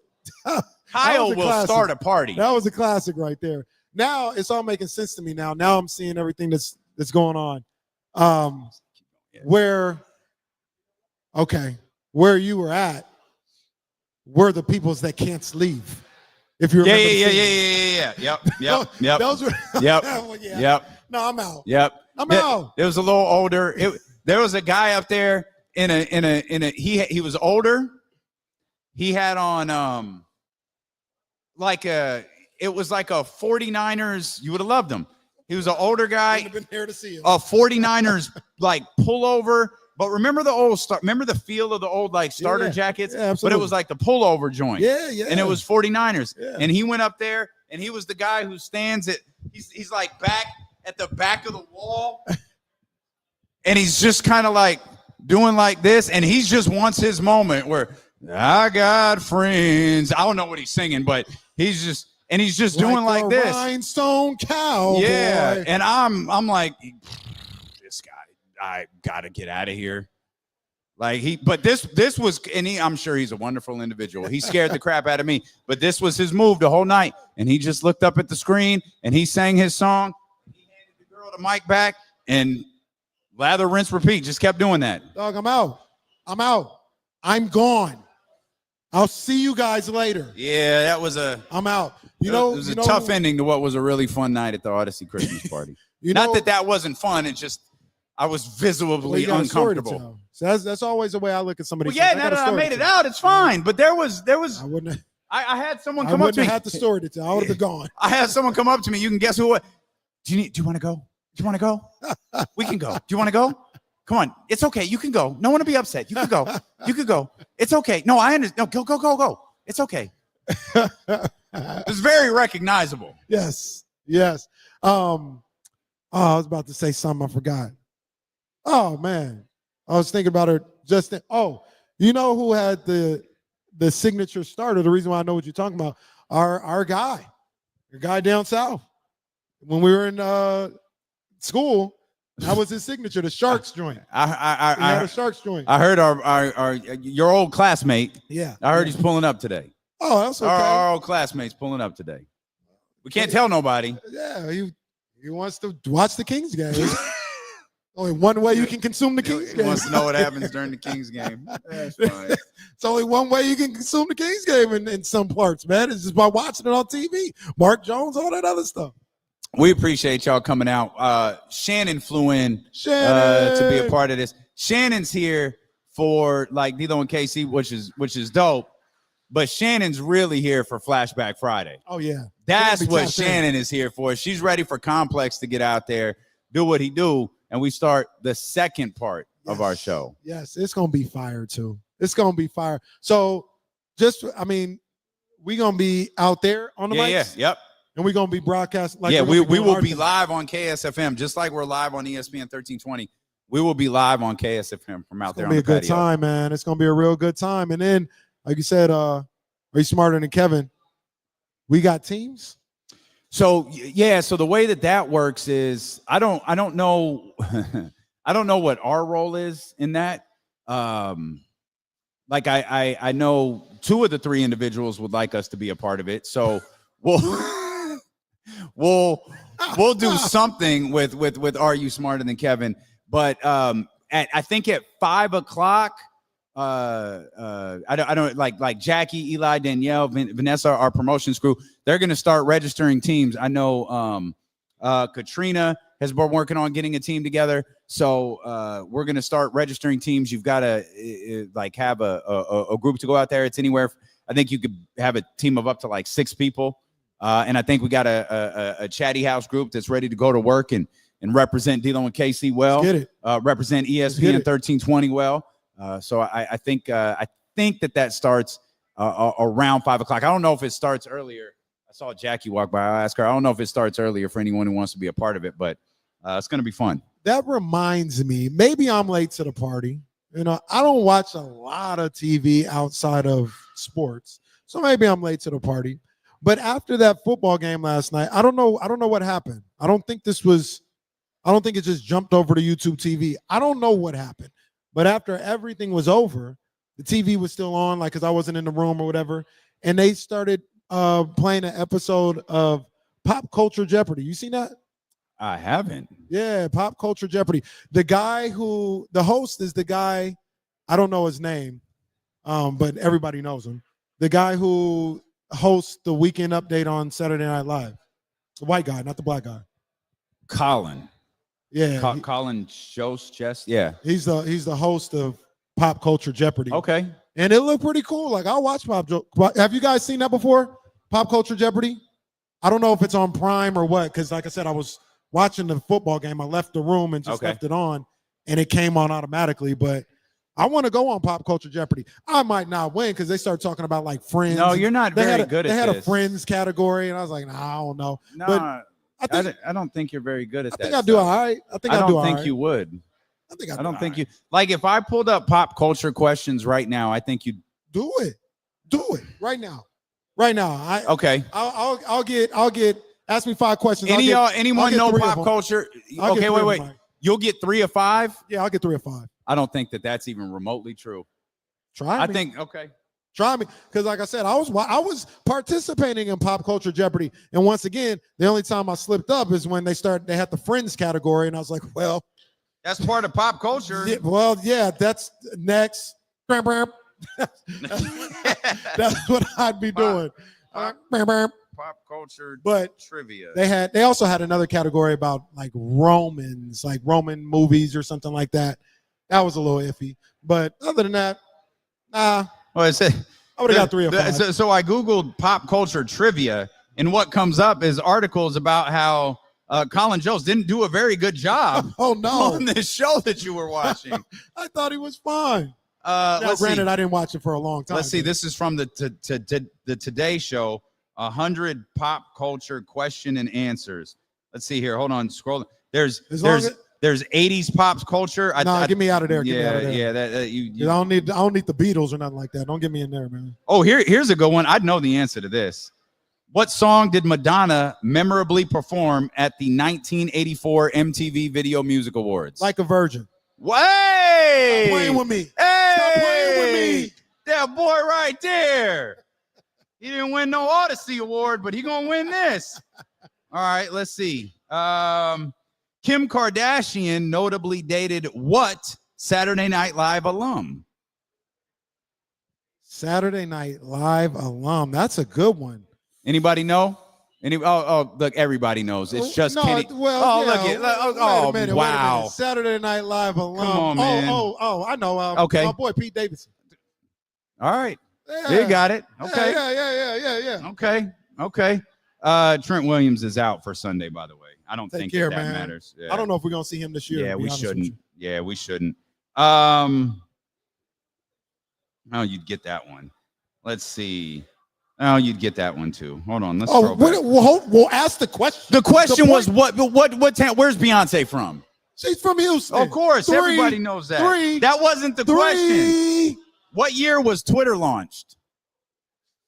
I'm gonna say that's tough. I'm gonna say 2007. That's pretty damn close. It was 2006. Tom Cruise proclaimed his love for Katie Holmes by jumping. Oprah. My man, look at me. you. Stop playing with me. Look at this guy. Stop playing with me. Look at this guy. Come on, man. The memorable quote, "That's what she said," is from what popular 2000s TV show? Office. Very good. Come on, man. Very good. What's going Look on at out this here? guy. Look at this guy. Oh, you'll love this one. He'll get this one in a split second. As if. Oh, Clueless. That's one of my favorite movies of all time. I hope not sporadically. Man, you would have fit right in at that bar I was at last night. They'd have been like, Kenny! Hey! Come on, man. Nah, you was cooking. I give it to you. Like I said, stay out of the Friends category. You know what I mean? Well, of course, there's Jennifer Aniston right there. Man. Well, I know who she is. I don't know the other people's names. I don't know their real name. I know Jennifer Aniston's real name. I don't know Jennifer Aniston. Matthew Perry just passed away. R.I.P. Oh, Matthew Perry. I do know Matthew. Perry. Courtney Cox. Scream. Yeah. And I think that's all I remember. The other girl, the blonde hair girl, she was on a show. That's a good call, Kenny. Was it Insecure?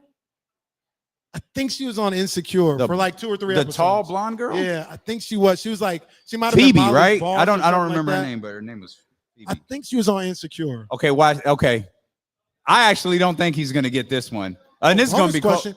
And by the way, this does count as a W. Put it in the standings. Let's go. This doesn't count as anything.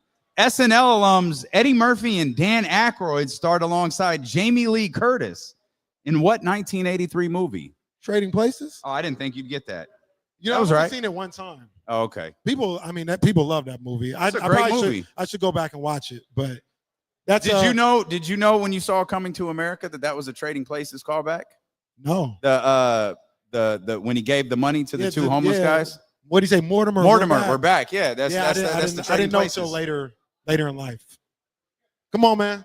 Hey, somebody sign me up for Pop Culture Jeopardy, bro. Sign me up. Like I said, just make sure Friends salute, category. Salute. You did a lot. You did a lot better than I expected. And Like a Virgin and Vogue are the only songs I know from Madonna. Oh, that's a terrible look. That's why I said that's Like a terrible. Virgin. Good for you. Oh, so you was literally guessing one of the 2 songs you knew. I knew it wasn't Vogue in '84. That was like that's a good call. Early 90s. Yep. It sure was. We're live out here at Sky River Casino. D-Lo and KC, come through, hang out with us, man. It's 32 Brew Street. We're gonna be here till. Well, the sun comes up. There's a good chance we're gonna be here till tomorrow because I know when Are You Smarter Than Kevin is done, I'm going to that Chinese food place down the way. And don't trip either because they got breakfast over there in the food court nowadays too. So you good? We ain't going nowhere, man. We in here, man. This is our home away from home. Sky River Casino, 32 Brew Street. Kyle Matson is on his way. He's going to join us up here in the 3 o'clock hour. Steeler and Casey. And I will point this out because not no shade, hate. We had 4 other guests planned for today that have all canceled in the last 24 hours. Shout out to our man. Didn't get back. One of them didn't even respond. Matt is a little under the weather. He's been working pretty tough with Kevin not feeling well. So we're just riding through, man. We're thrilled that you're here with us, Steeler with KC on Sacramento Sports Leader ESPN 1320. Pop Culture King.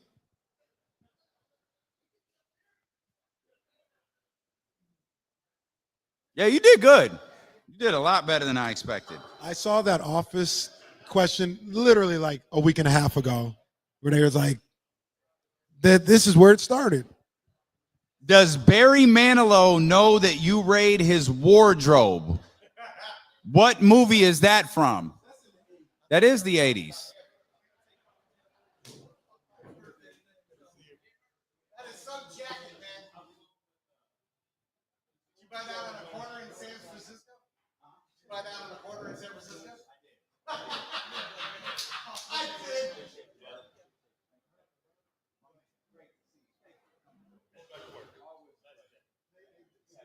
Best dressed, I heard. I made it. You picked the winners, guys. You picked the winner, baby. You picked the winner.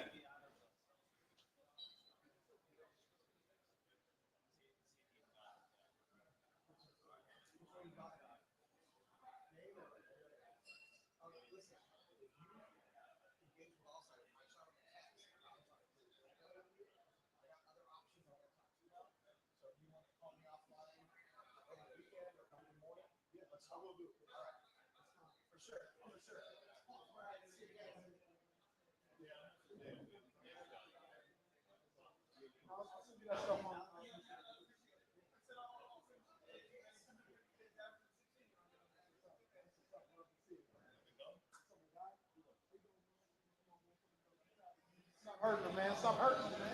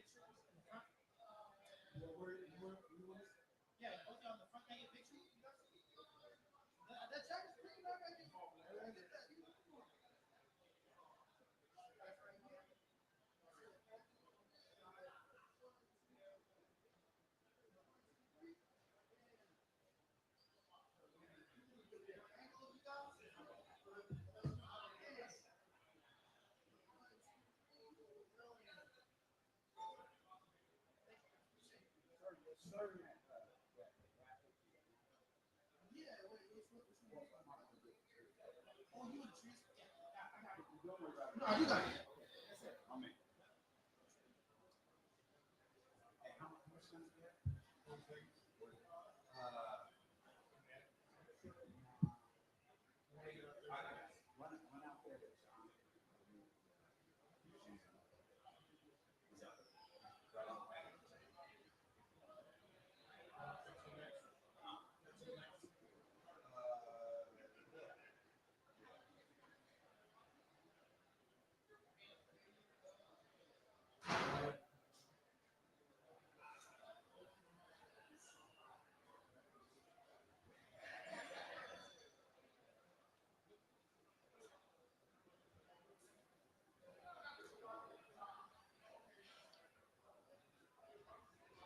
Sky River Casino, 32 Broome Street, baby. Thank y'all so much for coming through and hanging out on a day we're really excited for.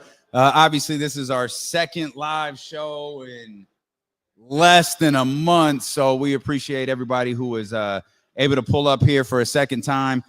Zay and Jasmine always being here, man. We appreciate you. Shannon flying in from Elk Grove. We appreciate you. Zebra PT, Tasha.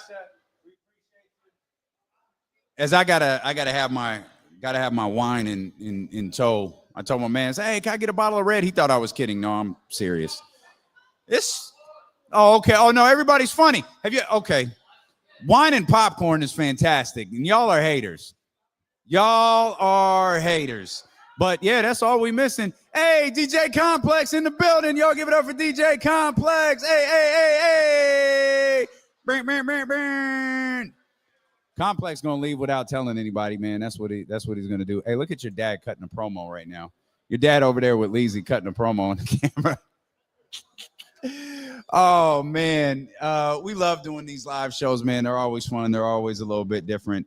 But unfortunately, we feel like all too frequently we got to talk about how bad the Sacramento Kings are. But one of the good things is, we could start this show kind of in a bad mood, start this show feeling like things aren't going very well for the Sacramento Kings. And by the time we leave, we could feel a lot better because the Sacramento Kings play the San Antonio Spurs coming up at 5 o'clock. We're going to be airing that game in here at 32 Broome Street on 70 different TV screens. While my man DJ Complex, who just walked out here in the building, he's going to be mixing out there on the patio, man. He's excited. I'm excited for that. He's a lot better at mixing stuff than I am on my phone, just pulling up records, trying to vibe, trying to have fun. So that's kind of the good thing sometimes about back-to-backs is you can get right back into it. You could go out and try to correct everything that went wrong yesterday. I mean, minutes are going to be a thing. It feels like, and that's the tough part. This is where I kind of I feel like I've been really hard on Mike this year.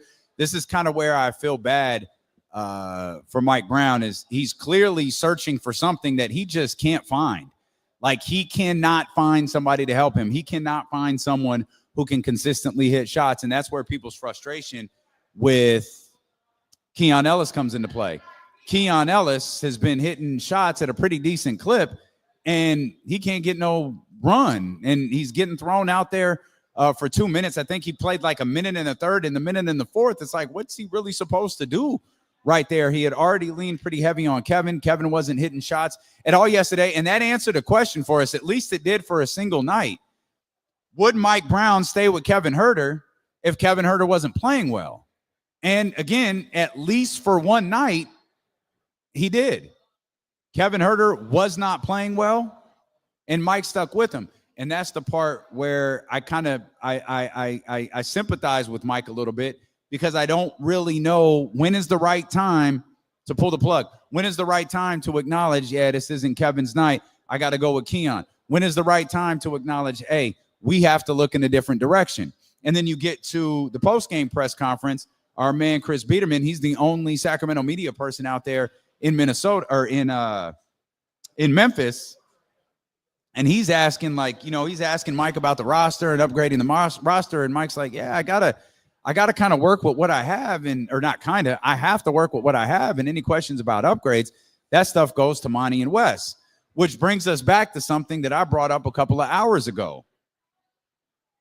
This is the only, and I don't know why. Maybe it's just, I don't know why. And maybe, I do know why. It's because they're losing. And when the team is losing, you get frustrated with this. But most teams have a general manager and assistant general manager. Most teams have like general managers and presidents, and there's all a conglomerate on like how you make these decisions. But regularly you hear about general managers.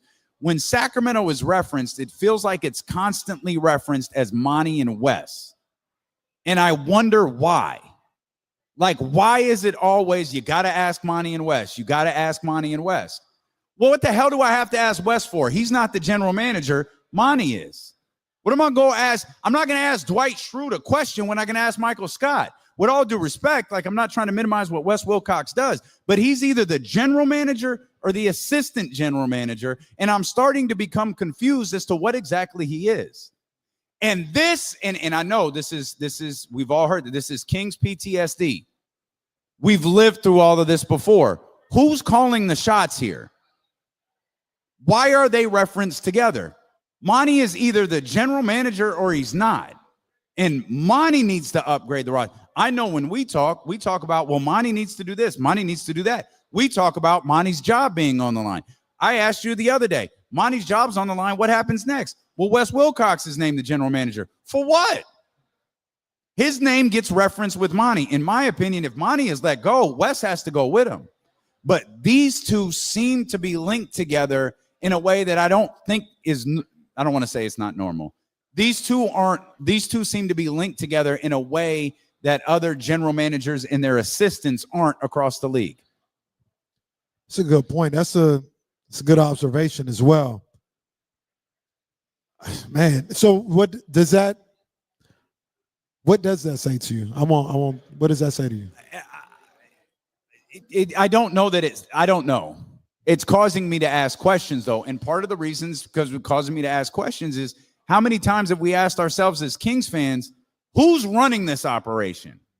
It's Vlade, it's Joe Dumars, it's some dark shadow in the some dark figure in the shadows that everybody is scared to mention. It's Vivek, it's this, it's that. We thought we had some structure and organization. Is Monty the general manager? And does he make the final decisions on the team? Or are Monty and Wes the general managers? Because to me, it's again, not to keep referencing The Office, it's the line from The Office when Michael Scott and Jim were named co-general managers. And Oscar's like, yeah, what great country doesn't have two kings? No, you have one guy who makes decisions and the buck stops there. He fails, he gets fired. You have two guys making decisions. What if the two disagree? Who wins out? Probably the one that runs to Vivek and cries about it. That's my problem. That's if my assessment on this makeup is correct. That's my issue with it. So you may be on to something for sure. Or I might just be mad and be on to nothing. That could be the case too, because we all mad. But no, I think that's a hell of an observation, and I don't think you're necessarily wrong. Here's where I would ask. It's a different sport, different situation, but we look at the 49ers, and it is John Lynch and Kyle Shanahan, right? I think we all think that Kyle has final say, but we don't. Correct. We don't look at it, or maybe we do. Some people do. But we don't necessarily look at it as, hey, Kyle and John have to figure this out as being a bad thing. Mm-hmm. It's just those are the guys that are making decisions. We think at the end of the day, if somebody's going to win out, it's Kyle, for a certain decision. And we just look at it as is what it is. Maybe that's the same thing with Monty and Wes. It's Monty and Wes. At the end of the day, Monty is the one that's going to win out if they're not in agreement on something. But it's Monty and Wes building this thing. Maybe that's what's going on. We sure? No. Okay. All right. None of this is absolutes. I'm not sure on anything. Just they're losing. I'm frustrated. I'm listening to Mike yesterday. There's only Chris Biederman there to ask him questions, and Mike references Monty and Wes, and it's like, who else does that? So who's right. Sam Presti's assistant? I don't know. Anybody? I have no idea. Yeah, no one knows. Yeah. Because that's Sam Presti's basketball team. So I'll say this. We haven't been given any reason to think it's not Monty McNair's decisions. Correct. So that's what I'm going to go with. I'm going to go with these are his decisions. The buck stops with him. Okay. He may work in conjunction with Wes Wilcox. They may work together. But at the end of the day, until I see something that says, Wes heavily influenced or changed a decision that was made, I'm going to say at the end of the day, it goes with Monty. Like they may be something, and Wes will be there and say, Monty, what do you want to do? This is how I feel. This is what I think. This is the research that I did and all this other stuff. But Monty, what do you want to do? We're going to go with what you want to do. And I'm going to go with that until I hear differently. No single guy, including Sam Presti. We'll go to Pat Riley. We can go to like any high figure across the league, sits down and goes, this is the team, I'm constructing it, and I'm not consulting anybody. Right? They all have Wes's. They all have Vladdy's. They all have Joe Dumars's. They all have like Vivek's. Every organization has this. It just feels like with Sacramento, there's either a conscious or an unconscious effort to make sure you mention the two of them together. Listening to Mike last night made me feel like, are we the only ones that don't do it? We reference Monty. We were talking about this earlier this week. We're talking about Monty McNair's got to be better. And Monty McNair, his job is very literally on the line. But I didn't say anything about Wes Wilcox until you brought him up. Right. Like I wasn't thinking about Wes Wilcox. And now I'm like, I've got this wrong. I might have this wrong. Did we I'm trying to think with Vladi, with Pete D'Alessandro, with George Petrie. Yeah, that went great. Jeff Petrie, excuse me. Yep. Did they have an assistant GM? Did we know of an assistant GM? Vlade had Peja. Okay. Peja was the assistant general manager. But nobody no one ever said Vlade and Peja. Nobody said Vlade and Peja. I mean, they did in the early 2000s, but not when it came to the general manager. Right. Yeah, and I don't know about Pete, and I don't know about Jeff. Yeah, it's you bring it up. I don't ever think about assistant general manager. We'll come back. I'm just talking. Kings Pissed basketball tonight here at Sky River Casino, 32 Brew Street. If you can pull up now.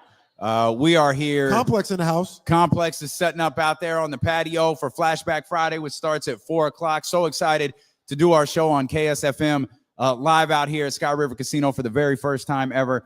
Come through, hang out again. 32 Brew Street, Sky River Casino here with D'Lo and KC on Sacramento Sports Leader ESPN 1320.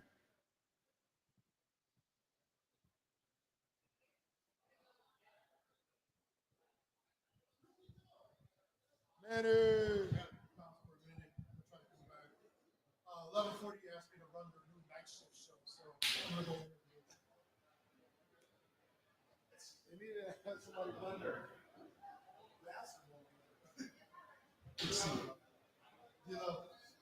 Manny, I'll see you, buddy. Appreciate you.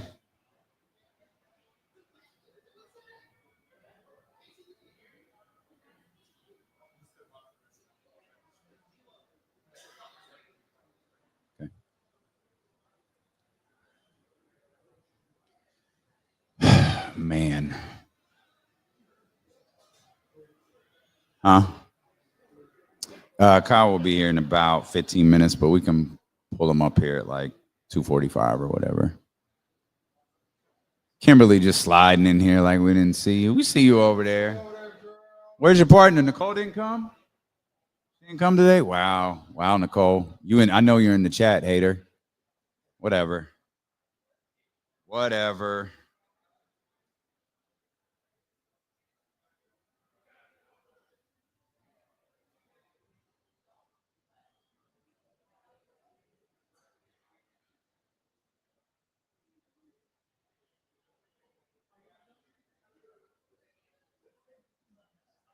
I wouldn't even think about that. I know what you're about to do, Zabo. You might want to go leave over those signs over there with Jasmine. I know what you're about to do. Wow. Wow, your own people. Cold world. Cold world.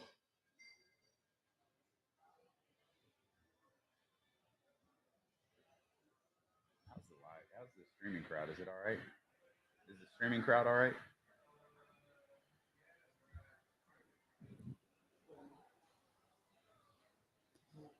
You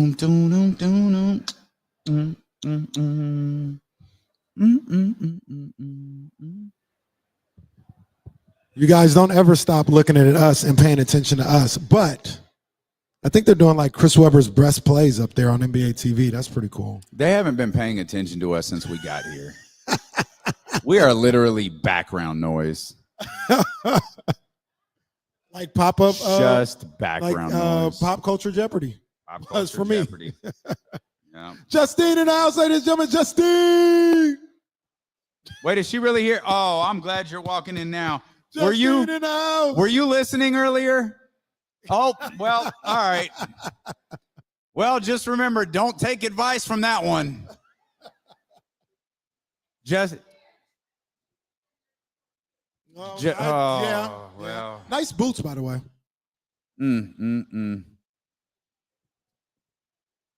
I love our crew. This is our supportive company. Pull up, go sit outside.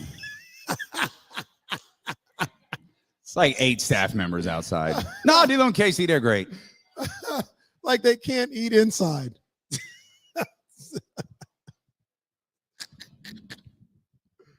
God, can we sit out here in peace and quiet and not have to listen to them? Anybody have a prediction on UNLV Boise State tonight? Anybody? Bueller. UNLV's going to win. Boise State's going to be knocked out of the playoffs. That's my prediction. Shout out to my people over there at the bar. Yep, yep, yep. Yeah, nothing. Wow, man. God damn it. This is brutal. This is brutal. This is just death. I'm about to do? I'm about to have everybody come sit up here.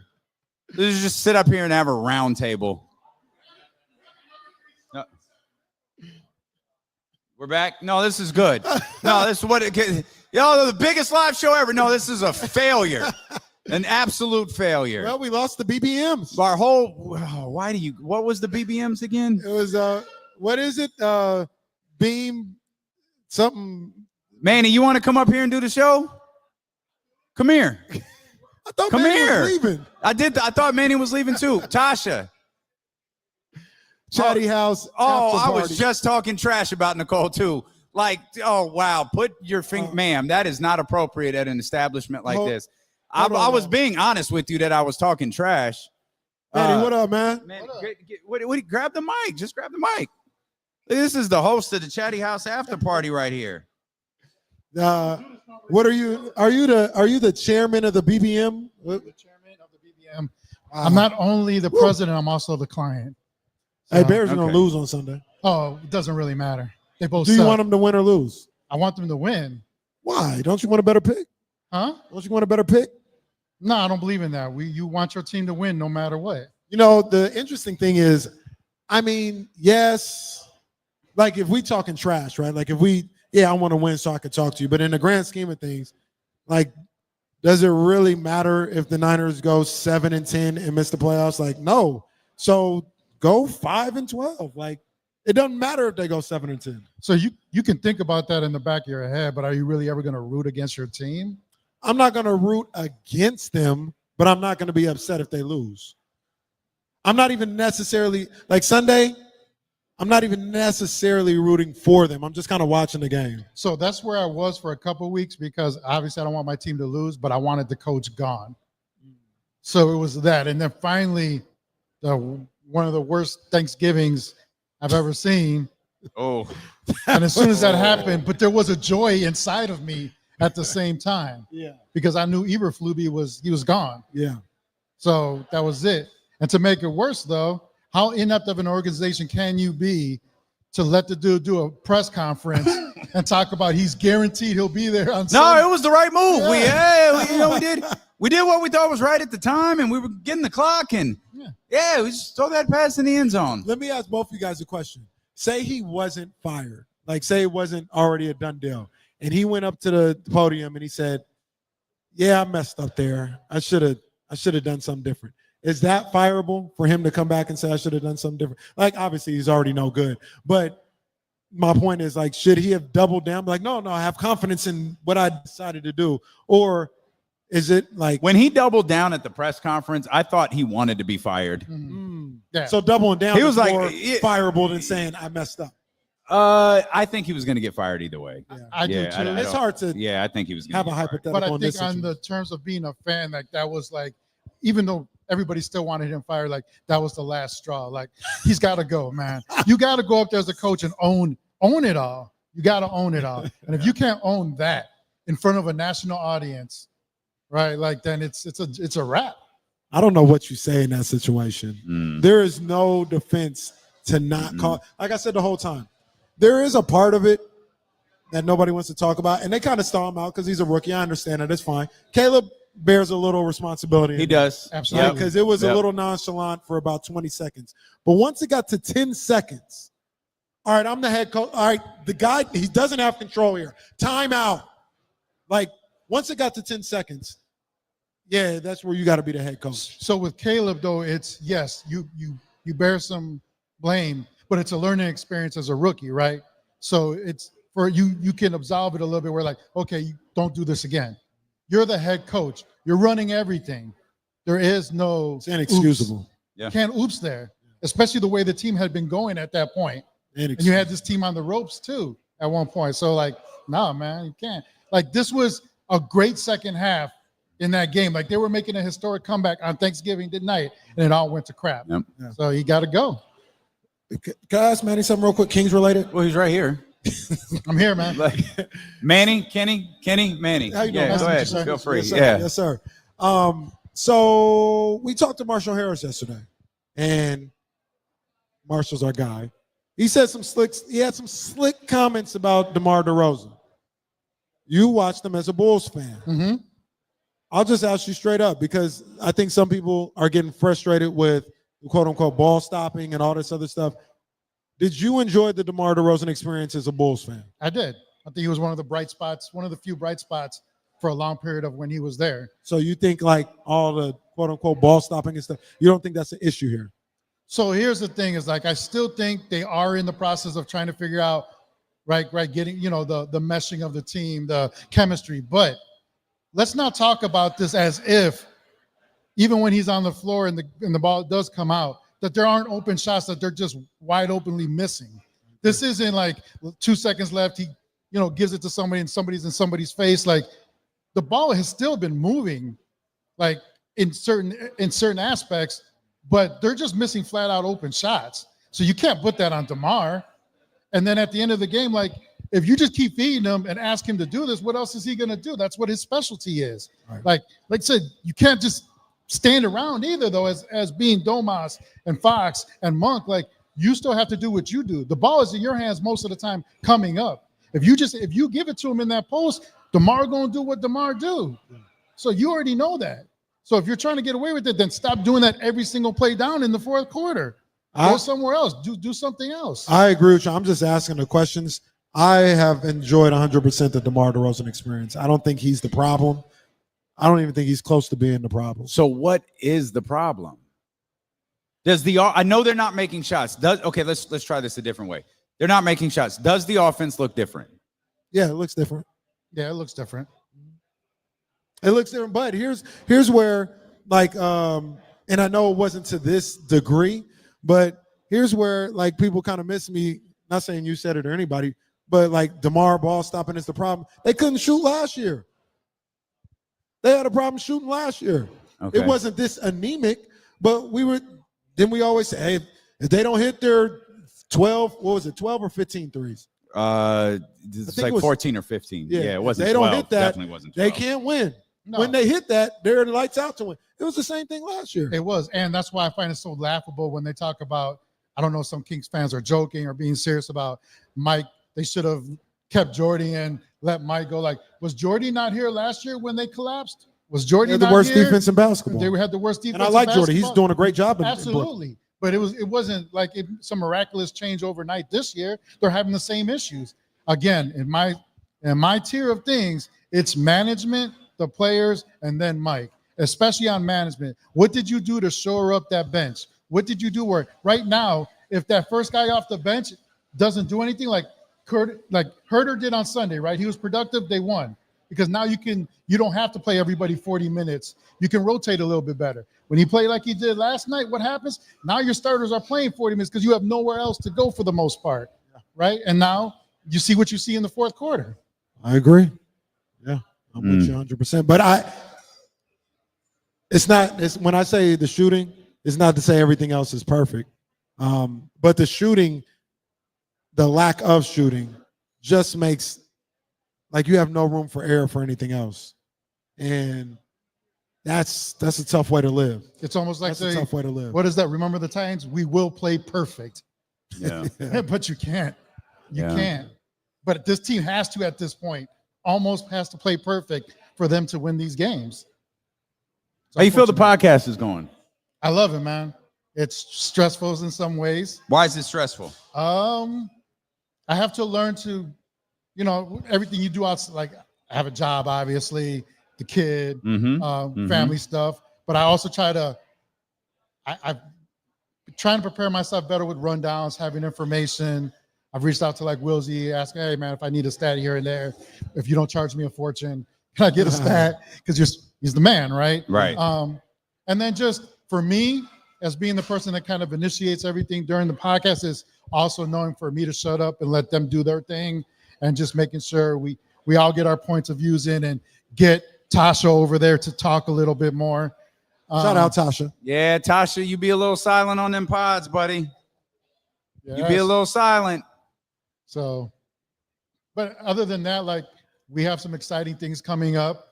We have a All-Star Weekend event that is going to be pretty big, I think, if it all goes down the way it's supposed to. Okay, so we'll leave that. I'll leave y'all to think about that. All right. And by the beginning of the year, I'll have that put together, and it's going to be pretty big. Okay. It's going to I be like pretty that. big. I like that. Yeah.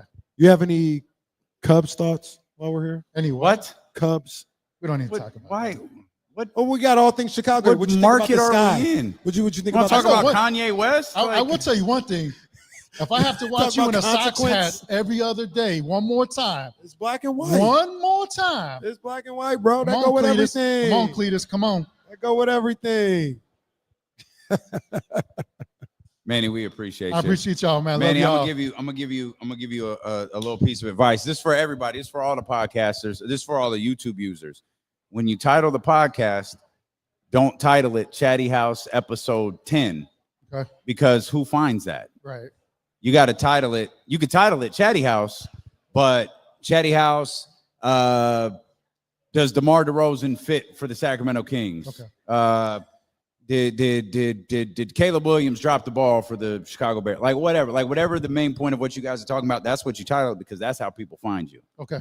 People ain't gonna find you searching Right. Chatty House. That makes sense. The Chatty House will, but everybody else. Chatty House after party, BBM. So are we talking We don't about have to after do that. the episode, rename it, or even before the episode? Yeah, you can rename it after, because Okay. obviously you have a want to get a theme. feel for what you're doing. Yeah, you Okay. want to get a feel for what the thread of the show is, and that's another thing for the podcasters out there. It's always good to have a thread of the show. Like we could talk about, we're going to talk about the Kings, and then we're going to talk about the Odyssey Awards, right? We'll talk a little bit about the Thursday night football game, but we're coming back to the Kings, and we're coming back to that loss. That's the thread. What's the thread in your podcast? What's the thread in your video show? That's your title, because that's what people are going to tune in for. So I wear this and you wear this, sir. Oh, stop it. I mean, you Come see on, the man. jacket. Stop You it. see the This jacket. here could buy Sky River right Come on, here. man. You Stop see the this. jacket. My goodness. My goodness. Him and LeBron, they're the only ones that have it. That's not unwrong. That's what I'm saying. That's not unwrong. That's what I'm saying. Shout out to King Melly for pulling that off. Appreciate you, Manny. Love y'all, man. Thank you, my brother. Proud of you. Proud of you. Thank you. Manny's killing it. That Chatty House podcast ain't missed the episode. They have not missed anything, man. They're cooking. They are cooking. We were talking about the sky, and that reminded me. I stayed away. We were talking about what? I asked them about the sky. Oh, the Chicago sky. Yeah. I stayed away from everything because I wanted to see that game without knowing anything. And it was a little frustrating last night. Did you watch it at all? Duke, Carolina, North. South Carolina? That game. Yeah, I was like, the sky. I don't get it.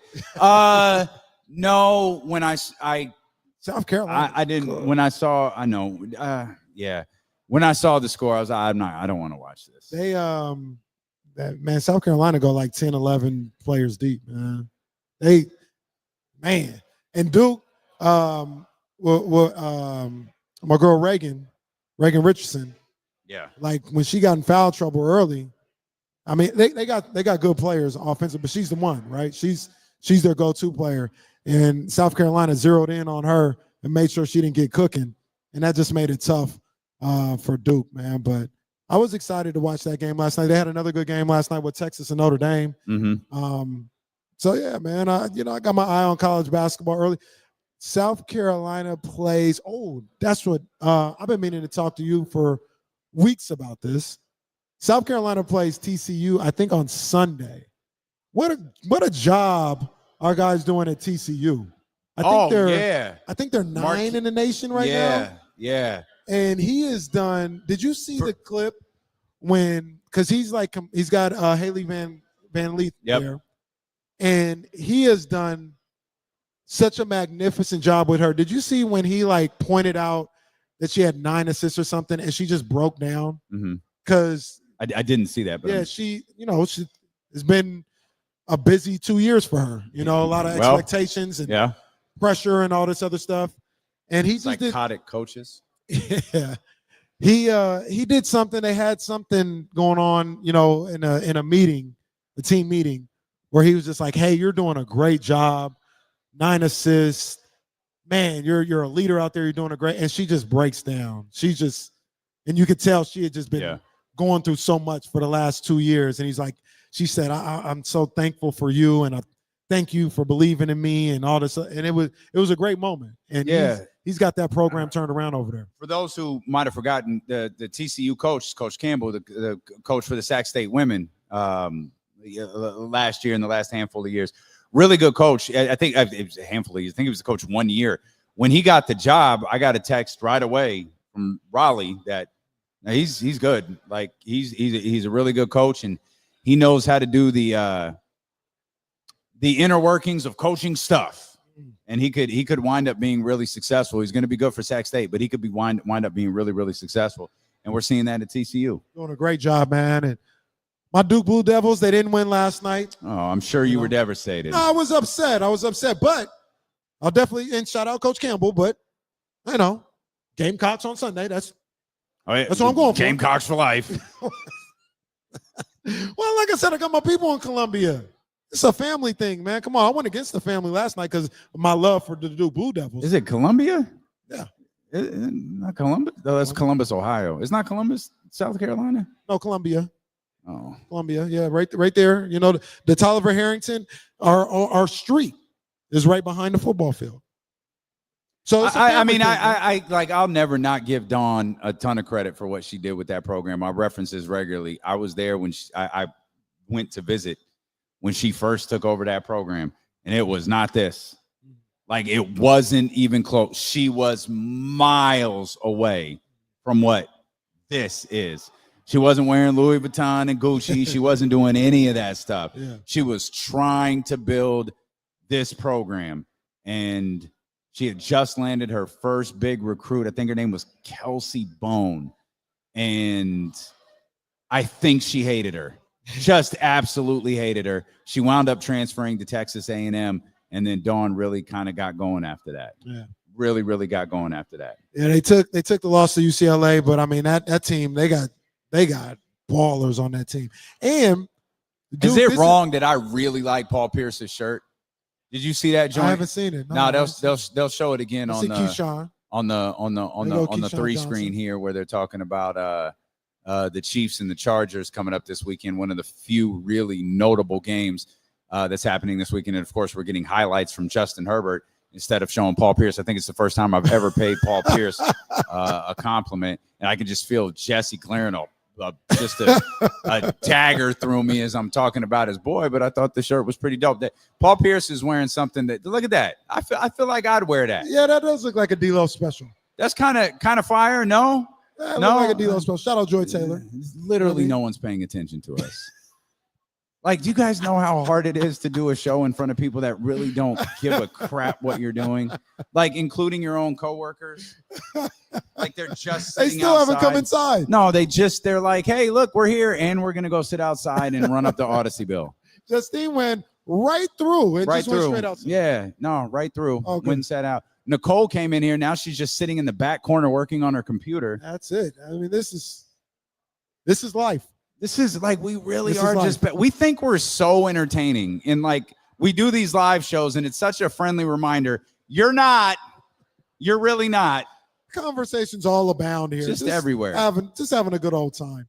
But the one thing I also noticed too is, I think Duke is going to be all right. I like Duke's team. Oh, yeah. It wasn't, it wasn't the greatest game for him, but I see the talent.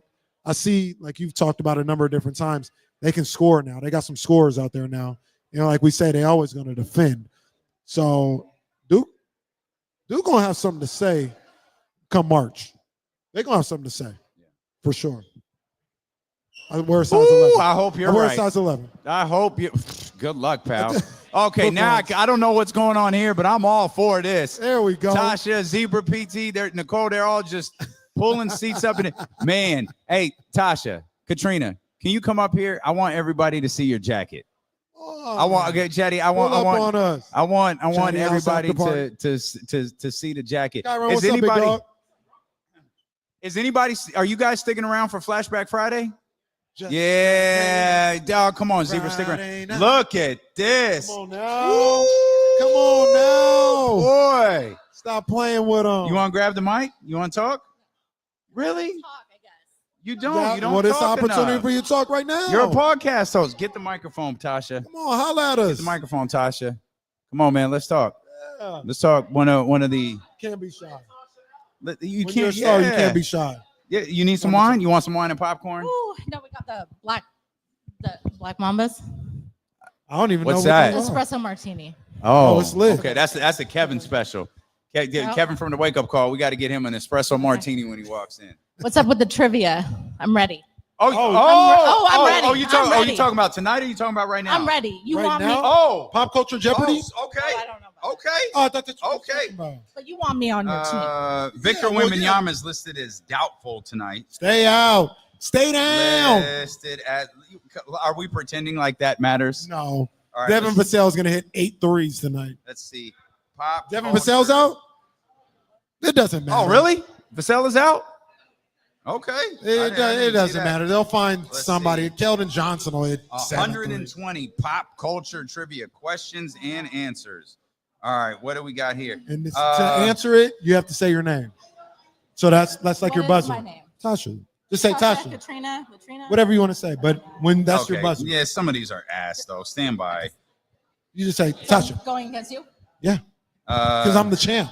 I'm a I don't two-time champ. even- He talking about he a two-time champ. This is I'm a terrible. two-time champ. No, I'm a pop two-time culture Odyssey champ. Award winner, sir. Thank you. now. Two-time Odyssey I'm the Award winner. BWL champion, and I'm the pop culture You're Jeopardy the champion. what? I'm The a BWL BBM board member. A what? Wow. BBM board Oh member. well, all right. Damn. These trivia questions are a little weird. I don't think I like these. Who holds the blame record? Manny. I blame Manny. Who holds the record for the most Grammy Awards for Album of the Year? Kenny. What? I That's forgot the my name. buzzer. Your name. is Oh, the buzzer. okay. No, I don't know the record. Michael Jackson, Thriller. No. What? You said No, Grammys I said for the who album, holds right? the record for the most Grammy Awards for Album of the Year? Oh, I read That's that the wrong. category.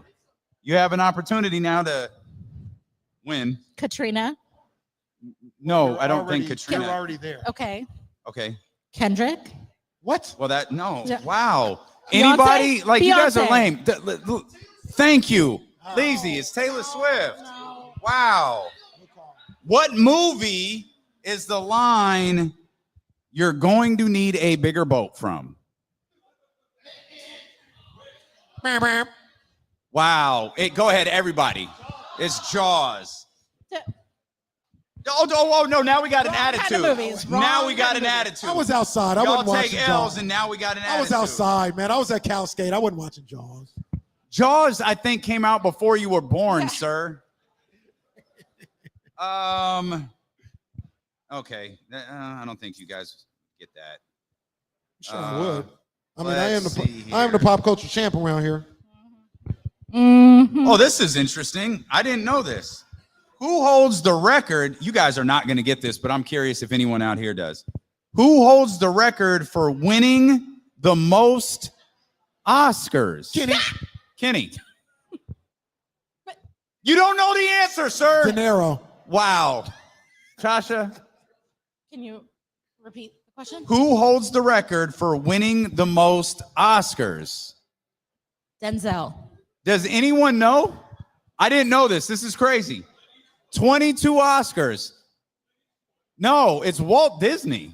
Oh, bro. Hey, don't get mad at me. I want to recount. Walt Disney. Let's He see. went out of Boston. Well, he was We don't even probably. know. We don't even know. Walt Disney had one of the. Well, he did have one of the best. Oh, okay. This is an interesting one. What actor has played a superhero in the most movies? Kenny. Tasha. Kenny, you're just saying your name without an answer. No, I got an answer. It's Okay. Robert Downey Jr. He's right. It's Come on, Robert man. Downey Jr. Come on, stop playing with me. It's Robert Downey Jr. who has played Iron Man 10 I was about to say times. 5 or 6 times. 10 times. Wow. We're gonna try one more here before we let Tasha go. Well, oh no. How many movies? No. Oh, maybe. Oh. No. All right. This isn't compelling. This is the least interesting radio show we've ever done. Here, I won. Who was the highest paid actor? Who was the highest paid actor in 2022? Oh, Kenny. wow. Kenny. What's my man's name? I don't know.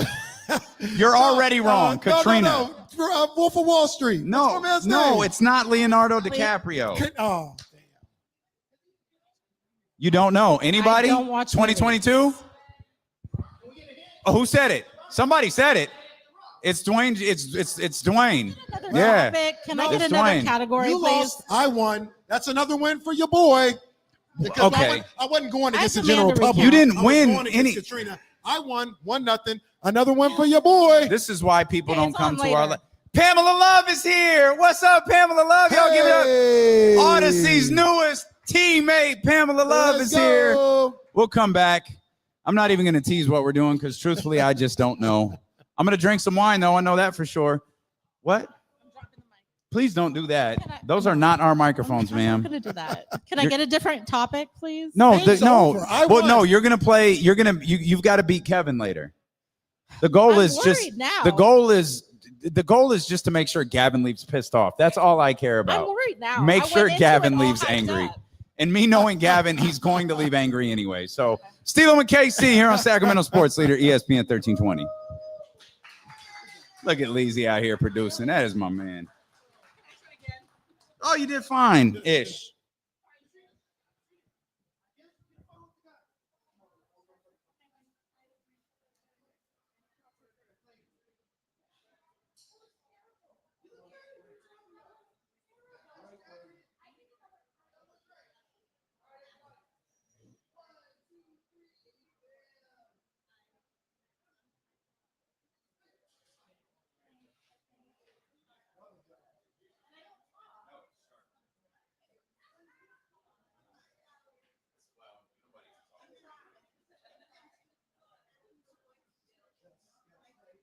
Katrina did just make a great observation. It's a lot quieter when Drew Down isn't here, isn't it? It's a lot. It's just different.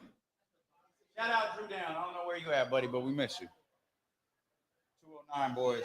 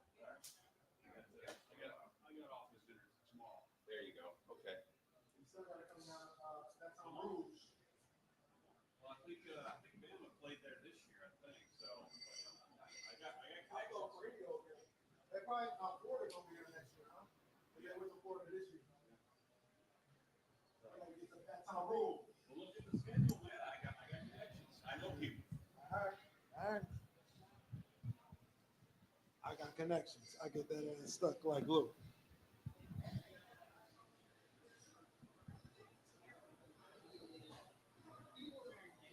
Is Kyle? Anyone see Kyle come in? Is Kyle here?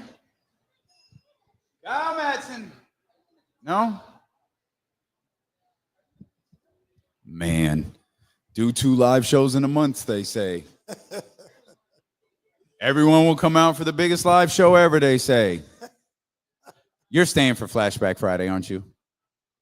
Yeah, you. I can't. You don't have a microphone. I can't hear you. She's got a Zoom meeting. You're. She probably does. Right Got to book somebody's vacation. right now. Ms. Business Owner over here. You're staying for Flashback Friday, though. Yes. Okay. That's a fat Zebra PT fancy is staying, glass too. you got there, Katrina. That's fancy. How did you get? Oh, that's a martini glass. Yeah. I did want a real wine glass because I knew that y'all would get your jokes off if I had a real wine glass. Not that this isn't, it is, but you know, the ones with the stem and all that are fun.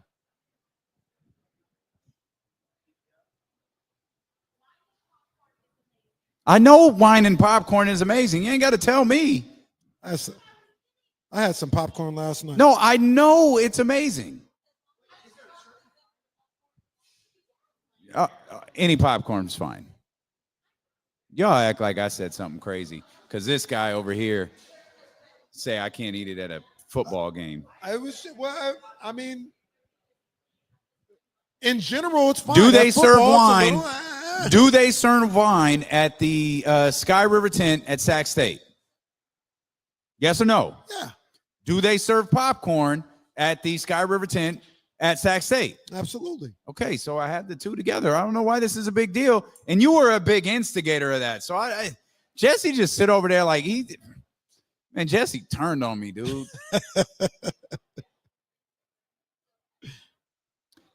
Pamela Love. My dog. I really am concerned. Kyle was supposed to be here a while ago.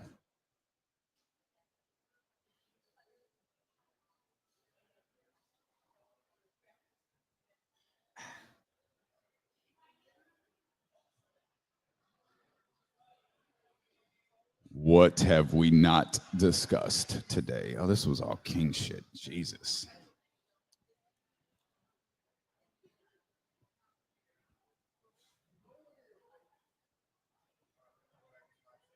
All right.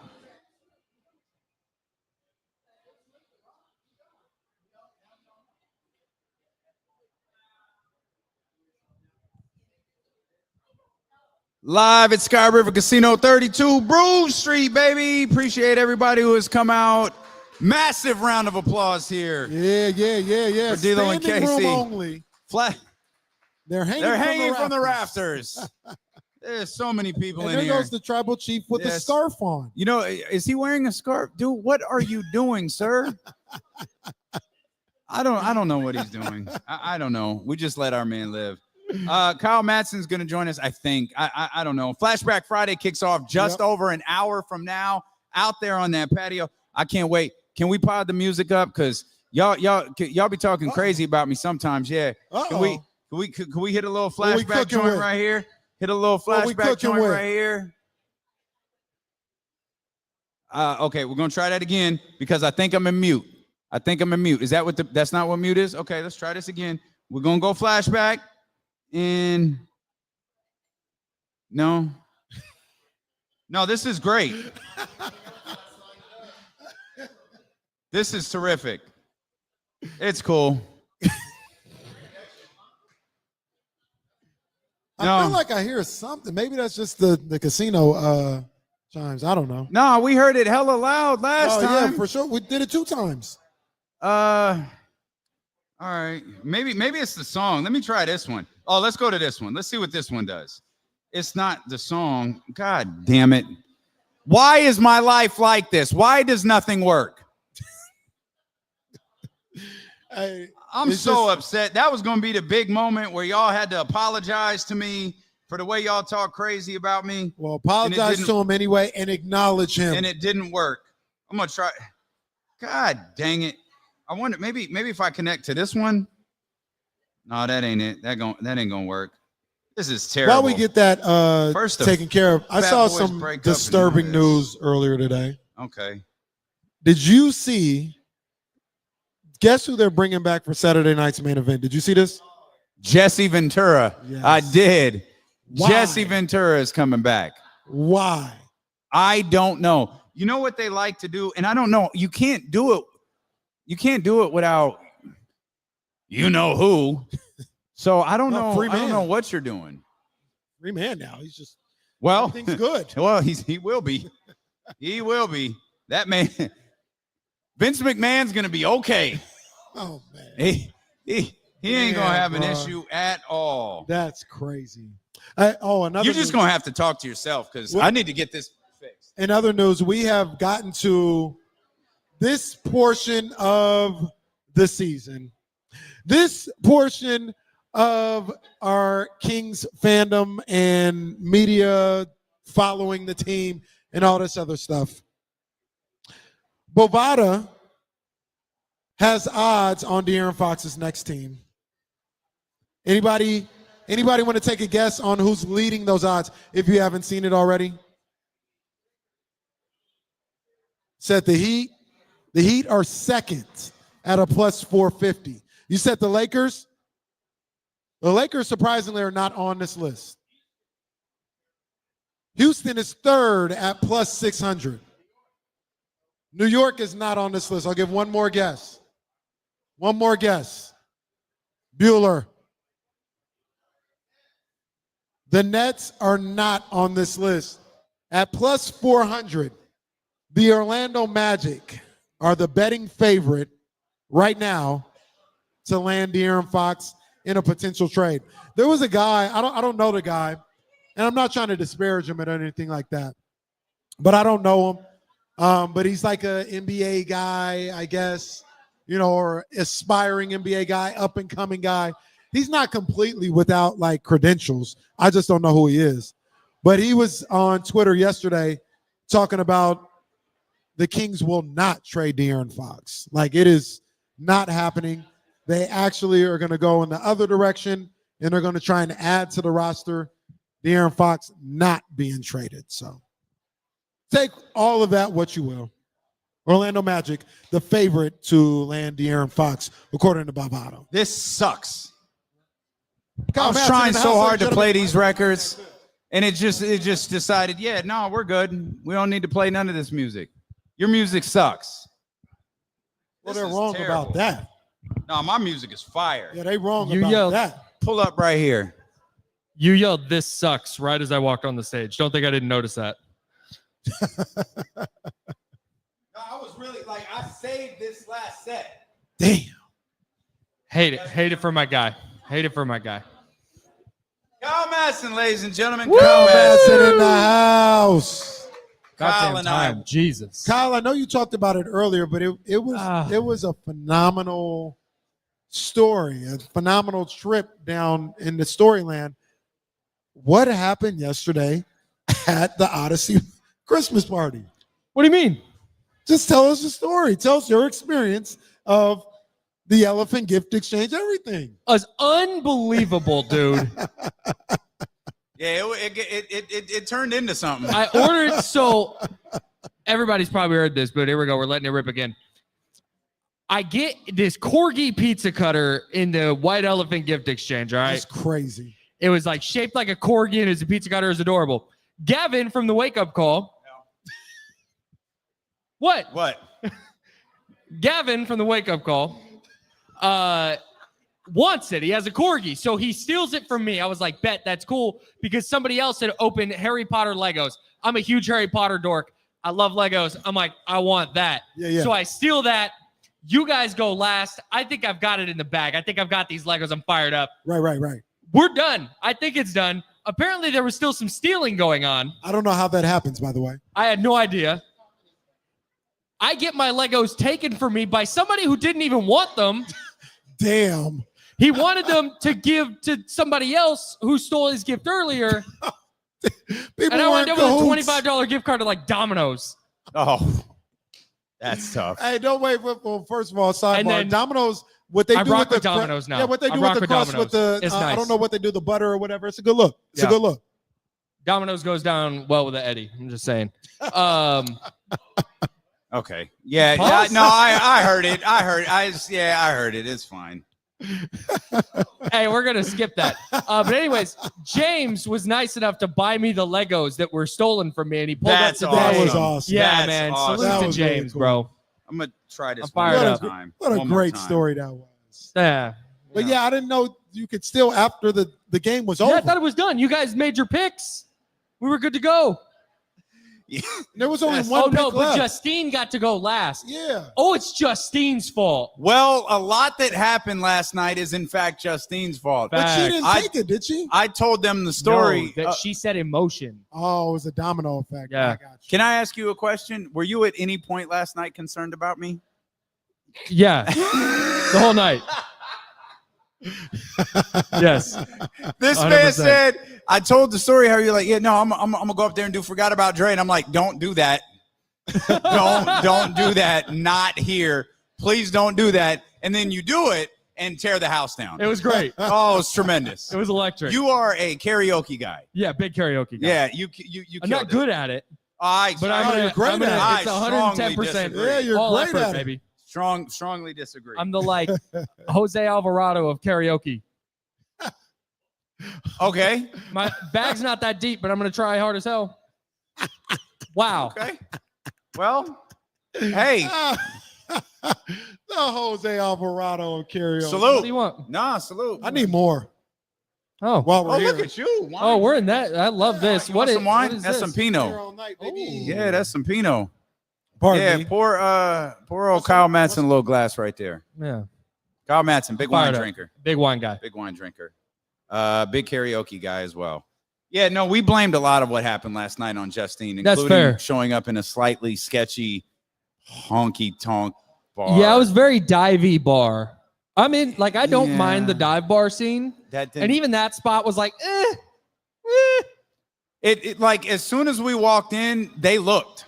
Yes. Like the second we walked in, it was just like one of those things where they all look at the door like, none of you guys are supposed to be here.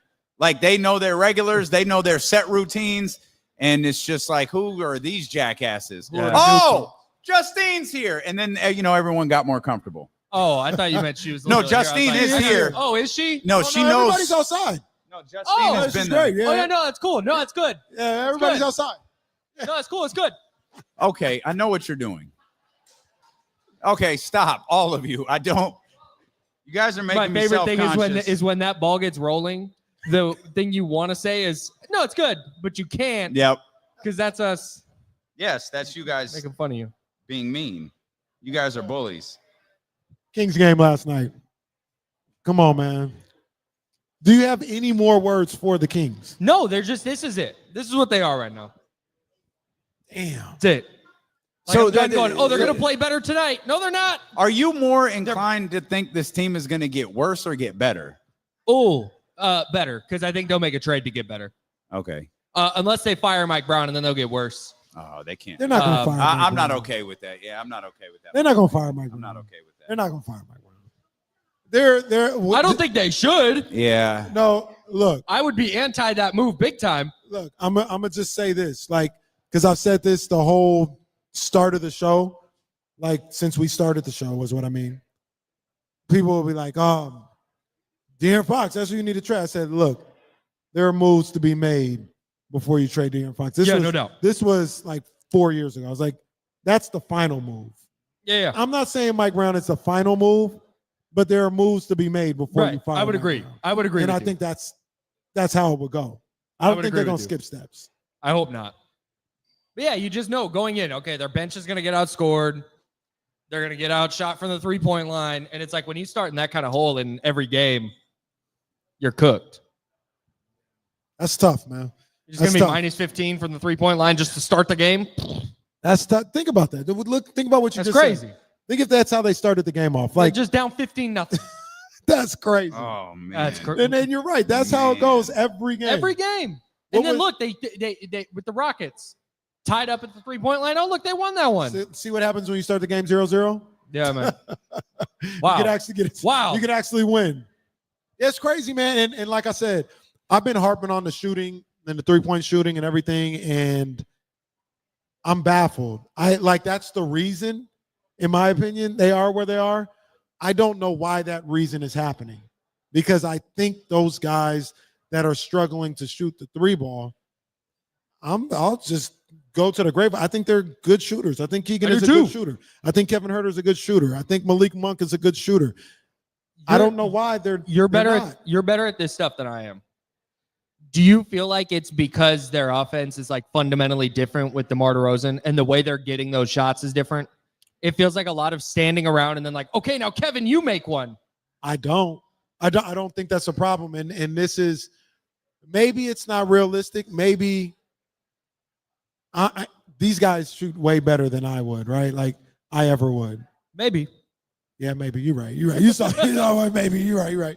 But if you're giving me catch and shoot threes, I don't care if I have to do a backflip before I hit the catch. If my feet are set, catch and shoot, I'm making it all the time, Sure. or I should Sure. make it all the time. Sure. So maybe that's where me personally, I don't have as much, like I don't feel bad or be like, oh, they're asking them to do too much. Getting wide open, catch and shoot threes. Yeah. You should almost be able to Michael Jordan at the free throw line with Mutombo, shoot that with your eyes closed. Sure. So I don't the type of shots they're getting, I don't care where they're coming from. You should be able to knock that down. All right. That's just me. That's fair. So are you leaning on the side of personnel issue or shot making issue? Both? That's Can I fine. be on the fence? Yeah, on the this one? personnel can't hit shots. Yes. That's the issue. That's the problem. No, I think we talked about this a little bit today on the Insiders. 10 a.m. to noon every Good day on show. ESPN Good 1320. Subscribe to the James Ham and Kyle Madsen Show wherever you get your podcasts. Yes, indeed. Not the Insiders. Not James the Ham and Insiders. Kyle Don't Madsen subscribe to that. Yep. Totally Odyssey's different legal name. department. Completely the same show. Salute to Danny in San Francisco. More wine. More wine. So Can we get another bottle of Pinot to the stage, we talked please? about this. I think Kevin Huerter's just done here. I don't think Kevin Huerter's done as a basketball player. I think Kevin Huerter's done here. Yeah. For With sure. this coaching staff, with this group of players, whatever it is. So that's why I think it's yeah, a it's shot making probably issue. tough when the coach hates you. Yeah, probably. Yeah.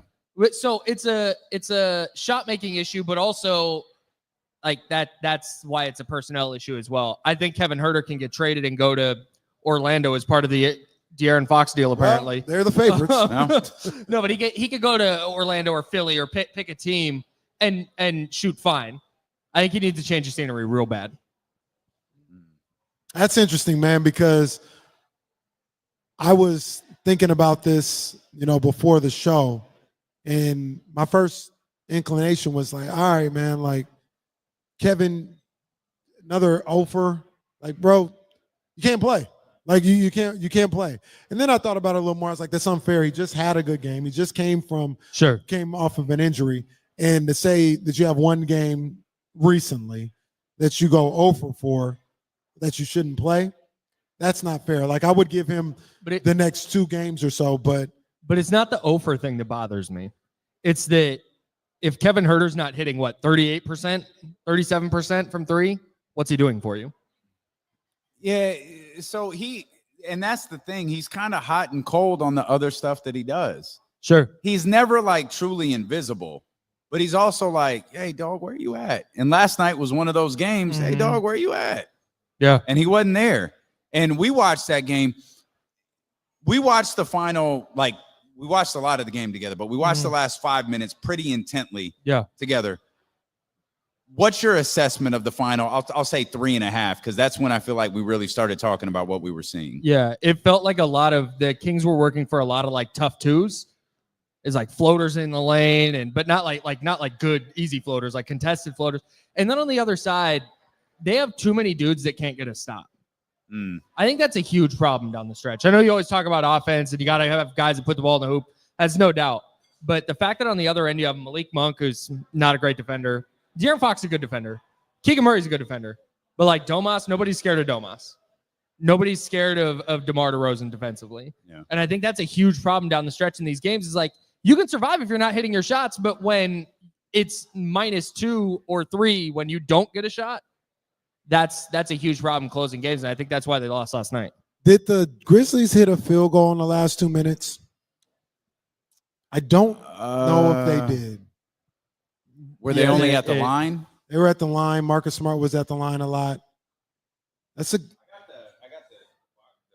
Yeah, we have the technology I'm not to sure look if this they up. made a field goal after Desmond Bain hit that little scoop.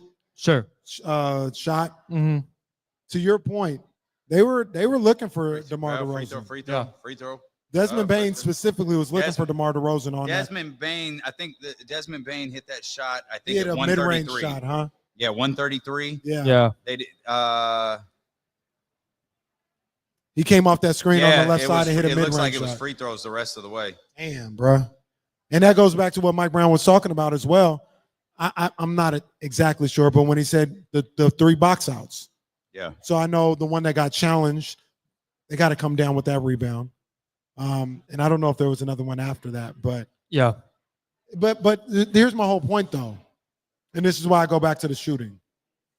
When you're shooting 20% from beyond the arc, everything else is magnified. Yes. Like you have to get Facts. every offensive or defensive rebound. Right. You have to get a stop every single time down because it's so paramount that you do everything else perfect. Right. Because you're so anemic.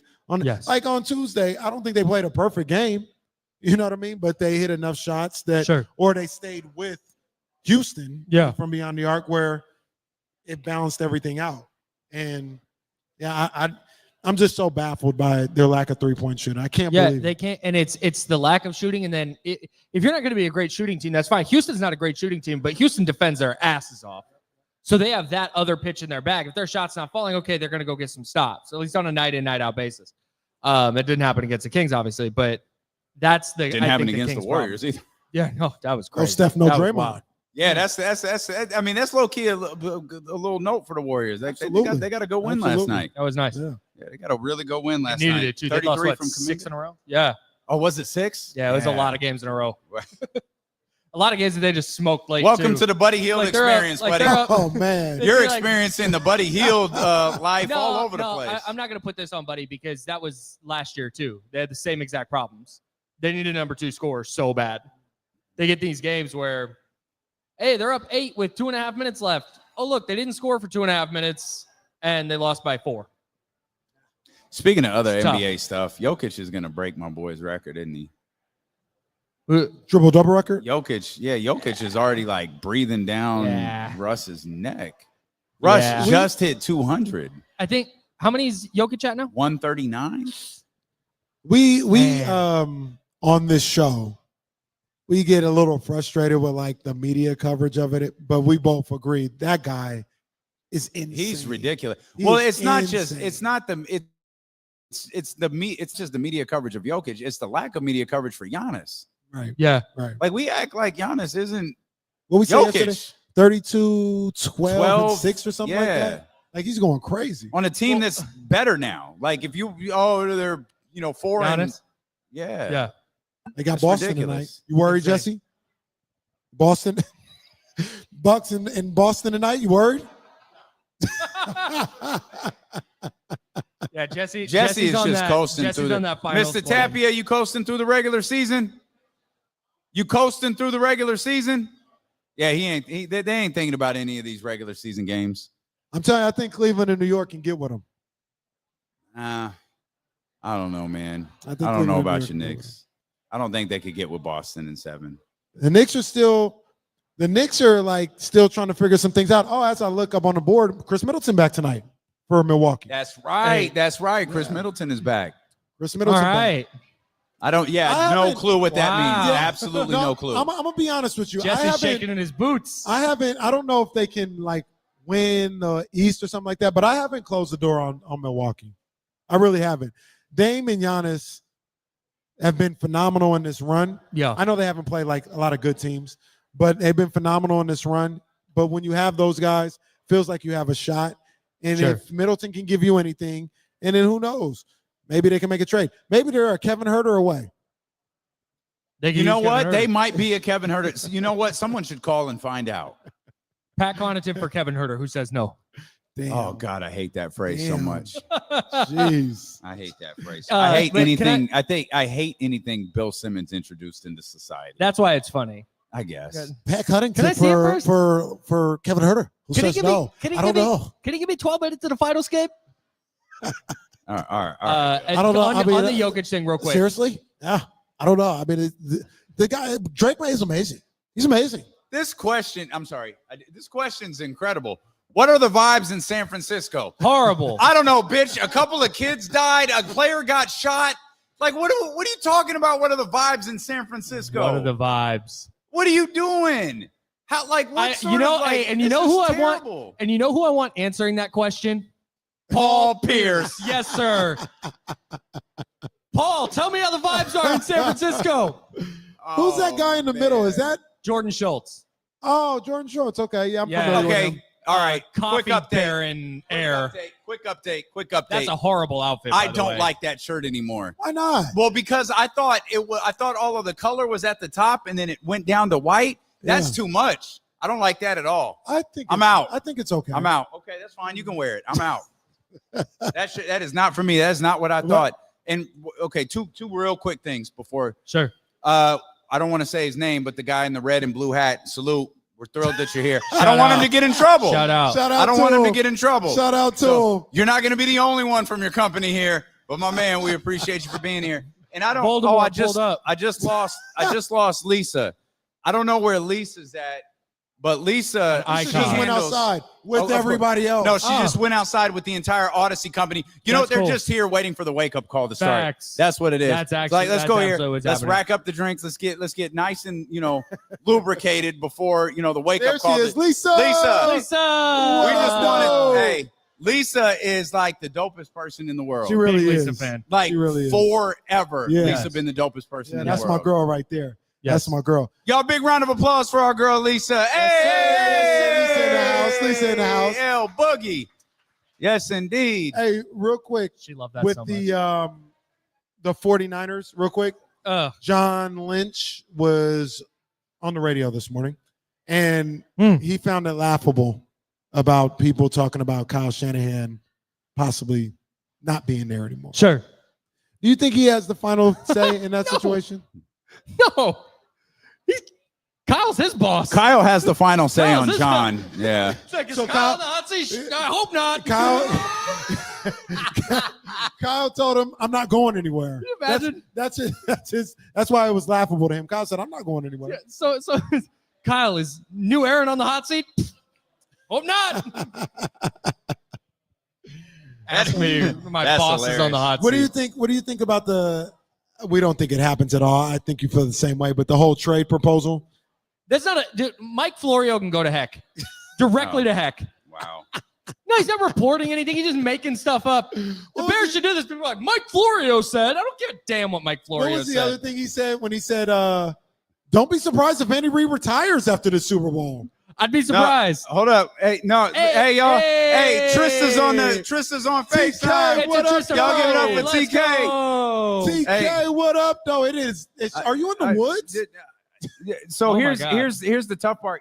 Oh, Oh, yeah. it's so late. So we Isn't it actually late where she can't is? hear anything TK saying. Yeah, I don't know why. This is. Hold on, let me try something. TK, hang on This one is second. not- Yeah, Let me. Can I speakerphone? disconnect that? No, nothing. Literally nothing's working. No, that's Hey, fine. Stand No, by, it's good. TK. No, hold on. We got you. TK in the house. Let's go disconnect this. You know I'm that's gonna There we turn go. Hey, TK, we're at Sky River. Everybody wanted to say hi. Hey, everybody say what's up to hey. That That's who almost needs to worked. be here for the next live show. I think you got to go the other side. It goes out the ear, doesn't it? No, I think. it's No, is that right? It's right Well, no, they there. got the speakers on the. Well, that's the Oh, new, yeah. It's and right that's the new there. one Oh, that's you not got it even on the out speaker. yet, so I don't know. Oh yeah, I don't no, know. that's my yeah. That's yeah. the new Anyways, phone that's not even out TK yet. You got that text. straight from Steve Jobs. Whatever. We just wanted to say what's up to TK. We're doing our live show out of Sky River, and we wanted you to be a part of it. I love it. I gotta come in person to the next one. She said she loves but it. yes, you definitely do that. See, okay, that's all. We just wanted to tell you we love you. Y'all tell TK you love her. Hey, y'all give it up for Trisha K. Hey. Subscribe All right. to the Heat Okay, Check that's- podcast Yes. wherever you get your podcasts. It's my favorite Yes. NBA podcast. That's a great NBA podcast, especially when she's like agitated about something. Yes. When she's agitated about something, she'll cook. Yes. Oh, yeah. 100%. And she'll cook You can tell someone. by the titles too. 100%. It'll just be like Joel Embiid can go to hell. It's like, ooh, can't wait. Listen now. This wasn't fair. I saw something today. It wasn't fair, but I did kind of chuckle. They said Joel Embiid has missed more games than Ricky Pearsall. Oh, God. oh. Damn.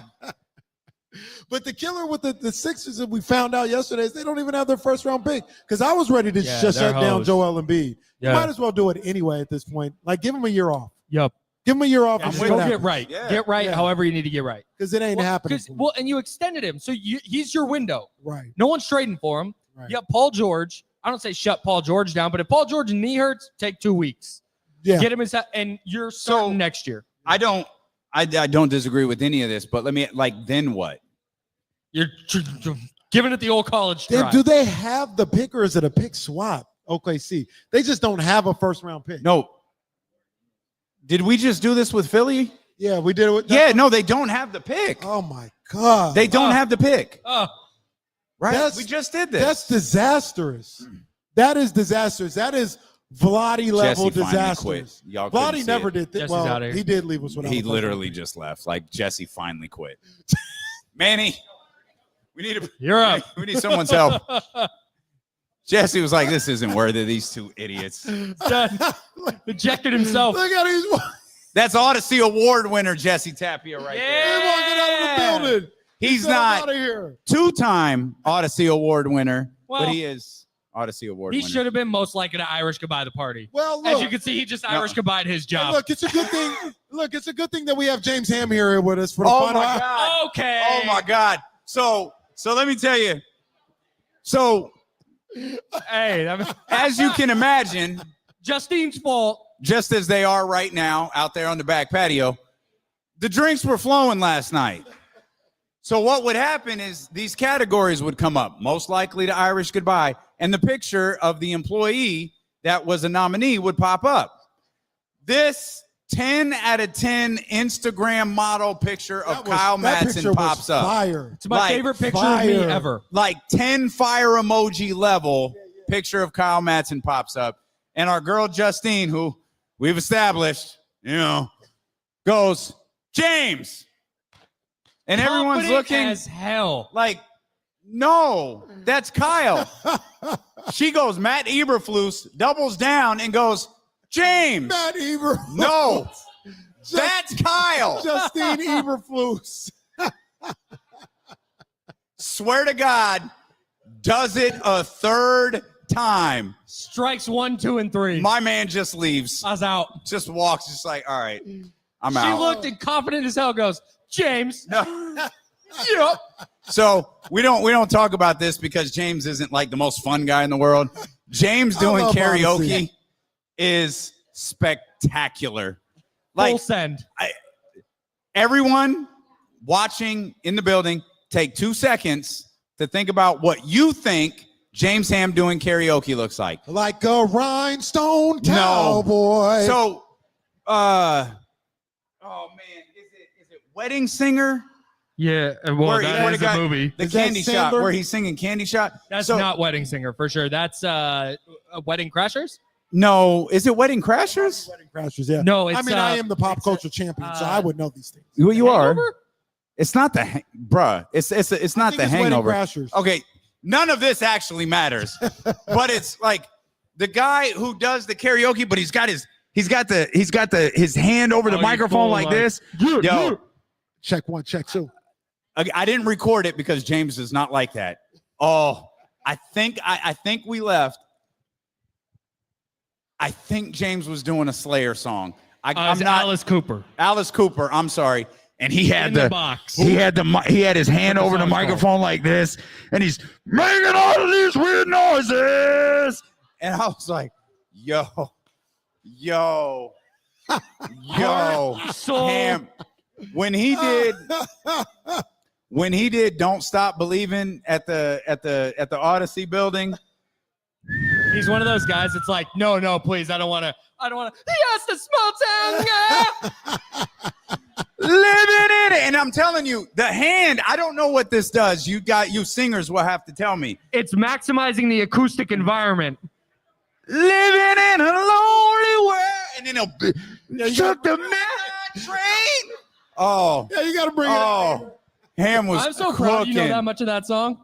Oh, Nice, I know dude. the song. Living took the I don't know if I heard it. anywhere. Yeah, Someone win. I ain't even gonna lie to y'all. Oh, come on, man. I don't know Let's if I had go. heard it before the Giants went on a World Series run. Sopranos. That's fair. That's I Sopranos. ain't seen the I Sopranos. love that the Sopranos story is so awesome to me because they go to, is it Steve Perry, the lead singer? Yep, Steve Perry. yeah, That's my Steve Perry. You don't know that. I do know that. He was at all the Giants games. Okay, maybe you do. You've surprised me a couple of times. You think Ashcon? But he's like, Journey? Ashcon. I guess they had to play the ending for him. like because they had to ask permission to use that song on the ending of The Sopranos. Oh, it was on the final episode? Bro, you just championed yourself as the pop culture champion, and you don't know how the Sopranos and Friends. Don't ask me. Oh, don't lump Sopranos and Friends together, dude. Don't do that. That's crazy. Don't do that. Don't do that. Don't do that. Those are the two. Don't do that. I'm saying those are the two I haven't seen. That's all I'm saying. Okay. Don't ask me about that. One of them you can watch. The other one you never have to see. Just go watch Living Single, and you'll get the gist of it. Yeah, I love great athletes. De'Aaron Which Fox is the and Golden Jake Moody. Girls. Living Singles is the Golden Girls. We established Oh, that. that's right. That's right. But they were like, he was like, yeah. I thought that I thought it was really tastefully done. Like I was really scared. I didn't want the song to be associated with like, you know, Tony's head getting blown off and all of this different stuff. And he's like, I just wanted it to be a part of the scene. And it's like, it's the thing from the scene I remember the most. is that the Journey song is playing. It starts and ends at a very specific part, and then the screen goes black. Just a small town girl. There's James Ham right there. Living in a lonely world. I think that's Jerry Jones doing karaoke. Wow, we did not need Just that. a small town girl. Oh, Living in you a guys are lonely trash. world. Trash. I know I went to Morton's last night, you know, but don't stop believing because I want to win a Super Bowl so bad. I think you could package and sell a Jerry Jones KC remix album. Jerry Jones. Okay. Jingle bells, jingle all the way. Can I point out, all of you jerks are making it worse by laughing at this. Yes. Rudolph, every single one the of you. red-nosed reindeer. Yeah, like on purpose. He had a shiny nose. Oh no, okay, now we're just punching. Oh, okay. Oh, you ain't looked up from your computer in 20 minutes and now you're yelling out requests. That's good. That's great. Oh, the vibes are up, man, on this Friday, man. The vibes are all the way up, baby. You know what? The Pinots, you know what? Pinots Up. pouring. That's exactly. Yeah. Pinot Noir ups vibes. Yeah, absolutely. Yeah, it's facts. And the tribal chief still has a scarf. That hints of Wow, Aaron is and black pepper and vibes. like and it's the vibes that Aaron. really stick out. Yeah. So it was funny. That scarf, that dumbass scarf Aaron's wearing is what stick out. The hell is that? For some reason, it's We're in Sacramento, sir. For some reason, Elk Grove. For some reason, it's like 75 degrees outside. I wore a beanie like a dunce. Oh my God, Paul Marshall is here. What? Holy Paul crap! Marshall, everybody Paul go Marshall here, in the let's building! Hey! Wow! The host of the morning show at 98 Rock is in the building. The stars are out today. That is crazy. Hell yeah. I didn't know Paul even did this type of stuff. No, Paul was going to pull up last night. Yeah, he wasn't at the company party, but he's here with D-Lo and KC. Exactly. He was prioritizing this. Paul, my Shout man. out, Paul. Hey, you want to? Hey, come here. Shout out, Paul. Come here real quick. Look. Real talk. you can take This this is one. a sports show. Paul was part of the Raiders. No, over here. Or you could do that too. Yeah, no, I don't That would want have you been to hurt you. hardcore if he just hopped up on stage. No, it would have been, but Paul at the Oakland Coliseum was part of the Black Hole at the Yeah. Raiders games, man. He was. Oh, that tracks. He was in the building. Paul man. Marshall, everybody. Give it up for him. Let's Hey. go.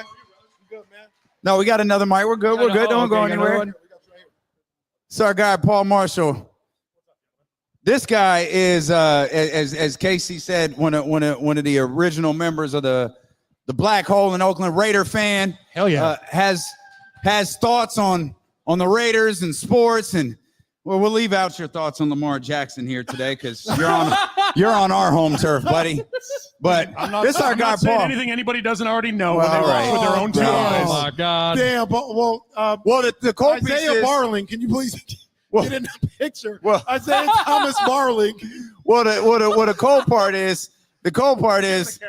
I couldn't even argue with him last week when I walked in after I was like, oh, I was Paul, tough. you win. Well, I mean, look, the years of watching Jamarcus and his horrible ball security, I know of which I speak. I know what I see when I see it. Ball Wait a security, damn very minute. important. Lamar is not Jamarcus. Jamarcus couldn't complete a pass, but Lamar can't hold on to the football when the money's on the table. He will fumble. How many fumbles did he have on Sunday? He recovered them all, but how much field position did it cost that now the kicker is going to take the blame for missing those kicks? Because 6-7 yards one way or the other. Justin Tucker's the greatest kicker I've ever seen, and he's had a iffy season. He's had a bad year. Absolutely. Yeah, Justin Tucker's. But Lamar cannot throw 70 yards on a knee. No, he cannot. But Lamar does read his playbook. No, Lamar does read his playbook. Yeah. What was the story? They tricked him? Yeah, they gave him a blank DVD. Come on, I got this. I got this DVD. That's wild. Kevin Harlan told me specifically. I was living in Kansas City at the time. Yeah. And I used to sit on the Kansas City Sports Show when they did Roundtable on Raiders Week. So Kevin Harlan says, look, they did a test. They gave Lamar Jackson what they did back in the day. Now everybody has an iPad. But back in the day, they would give people DVDs of the offensive playbook or defensive playbook of other teams. And of course, you're supposed to study it, see what their patterns are, try to read the defense. Sure. And not unlike Kyler Murray, Jamarcus Russell can't read a defense because he didn't even look at the playbook. Like Kyler Murray, he was playing video games. He was doing other things instead of, so they gave him a blank DVD. He comes in on Wednesday or Thursday. They're sitting down with the OC. They say, what did you see on the DVD? He goes, I have an idea of what's going on. Could you see any of their weaknesses? Yeah, I saw what was going on. And they had handed him a blank DVD. Oh, boy. Yeah, what do you do? How do you feel about Jalen Hurts? I like Jalen Hurts, man. Okay. Thank God. Thank God. I was getting nervous. I like Jalen Hurts. I'm kind of out on Jalen Hurts. No. Are you really? No, I think he's good. No, I like Jalen Hurts. I think I'm surprised that only one team in the NFL has decided that scrum, because I refuse to call it what everybody else calls it, that scrum on a 4th and 1 or 4th and less than 2, that they're the only team that does it. Man, you can put 600 pounds of beef behind your 6'5" quarterback. Do that. Why aren't the Bills doing that? Why aren't the Chargers doing that? Yeah, doesn't make sense. My man, Paul Marshall. You look everybody. Fantastic, by the way. I love this jacket. I'm so happy Paul is here. My man is here. Paul Marshall, 98 Rock. Do we have to go? Because I want to ask We do. one, That's Paul. why I Never did mind. that whole thing. That's why. You got to shut me up. We'll come back. It's D'Lo and KC here on Sacramento Sports Leader, ESPN 1320. Look how excited Aaron got when he saw Paul up here. Complex Look at that. in the house. Complex, everybody. Complex, DJ everybody. Complex in the ones and Complex twos. is. You're not on the phone. Calm down, Grant Napier. You're relaxed. You're not on the phone. That's a sick Grant Napier poll. That's. Oh, the tribal TV's gone.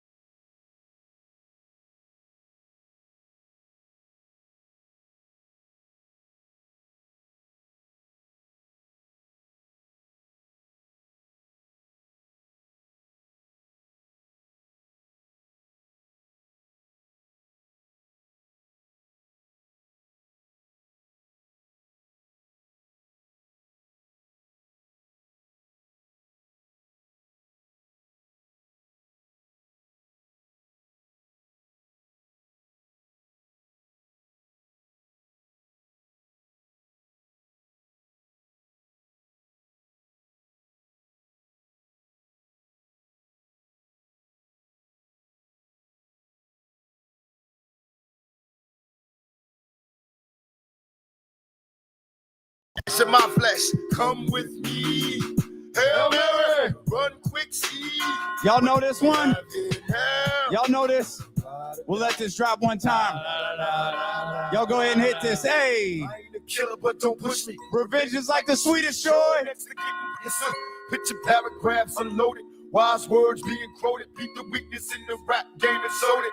Bow down. Pray to God, hoping that he's listening. See it singing coming for me. Through my diamonds, when they glisten. Now pay attention. Best me, please, Father. I'm a ghost in the killing fields. Hail Mary, catch me. If I go deep inside the solitary mind of a madman. Screams in the dark, evil lurks. Enemies see me flee. Activate my hate. Let it break till I'm flaming. Set trip, empty out my clip. Never stop to aim. Some say the game is all corrupted. It's stuck. Niggas is lucky if we bust out the issue. Plus, mama told me never stop until I bust it. With a world that they can't adjust. Well, just as well. Hail Mary. They had a lot of edits in that one. There's a lot of edits in that one. We're going to be out on the patio. DJ Complex getting ready. Flashback Friday at the top of the hour. We're just all going to, in a orderly fashion, at 4 o'clock, get up and walk to the patio. You know what's so dope about that? That's where all the bosses already are? No, it's great because none of them thought what just happened was slightly odd. Like, hey, there's music coming inside from the sports talk show. No, it's D-Lo and Casey. That's it's cool. fine. It's a Friday? Cool. Yeah, it's fine. They were like, wait, that's weird. Is it? Aaron's like, what's going on out there? Oh, it's vibes. It's Friday. When I was walking in, I could hear you guys screaming and listening to music, and I thought, well, we are on one. We're in the right place. The vibes are up. We're a bottle of Pinot in. We've been almost a full bottle. I ain't gonna lie. We've been. May we please have another bottle of Pinot up to the stage, please? Look, not one single acknowledgement. They have no idea I exist. Shout out to our man Colt. Shout out to Elk Grove Kia. Elk Grove Kia. Let's go. Yes, sir. He told me about the EV9 that's coming out too. That sounds crazy. Yes, indeed. Yeah, yes, indeed. Is that John? That is John. That is John. We're still beefing, John. John stole. Can we know why? John stole He his. stole my Legos. Oh, right. That was rough. Yeah, That's John. Hey. They went real That's the hard guy. with the white elephant gift exchange. Real People quick. took it real personal. How much did Kyle Matson tear the house down with Forgot About Dre yesterday? It was moving. Thank you. It changed me. Thank you. And it made you hotter. That's a wow. Thank you. That's amazing. That's what I just hope my art moves people. That's what I shoot You were out for. there suffering for your art, and we yeah, loved it. Burn the So what whole do you place say to down. somebody R.I.P. who- to Almond Tree. Right. R.I.P. Were anyone trying to bring trouble your way? Yeah, Oh, no. it was a Want to masterpiece. resolve things in a bloody it was way? a masterpiece. Study a tape of You know what Kyle Matson wasn't though? He really did. My bad, dog. Wow. My bad. We're talking My about bad. awkward daps. That was My a bad. solid. Y'all caught that right. That was a I was minute. on camera. Hey, I was on camera. Yeah, too. Like a James Hill. Hey. Oh, no. Oh, no. Cut that. I want that on the internet. Oh, Alfonso, no. cut Oh, that and no. put that. Zay, get that Hey, on the don't internet. do that. Oh, yeah. Oh, let's go, Look, Lizzie. Hey, shout out to that boy, Leezy. Leezy. Oh, we Yes, love him. shout out to that boy, Leezy. This is a Odyssey takeover here at Sky River Casino. Shout out to Yo, our did people you at Sky know River, Paul man. Marshall is here? Oh, that's exciting. Isn't it? Isn't that crazy? Guys, we're Paul really Marshall doing didn't come to the company party, but he No, came he brought here. His ass here. Yeah, that's crazy. Yeah. Big ups to Sky River Casino, man. These are our people, man, from day one. Shout out to 32 Broad Street, man. We always have a good time when we in here, man. And I tonight see- will be no different. I see no one's wearing their ugly sweater. No. You are. I'm talking to them. Well, that's Shout out to Meredith. Meredith. We Meredith love was Meredith. definitely right. going And to we wear. love Meredith. She's An got, icon. yeah. I noticed you're not wearing yours. It was tight in all the right places, so I couldn't wear it. Oh, well. Awkward. Don't know where to go from here. Other Story than of my life, am I congratulations right? on your Odyssey Award. Hey, Congratulations. Yes, Same to yes, you, sir. yes, yes. And same to you. Yes, it was quite the moment. Sorry, well, I'm Kenny, you sorry. did nothing. I'm sorry. No, I'm actually a runner-up. two-time. I'm sorry. Two-time I'm Odyssey. sorry. That's my mistake. I'm actually the only That's fact. two-time Odyssey That's Award facts. winner. That That's is big not time. cap. Yep. That's fact. Yeah. I thought they were going to be awards for like actual achievements. What? I Actual thought truth. everybody was getting Excuse one. me. That was cutthroat. They said not everybody gets a trophy. Losers. Reply Jesse all the did. more emails. Jesse. Jesse's also, yes. In fact, this is the winner's side Bye, over here. guys. No, that's cool. Me and James just How's hang that out over feel? here. We would like to know how it feels. Yes. Not good. Right. Not good. This I is gotta how the set my Super game Bowl, up. Jesse. This is how the Super Bowl losers feel every year. Wow. Yeah. Go get Well, my- given the Well, you 49er would fans know. are on that What side. was Jesse's award like? Most likely to burn down the building or No, something? wow. What was it? No, I can't remember. it was crazy. most likely to be plotting to take over the world. Same. It's not. Burning It's down not. the world and taking over the world, Not very the different. same. Not the Dramatically same. different. One is arson, one is. Oh boy, Warren, man, I was getting Warren, what up, worried. boy? Hey, we're Warren up finally here. in the Let's go, building. Warren. Yes, sir. Yes, sir. Your thoughts on the Kings shooting poorly from 3 this season? This is what we've been. It's just like asking Paul Pierce about the 49ers. Let's go. You know what? It hurt. Yeah. It hurt me, and I thought I did them better than that. I thought I trained them better. I thought Yeah. we worked harder. You are a former basketball player, Bill Baxter, El Yeah. Camino High School. Yes, the that is great right. Bill Baxter, El Yeah. Camino High School. We love Point William. guard. Point guard. Gotta be a point guard. I did score 3 points all season, so Very good. I think that if anybody Not should average. have Yeah, some like Kevin opinions- Herter. Oh. if anybody should have some opinions on the Kings, it's me. Katie, do you think they hate Kevin Herter? Yes. Is it because he has red hair? Oh my God, is that the one? Yeah. Yes. Okay. Yeah. So okay. Do you remember when you were watching the Clippers Kings game? Yes, I do. I remember exactly where I was. Okay. Do you remember when you pointed out a specific player and you said that individual's name and I was like, "No, that's James Harden." Who did you think that player was? Who did I think? Oh, it was? no. I believe you asked me if that was Karl Malone. Come on, Oh, man. my God. Come on, man. Okay. Oh, my God. Of all the you're really people. walking me into a corner here. Well, we've got 12 minutes of show, so At we least gotta. James. No. Okay, Nope. okay, Never mind. okay. Does he look like Karl Malone? No. Okay. Not even a little. Okay. They do not all look the same. Hey, shout out Odyssey. You know the vibes. Wake up call. You know the vibes. Wait, D-Lo does and he even play KC. basketball? We're here. You know What? Does Karl Malone play basketball? Yeah, Well- like 20 years ago. Okay. Well, it was on the right. 20. 30. Well, he was on that Lakers team. Let me ask you this. Yeah. How do you Yeah, know hey, you the know what? name You're Karl right. Malone? Okay, see, that's what I was about to say. Not one ounce of credit for even knowing the name Karl Malone. Was No, it the he's one of Rogaine the most- commercials? Definitely not. Well, Do you know didn't him even from know the he played Rogaine basketball, commercials? so I don't think you knew he For was basketball. a second, I thought maybe he was a football player, but he's not. He's a basketball player. How do I know? I don't know. Is he? I don't know. Okay. I'm doing the best I can, guys. Oh, you're doing a great job. You know what? I watched the entire Uber ride here. What's that? Life After Lockup. So I don't think that's- it's well, that's such a- a good that's show. a good Was Karl show. Malone It's a in that great- one too? That is a No, good he show. was not. He should be. He absolutely No. should. Karl Malone should be in should. Life After Oh, Lockup. no. In That's fact, facts. Karl Malone should be in No Life After E40's on Lockup. television right now. Oh, the Valkyries. Karl Malone's absolutely in the box. Yeah, He needs to absolutely. be in a cell. Is he bad?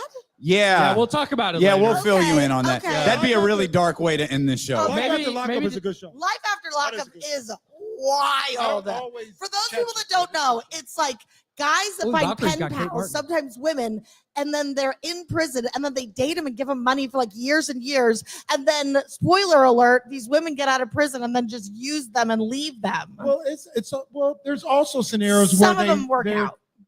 dated before they went into jail too, right? Very 'Cause few. they have babies. That's true. Yeah. Very few. It's a train wreck, and I love it. It's a good show. It is a good show. Are You Smarter Than Kevin is taking place Yes. outside on the patio after Flashback Friday from 6 to 9. Of course, Are You Smarter Than Kevin? Based off the very, very popular daily game show over on 106.5 The End. Are You Smarter Than Katie?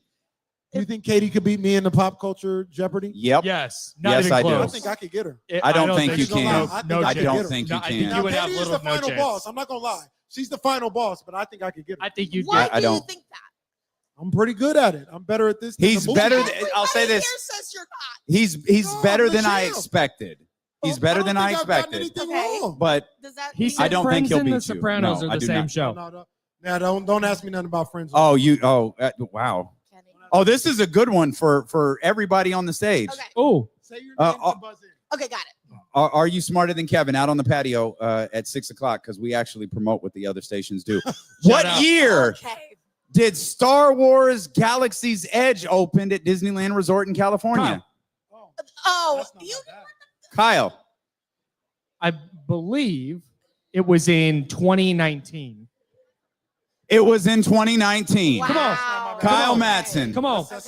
That's one. Kyle Madsen with the victory. I'm the final boss now. Oh, wow. This is clearly a Disney themed. Okay. What the hell? Let's go. Is this a plot against me? No, I've been to Disney's one of the most twice. popular pop culture things in the universe. If you don't have that, you're not the king only or whatever been you there think you twice. are. Sir, I'm Please going to need continue you to with the sit down or question you're going to be thrown out. And This is continue getting asking about the most popular pop culture thing since 1955. Right. Getting Thank damn you. ridiculous. Who was the first Disney princess? Kitty. Go ahead. No, you got it. I would Katie. love to hear Kenny's answer, please. I actually would really love to hear it too. Snow White. He's Okay. right. No, Yes, what's it- that? Oh, Cinderella. no, what's that name? Persephone?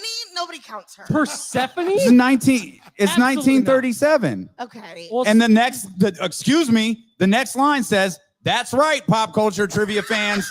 What's it say? It's not Snow White. Oh my gosh. Okay, give us one That's a more. half point. Yeah, we deserve that. We deserve that. Let's see. Oh, TV pop culture trivia. Okay. Oh, that one's easy. In episode I 7, actually know this one. Okay. Phoebe. What TV show aired the first interracial kiss? Scared me. Kyle. I Love Lucy. No. Damn. What TV show aired the first interracial kiss in the United States? And you know this one? I do. Kenny. You don't know. Saint Elsewhere. No. Say no. No. That's crazy. No. That's so Do you want to wild. just say a random TV show to see if you're right? No. Snow It's White? actually it's actually Star Trek. Oh, I'm not a virgin. I yeah, wouldn't no, have that known makes Star Trek. sense. One more time? I said I'm not a virgin. I wouldn't have known that. Oh my God. Yeah, I Well, did, yeah. okay, never. You know what? Go on. Drink up. No, don't mind me. Everybody talk amongst yourselves. I'm trying to find what you did. Sabo is here. How is he making this video of me and Kenny doing an awkward dab? Okay. He's right there. Wow. How'd that happen? Oh, here's one. How did that happen? Okay, That's here impressive. we're gonna go two. These will be the last two. Okay. Last two. Here we go. I gotta win. Fired up. What is Paul McCartney's middle name? What the hell? Bro, no. Kyle. I said no Beatles, Okay. no Friends, and no Soprano. You didn't Lewis. say that.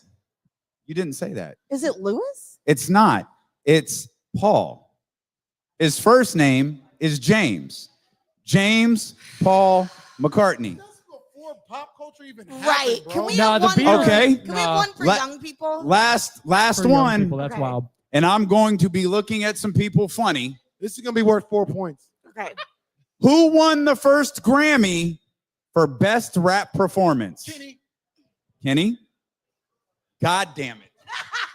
Fresh Prince, And DJ Jazzy Jeff. thank you. DJ Jazzy Jeff and the Fresh I was Prince trying to didn't. make sure, but yes. And Okay. what They weren't happened? there. And they weren't They there. Why boycott. weren't they there? They boycott because they didn't televise it. My man, Kenny Caraway, ladies Kenny and Caraway, gentlemen. everybody.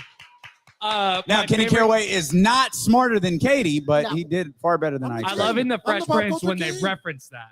You love Where what? Will is like, didn't know Uncle that. Phil thinks Will is lying, and Aunt Viv believes him, and Aunt Viv's like, "Oh no, he's telling the truth," and Uncle Phil's like, "Oh, you'd believe it if that boy told you that he's a multi Grammy award-winning, award-winning yeah. rapper, Yeah. or Cute. something like that." And Yeah. then they do the break the fourth wall thing where Will looks at the Yeah. camera. yeah, Cute. Final Great. season of Bel Air coming up. You That see is. Did you see? You're haven't not seen- caught up. No. The end of I the just saw- third season is insane. And so I immediately like, when's the fourth season come out? When it ended, they hadn't even signed it. oh my god, It was like, you're a bitch if this is how that ends. like we're not ending like this. This is worse than the Fresh Prince in Philadelphia. Like, we're not ending like this. Thankfully, it's not. They're the fourth and final season is on the way. That's a really good show. Shout out to Bel Air. And I started the second season. they managed to work in, like, I think the only person who hasn't been in it is, I don't think the original Aunt Viv was in it. And obviously Will But wasn't. She has like beef with. a Well, lot of they people. settled that. in 2020 happy to hear that. at the reunion. Yeah, they settled Oh, that. that's nice to hear. I don't know if she settled. Well, Will has continued to say that he was wrong. He said it as recently as a couple of days ago. Yeah, he said it as recently as a couple of days ago. I didn't like the way that came across on the reunion at all, and I was surprised Will was like, yeah, let's go with that. Because I kept watching it like, that was it? Yeah, we can't get more resolutions. Yeah, Will, you don't look good in this at all. Like, she looks like $1 million. You kind of look like What he an says, ass. I was young. Yeah. It's like that slice was wrong. Like, we need to fix He this. hasn't been looking good for a couple years now. Who hasn't? Will Smith? What did Will do? Well, yeah, okay. he's had some- No, don't do that. Don't. I felt like that was a sarcastic hand on my shoulder. It was. Okay. I don't think he did anything wrong. When he was slapped a man? He was defending his psychotic wife. You know what made me? I always felt a certain way about that until we talked to Tony. Yeah. I felt really bad when we talked to Tony Rock, and Tony He was out of pocket. Will was out of pocket. He was. Absolutely. He was out of pocket. Also, let's not forget he was at work. That too. Like, you know. Oh, you can't slap coworkers? That is a great piece of information. That is a great piece of information to drop. Because I was under the assumption that was okay. Not anymore. Slap coworkers at work. Well, what about if you're on location? Which location? I don't know. How about a casino? Definitely not. Okay. Not at Christmas time. Oh, well, man. Well, for that March show. I'm glad we had this conversation because certainly envision this night going a certain way. It's slapping season. Well, you got Aaron running around here in a scarf. Oh, bless his heart. Shout For out to what? the tribal chief, man. What is he hiding? Hey, can I remind everybody? Do you think he got? Aaron. Can I wait? What? Okay. Do you Wow. do you have a hickey? It is not cold out. Sir, your sleeves are pulled up. How can you ask Karosh? Like Karosh is gonna be like, yeah, he's right, he's cold. You're the man, Aaron. You're the It's man. amazing. That's my boy. That's my boy right there. It's a souvenir. You have a hickey. Goodness Wearing a gracious. scarf in July. The Louis Vuitton hickey that he got in France. Let the man live. Goodness gracious. Quick reminder for those not here part of this at Sky program. River Casino. We got King's Basket. Is that Cheryl in Elk Grove? Hey! Let's go. Cheryl from Elk Grove is here. Oh, she's got presents. Oh, this is great. Oh, is that for me? Because I know you love me way more than your actual son. Pretty Oh, that much. says Wow, D'Lo that's and crazy. Casey. That's both of crazy. us. Cheryl and El Grove in the house. I didn't even know It's she a was here. mailbox. Yay! There's probably cookies or candy in there. Well, we're going to find out here in about 1 minute. Friendly reminder for everybody here at 32 Bruce Street, Kings basketball coming up in 1 hour.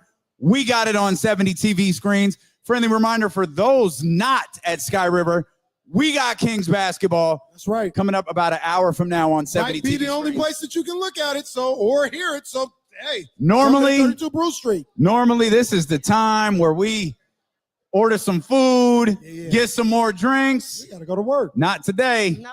What? We are all going to get up in an orderly fashion. Oh, I forgot. That's what I'm we're doing. getting Head out to the head out to the patio. Flashback Friday, about to jump off here at 32 Bruce Street inside Sky River Casino. We appreciate everybody who's come through. Shannon, thank you for Yes, flying in sir. for this. Yeah. Zebra PT, Nicole, from thank you everywhere. for treating this place as your office. We appreciate everybody. Kimberly, Living the thank you for dream. coming out and staying check in your it corner out. over there. Shout out We Kyron. are headed out to the patio. Flashback Show it Friday up, bro. starts next over on 102.5 KSFM. And for those who aren't here, we appreciate you being with us on Sacramento Sports Leader ESPN 1320. Vamos Kings, like the beam.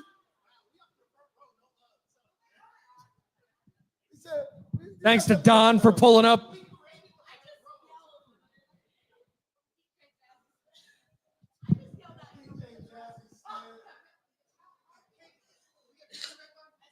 Can you? There we go.